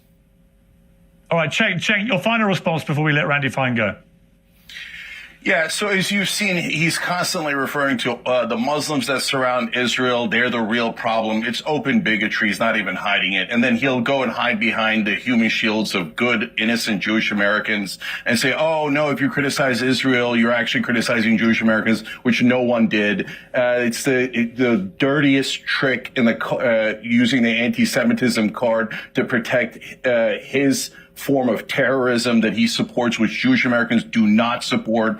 And so he says it's okay to kill the Gazans, which is collective punishment. He's not only said to nuke them and starve them, but he just said it right here on this air. He's a deeply sick man who wants to put a moral stain on this country by forcing us to fund the genocide of the Palestinians. They have already done 75 October 7th, but it's never enough murder for Randy Fine. They've already killed a stadium full. Imagine 20,000 murdered children lit on fire. Their heads exploded. Israel did all of that. And Randy Fine is saying it's not enough. Americans, go work another shift because you got to send Israel more money to kill more Palestinian children and put that on America's soul. Don't listen to this guy. He doesn't believe in America. His whole point is to make sure that we fund his beloved Israel and their sick, disgusting terrorism. Just call me a dirty Israel Jew. is the largest terrorist entity. Trot it out. Come on, just nobody do it. said that. You're the only one who says it. You're the sick, disgusting Muslim bigot. Come on. No one wants anti-Semitism. The only person who wants anti-Semitism is you because you want to hide behind it. You bring up your yarmulke when no one else did. No one minds your yarmulke except you brought it up as if like you're some sort of victim. You're the one who wants to nuke over a million I'm not a victim at all. You're not a victim. I relish You're a disgusting terrorist sympathizer. like you. And you should not not being you're inside the going to United lose. States Congress. You are You're going staying to on lose. this country. You and all of your fellow You are invaders trying to are occupy going America. Fellow invaders. I don't think they like each other. So will you steal our money I was born here. to send We're not money over occupying to it. Israel to steal Palestinian and Arab and Muslim land? And on top of that, Piers, one thing that's important is pro-Israel people like Randy Fine have spread hatred and fear of Muslims in this country my entire life. They have tried to get everyone to hate Muslims so that they could say, oh, look, now that Israel is defending Western civilization, you should murder all the Muslims and you should let Israel take all of their land because we are We're so down the hyperbole train that I don't even see the station anymore. We're blaring past the stations. It's all a blur. I'm sure when they add the other people back to the call, we'll get back on track. defending Western civilization. And then they have the audacity do you mind to if I complain about make anti-Semitism. Do you mind if I make one closing remark? They are the biggest in the country. If you need this me is to, a if you need to go, I all right, understand. Cenk. literally for mass murder. Randy. Yeah. Okay, I just You want to did make it spring clear this to viewers before you, Randy. I'll give you one final response because, to be fair to you, you did not know you would be engaging in a wider debate with other panelists. I decided to bring Cenk in because you called him a barbarian invading the United States. I think if you do that about a panel member, they're entitled to respond. He's now obviously responded angrily and passionately to you. I'll give you one last word back, and then we're going to move back to the panel.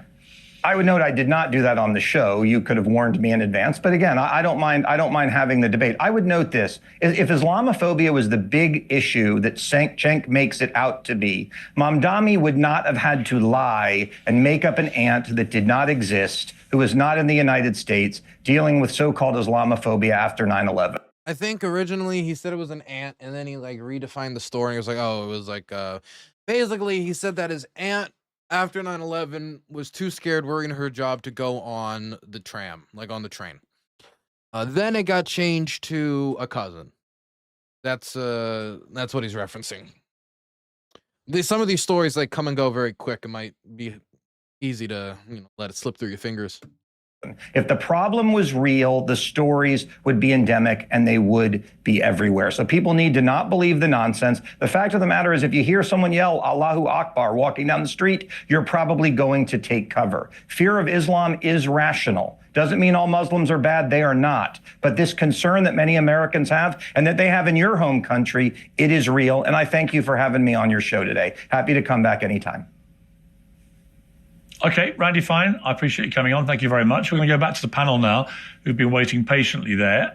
Gillian Michaels, we can hear the nature of this debate. This has been raging now for not just 2 years. This is a debate that's raged for decades.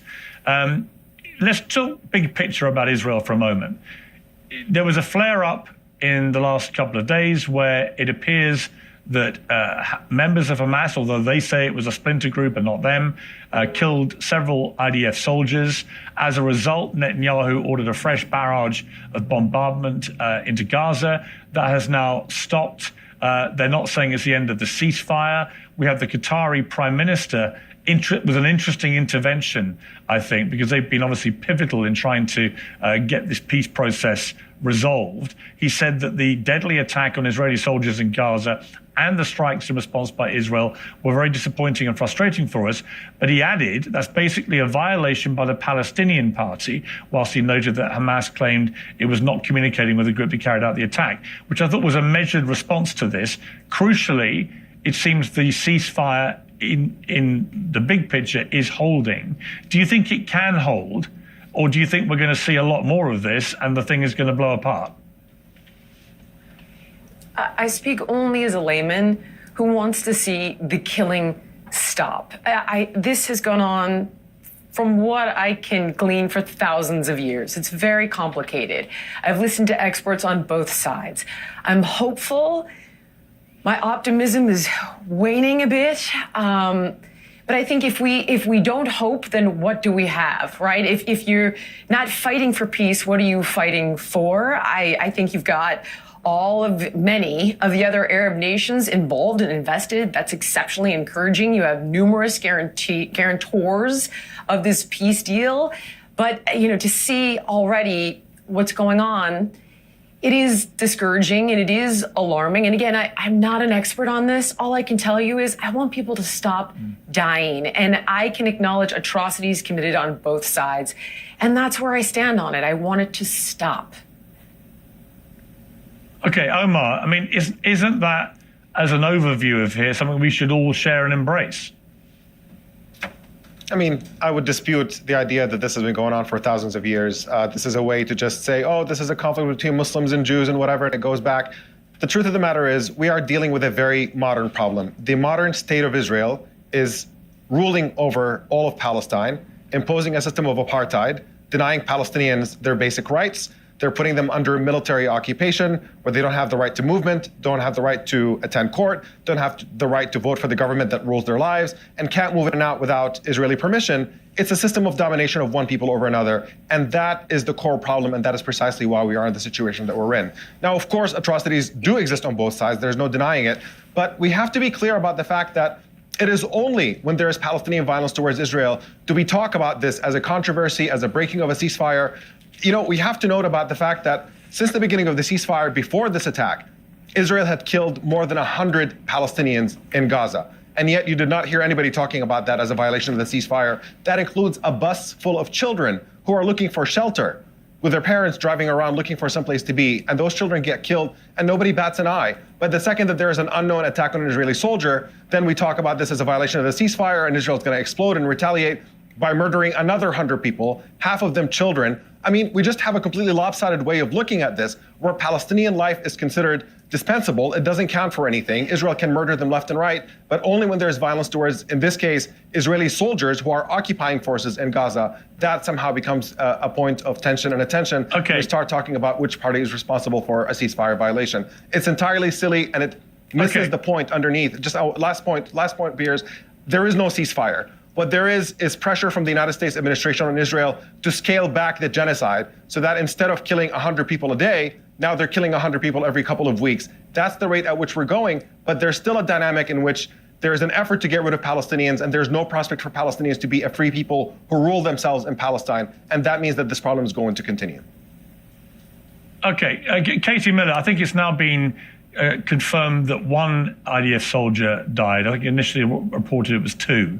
But either way, when you have the Qatari Prime Minister, they've been acting as mediators with this, when you have them confirming it was basically a violation by the Palestinian Party, Hamas, then they're acknowledging, even in the Arab world, that this latest flare-up was precipitated by the death of an IDF soldier. Now, people can argue about the scale of the response from Israel, but thankfully it has already stopped. Well, you can shake your head, but I mean, the reality is they responded to the death of one of their soldiers. We may not like the scale of it, but that's what they responded to in this particular flare-up. The more important thing for me, Katie Miller, by is killing that bystanders, both that's sides not a at the response. moment, Killing a third party is not a response to this. Well, like I say, you may not like the scale of a response. They murdered but it is a children response because one of their SS soldiers was killed. And it wasn't even by Hamas. Are you kidding me, Piers? So they're occupying 53% of Gaza right now. So shouldn't they get the hell out of Gaza? He only swings for the fences. Cenk doesn't know how to bat a ball, right? He could have just been like, look, I don't know how these kids dying helps protect future soldiers, and even if they could have responded, in a way that did it, instead it's like, well, one SS dead. Why are you killing kids? Just every time, swing for the fences. And when you're going for somebody like Randy Fine, who also swings for the fences, that's fine. When you go in a room with somebody that's, like Miss Miller, that's going to be fine, because she's going to swing for the fences right back and whine so much that people will forget about any sillier part of what he could say, or more provocative part of what he says. But if he was in there with somebody who knew how to punt the ball a little, it might be different. But he's not. He's in there with a Miller and Randy Fine.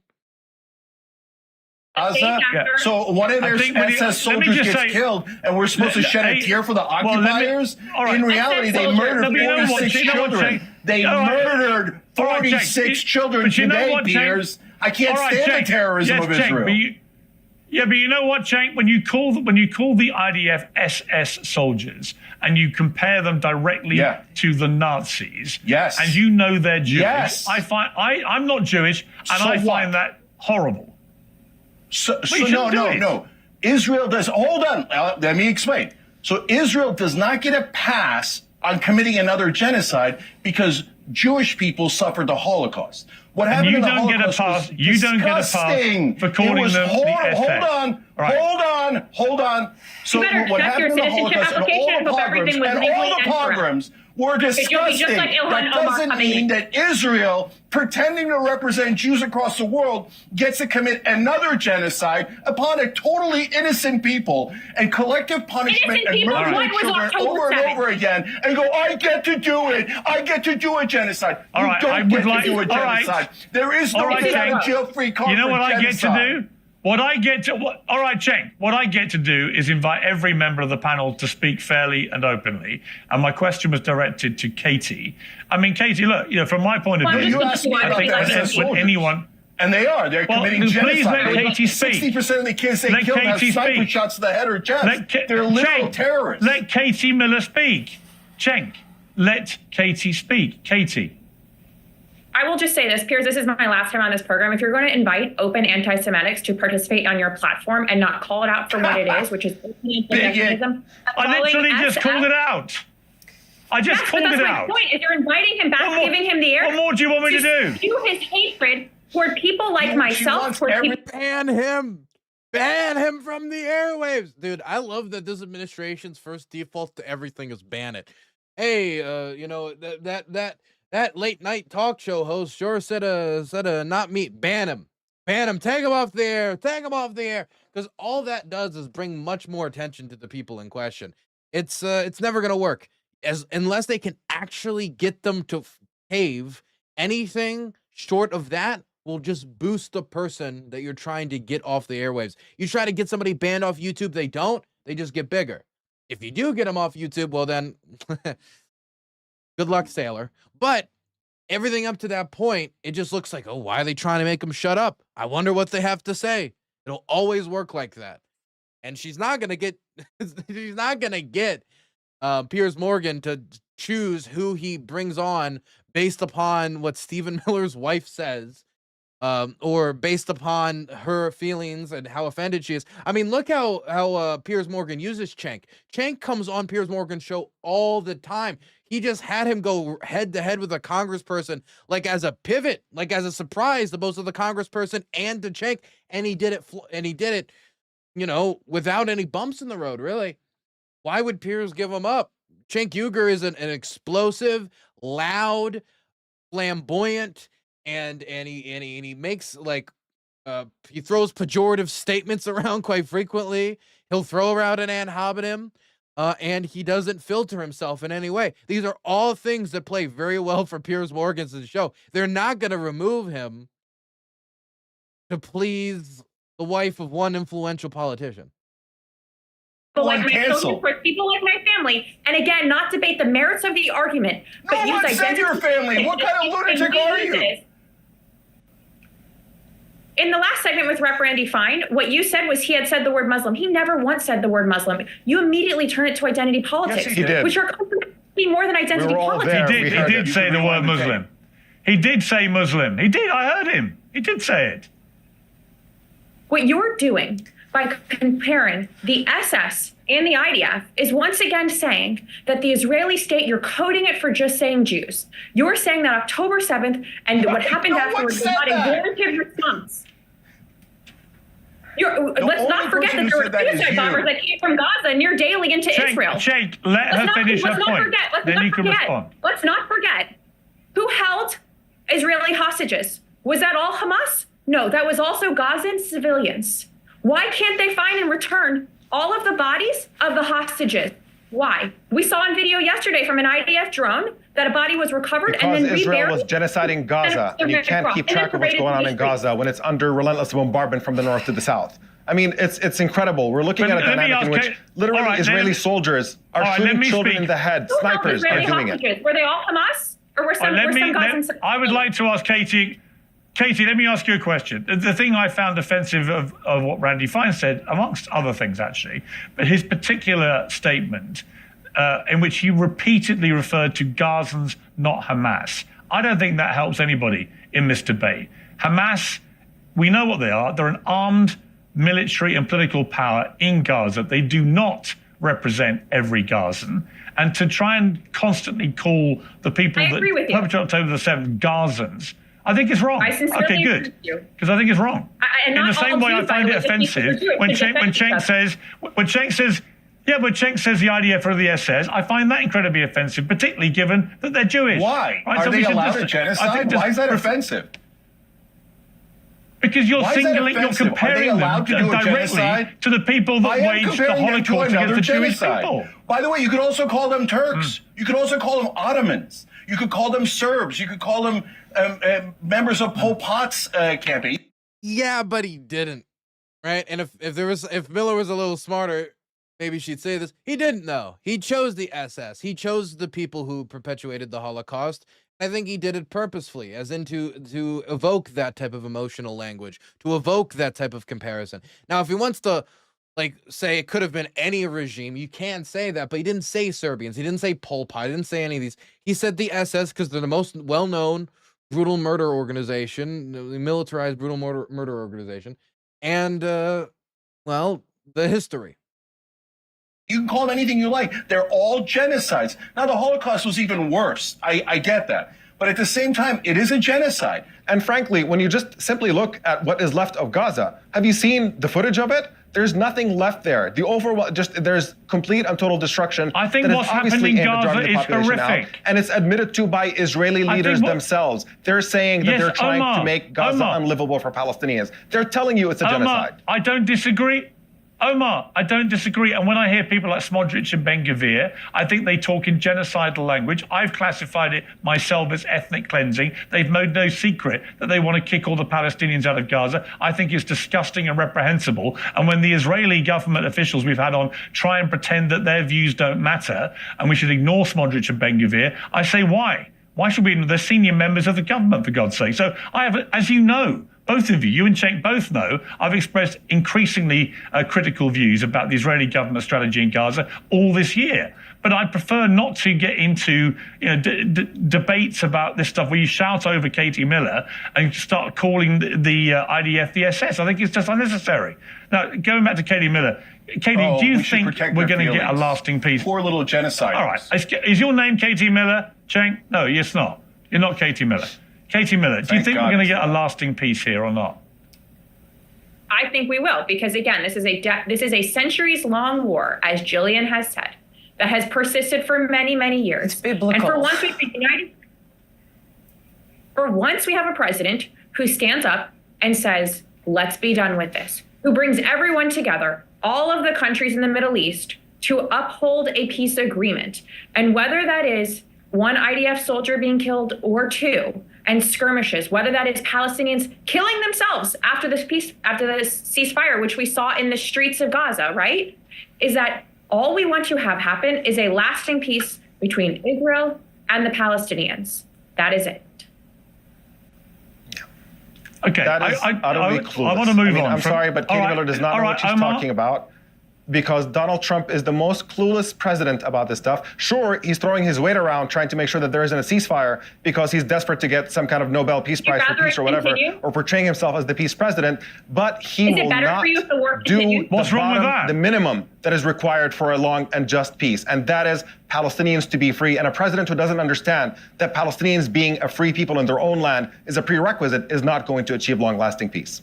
Would you rather war continue? Would you rather the hostages still be No, I'd rather the problem be solved? I'd rather Israel be isolated diplomatically and militarily and financially until it ends its brutal occupation over Palestinian territories and allows Palestinians to be free. That's how you solve the problem. No, you just keep saying nonsense. All right, I do think of all the things to attack Donald Trump.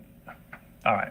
of all the things to attack Donald Trump about, him actively trying to wage peace and maybe getting a Nobel Peace Prize seems to me the least problematic thing about Donald Trump. To have a Republican American president who actively seeks peace, not war, should be celebrated by everybody, right? So I think this is what I mean about Trump derangement syndrome, when people can't even give him credit for trying to find peace.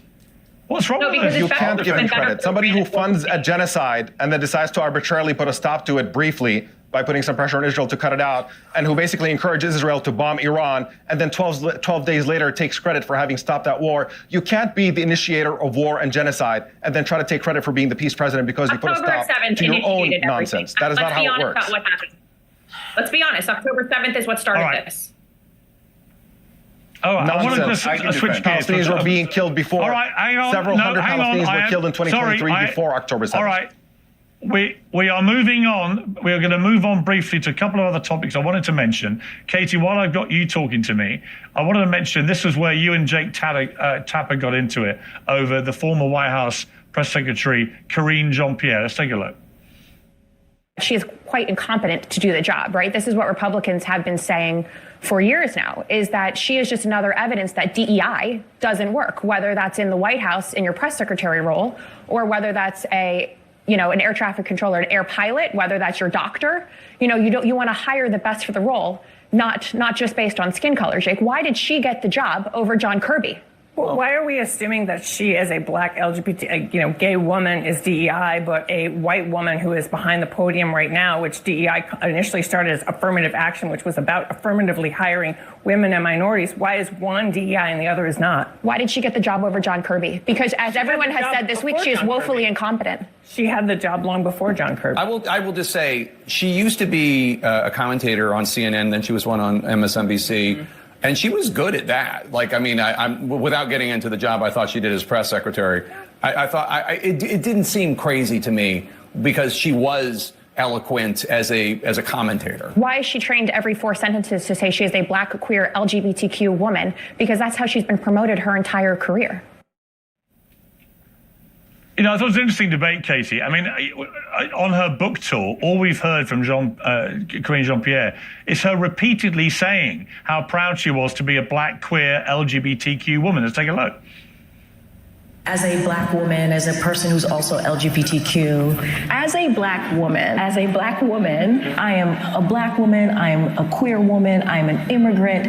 Being a black woman, as a black woman myself, that is the thing that I understood as a black woman, is that I meant a lot to people because of the communities that I represented, and whether it was women of color, black women, queer community, LGBTQ community, immigrant. And as a black woman, and I have my queerness too. I mean, as an advertisement for DEI gone wrong, there you have it in her own words. Right, all she could do to justify her performance, in which, to remind everybody, for 2 years she kept telling us how brilliantly cognitively aware. Is that all she's? I mean, look, I could never see myself just I could imagine like promoting my Prokof's documentary and being like, as a queer, I couldn't imagine. I just don't know how it would really be significant in any manner.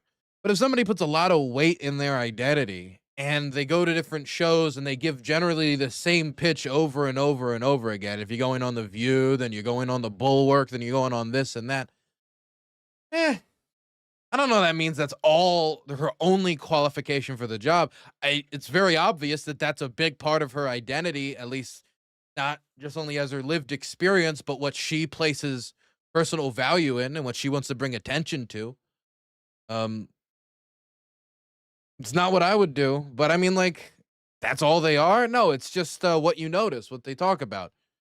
And to be completely honest, is there anybody in here that could really judge whether somebody's a good or bad press secretary? And by what criteria would they judge them? I think Piers Morgan's probably the one with the most media experience, but he more represents himself, the talk show host, than any type of formal organization. Joe Biden was, when it was quite obvious that the complete opposite was true. So she was lying from that podium. And I don't care about her skin color or sexuality, but my God, she cares about it. And so when people talk about DEI and they look at the way she's been handling her book tour, all they're hearing is identity politics. That the reason we should rate her as a press secretary is because she was a black queer woman. Well, sorry, I don't. I rate you on whether you are any good in your job. If you read her New Yorker interview that she did, she gives an excuse for that, the fact that Joe Biden was wrongfully kicked off the ticket and that's why she left the Democratic Party. It's not because the Democratic Party did anything wrong, right? She perpetrated the biggest fraud in the American people. But yet she also says Kamala shouldn't have been the presidential nominee, but also says Kamala was wronged because she's a black woman, she should have been more celebrated as the nominee. She has so many hypocrisies in one sentence, but then every other sentence talks about her black queerness. And at a certain point, you either stand on the merit that you are qualified to do the job, which we all know after watching 2 years of her every day give this very terrible press conferences, that she wasn't qualified to do the job. And to me, that is emblematic of the larger problem of the last 4 years of the Biden administration, in which people were not chosen based on their merit or their qualifications. They were chosen solely based on their race. And whether you saw that again with pilots in the sky or your doctor or air traffic controllers, which if you looked at when President Trump came in on January 6th, there was literally qualifications that said, we preference the hiring of dwarfs. That is really what it said. And that's not what I want in my air traffic controllers. I want someone who is best for the job. Okay. All right. Cenk Uyger, when you look at Karine Jean-Pierre's book tour and you see the repeated identity politics that she's spewing here to justify her role and her performance, you must cringe too, don't you? I mean, nobody wants to see somebody who just endlessly says, I'm so proud of being a black queer woman at that podium. Why would anyone care that she's a black queer woman at that podium? Why don't we just care that she's good at her job or not? I do totally cringe. I hate to say it, but I half agree with Katie here. So the half I don't agree is that here we go. That position I brought you together. Oh. Okay. So I don't agree that she was hired for that position because she's a black woman or she's queer, etc. She's perfectly capable of being a liar like every press secretary for every president is. Their job is to literally lie for the president. In fact, when Karine Jean-Pierre was asked, hey, do you have any sympathy for the Palestinians? Do you feel regret any of the propaganda you did, at the time in that role? She said, well, I'm a queer black woman, so I was proud of what I did. What? Well, that doesn't make any sense. They're asking you about a substantive policy question, and you're answering, it's okay, I'm allowed to do whatever I want because I'm a queer black woman. No, you're not. Yeah. There is no such pass, okay? And and she's a... I want to see that back and forth, because the way he describes that is wild. Why would she, number one, if that's the way she wants to do a book tour, why would she agree to do an interview with somebody who would ask her that type of a substantive question? And how could she get away with that? Like, how could somebody not ask a follow-up? I mean, I've interviewed like political figures before, and like there's a mastery of trying to make you feel important, and like they're just talking around your question while not answering your question. A good example of this would be, watch my interview I did with the vice chair of the Democratic Party a few weeks ago. The last question I did was on Ukraine. It happens a few times during the interview, but the last question I did was on Ukraine, and I asked a very specific question about Democrats utilizing the midterms after, if they get a House majority, will they use their majority to leverage support for Ukraine in the same way that Republicans leveraged their majority to delay aid to Ukraine during the end of the Biden presidency, immediately before the fall of Avdiivka. And I didn't get an answer. I got all this stuff about how great Ukraine is and XYZ, XYZ, XYZ. So I just had to ask the same question again. And then they said, I hope they do. Right? And that was the best answer I was going to get. So I think you got to be careful. You got to be specific, and you got to have follow-up. Obsessed with identity politics, and a lot of people, if they're good at what they do, a lot of people won't even notice they didn't answer the question unless you bring it. Can't stand it. It's a losing strategy. It's a very selfish strategy. And by the way, though, Katie, now we have a different DEI in this administration, which is you must show loyalty to Israel. If you don't show loyalty to Israel, you won't get hired, and you will all right, let's not get into that again. All right. Okay, but it is DEI. Let's not get it. No, hang on. If I can jump in here Let's not real get quick. back into Israel. No, wait 1 second, Omar, because I just want to reference on this similar issue. We had another black queer person, by their own self-definition, Don Lemon, who attacked Megyn Kelly on her looks in a way that I found fascinating. Let's take a look at this. Megyn Kelly, my final words, kind of looks like a Barbie doll covered in like WD-40. I think she looks trans.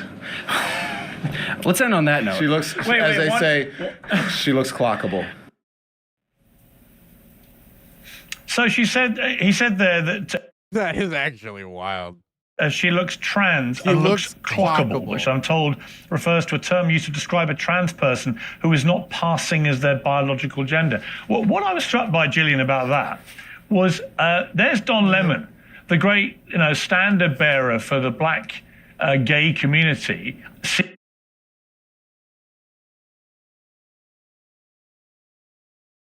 Whoa! Whoa! Whoa! Let's not put that on Don Lemon. No. Okay, there's like no. No, if that's the case, we need like gay regime change. Like Don Lemon is the standard bearer of gay black people. No, okay? There's a million people I would put in line in front of him. Like RuPaul. I mean, look, no, I don't even need to go in. Don Lemon is at the back of the line. Is at the back of the line of the standard bearing coalition. I'm never talking to like. I don't know any black gay man who's like, oh God, Don Lemon. He walked so we could run. No. Seemingly using trans as a derogatory way to describe somebody. I'm shocked. I mean, he's the ultimate hypocrite. I am not a Don Lemon fan. But the reality is that I personally am witnessing this kind of othering and name calling. I mean, you're seeing this on both sides. You've got a friggin', a text chain that came out on the Republican side with anti-Semitic slurs and racist slurs. And then you've got a Democratic candidate that had a Nazi tattoo and also had racist slur. Like, this is happening on both sides. And instead of pointing fingers and who's doing it and who did what and who's for it and who isn't, it should be unilaterally condemned.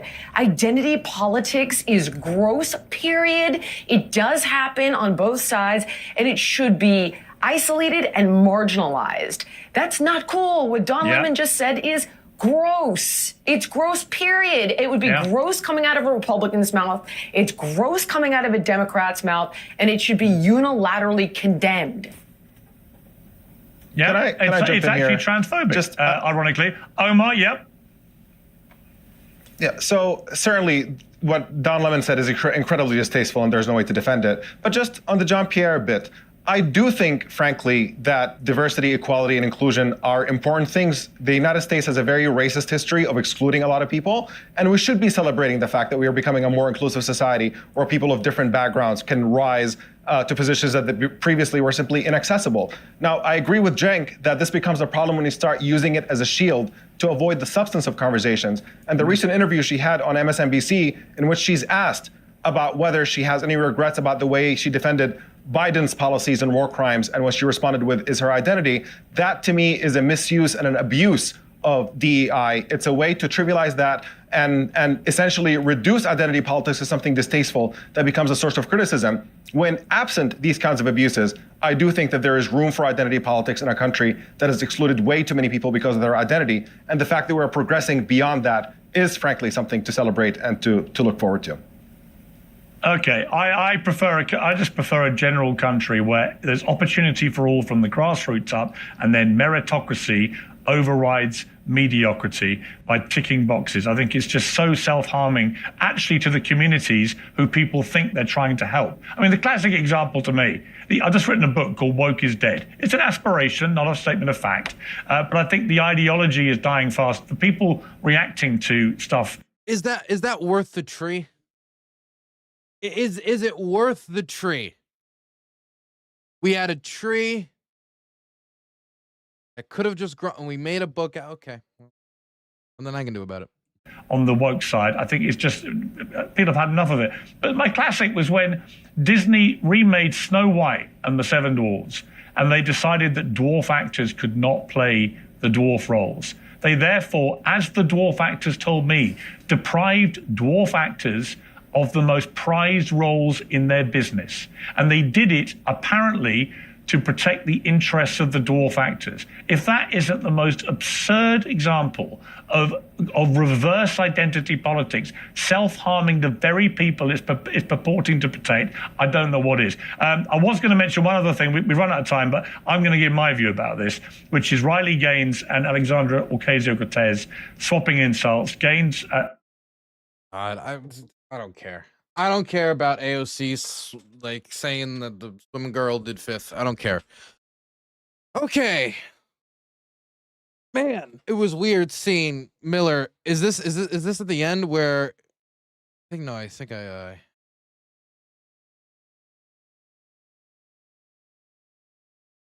it was very subtle when she did say it. Did make that suggestion about, Cenk having all of his documents in order. The back and forth swinging, Miller just did terrible on, because she would swing for the fences and then get angry when the bat came back at her. If she just didn't whine and immediately appeal to the host and try to get them to tag in like it was a tag team match, I think she could have done a lot better. But because that's the way she approached it, and Cenk was immediately on it, like, oh, come on, your family, anti-Semitism, where'd that come from? She just looked like she was whining. She just looked like she was using it as a shield. And her constant appeals to the moderator made her look weak, despite the fact that she still sounds like a Miller. So I would say that compared to the last performance I saw Cenk have, this is much better. Of course, Cenk had different moments when he like overswung. And if there was somebody in there who could have like checked them, maybe would have done a lot worse. But there wasn't much in the way of resistance for Cenk on this one. Not much in the way of resistance. Can somebody tell me what the woman in the brown suit was supposed to say? I don't recall. Oh, okay. Think that's everything. There's one or two more things that I might cover, but I think I'll cover it next time. There was a case of Ukrainian soldiers that were in trenches for 165 days. They were on position on the front holding. And then they rotate out after this incredible achievement, and they're given like a certificate, like a piece of certificate paper. And I want to talk about it because what they did was beyond superhuman. And the recognition they deserve is beyond. I mean, I don't know how to properly put it in the words yet, so I'm not going to cover it yet. But I've been angry about it ever since I read it. So we'll talk about that probably next stream. Tomorrow in the morning, 8 to 9 a.m. Eastern Standard Time, I will be releasing a documentary on my main channel, Dylan Burns TV, DylanBurns TV. Remember to go subscribe and hit the notification bell. It's a documentary that's an hour and 48 minutes documenting from outside the fall of Avdiivka all the way to the streets of Pokrovsk. The last embed being just 2 weeks ago, this month in October. I hope you guys tune in. Really means a lot to me if you did. I think you guys will take a lot from it. My most ambitious project yet. I also hope you guys have a fantastic Halloween and enjoy your weekend. Otherwise, you can support me at DylanBurns.tv on my website, DylanBurns.tv. You can join Mako, Sexalotl, Black-Pilled Kiwi, Stepson, and all of the other fantastic people who have their messages show on screen. I want to much love. Thank you, BB. Ella Grixer. Nice to see you all. And nice to see you all in YouTube chat as well. Anton and the rest of you. DylanBurns.tv. You can donate there. Any recurring donations are very useful. All of the money goes towards freelance on the ground embeds or Dylan Burns TV on Patreon. If you want to follow me on social media, it's It's Dylan Burns 1776 on Twitter for my personal account, Dylan Burns TV on Instagram for pictures of my time in the war, and Dylan Burns TV on Twitter and Blue Sky for official channel updates. Hit scroll under today's stream and hit the Discord emblem, the Discord link if you want to join the community Discord. We have a pretty good Ukraine-Russia updates channel. Also, we have a Reddit, DYLANBURNS TV on Reddit. Good night and good luck, everyone. See you tomorrow for the documentary release. Good night. Good luck.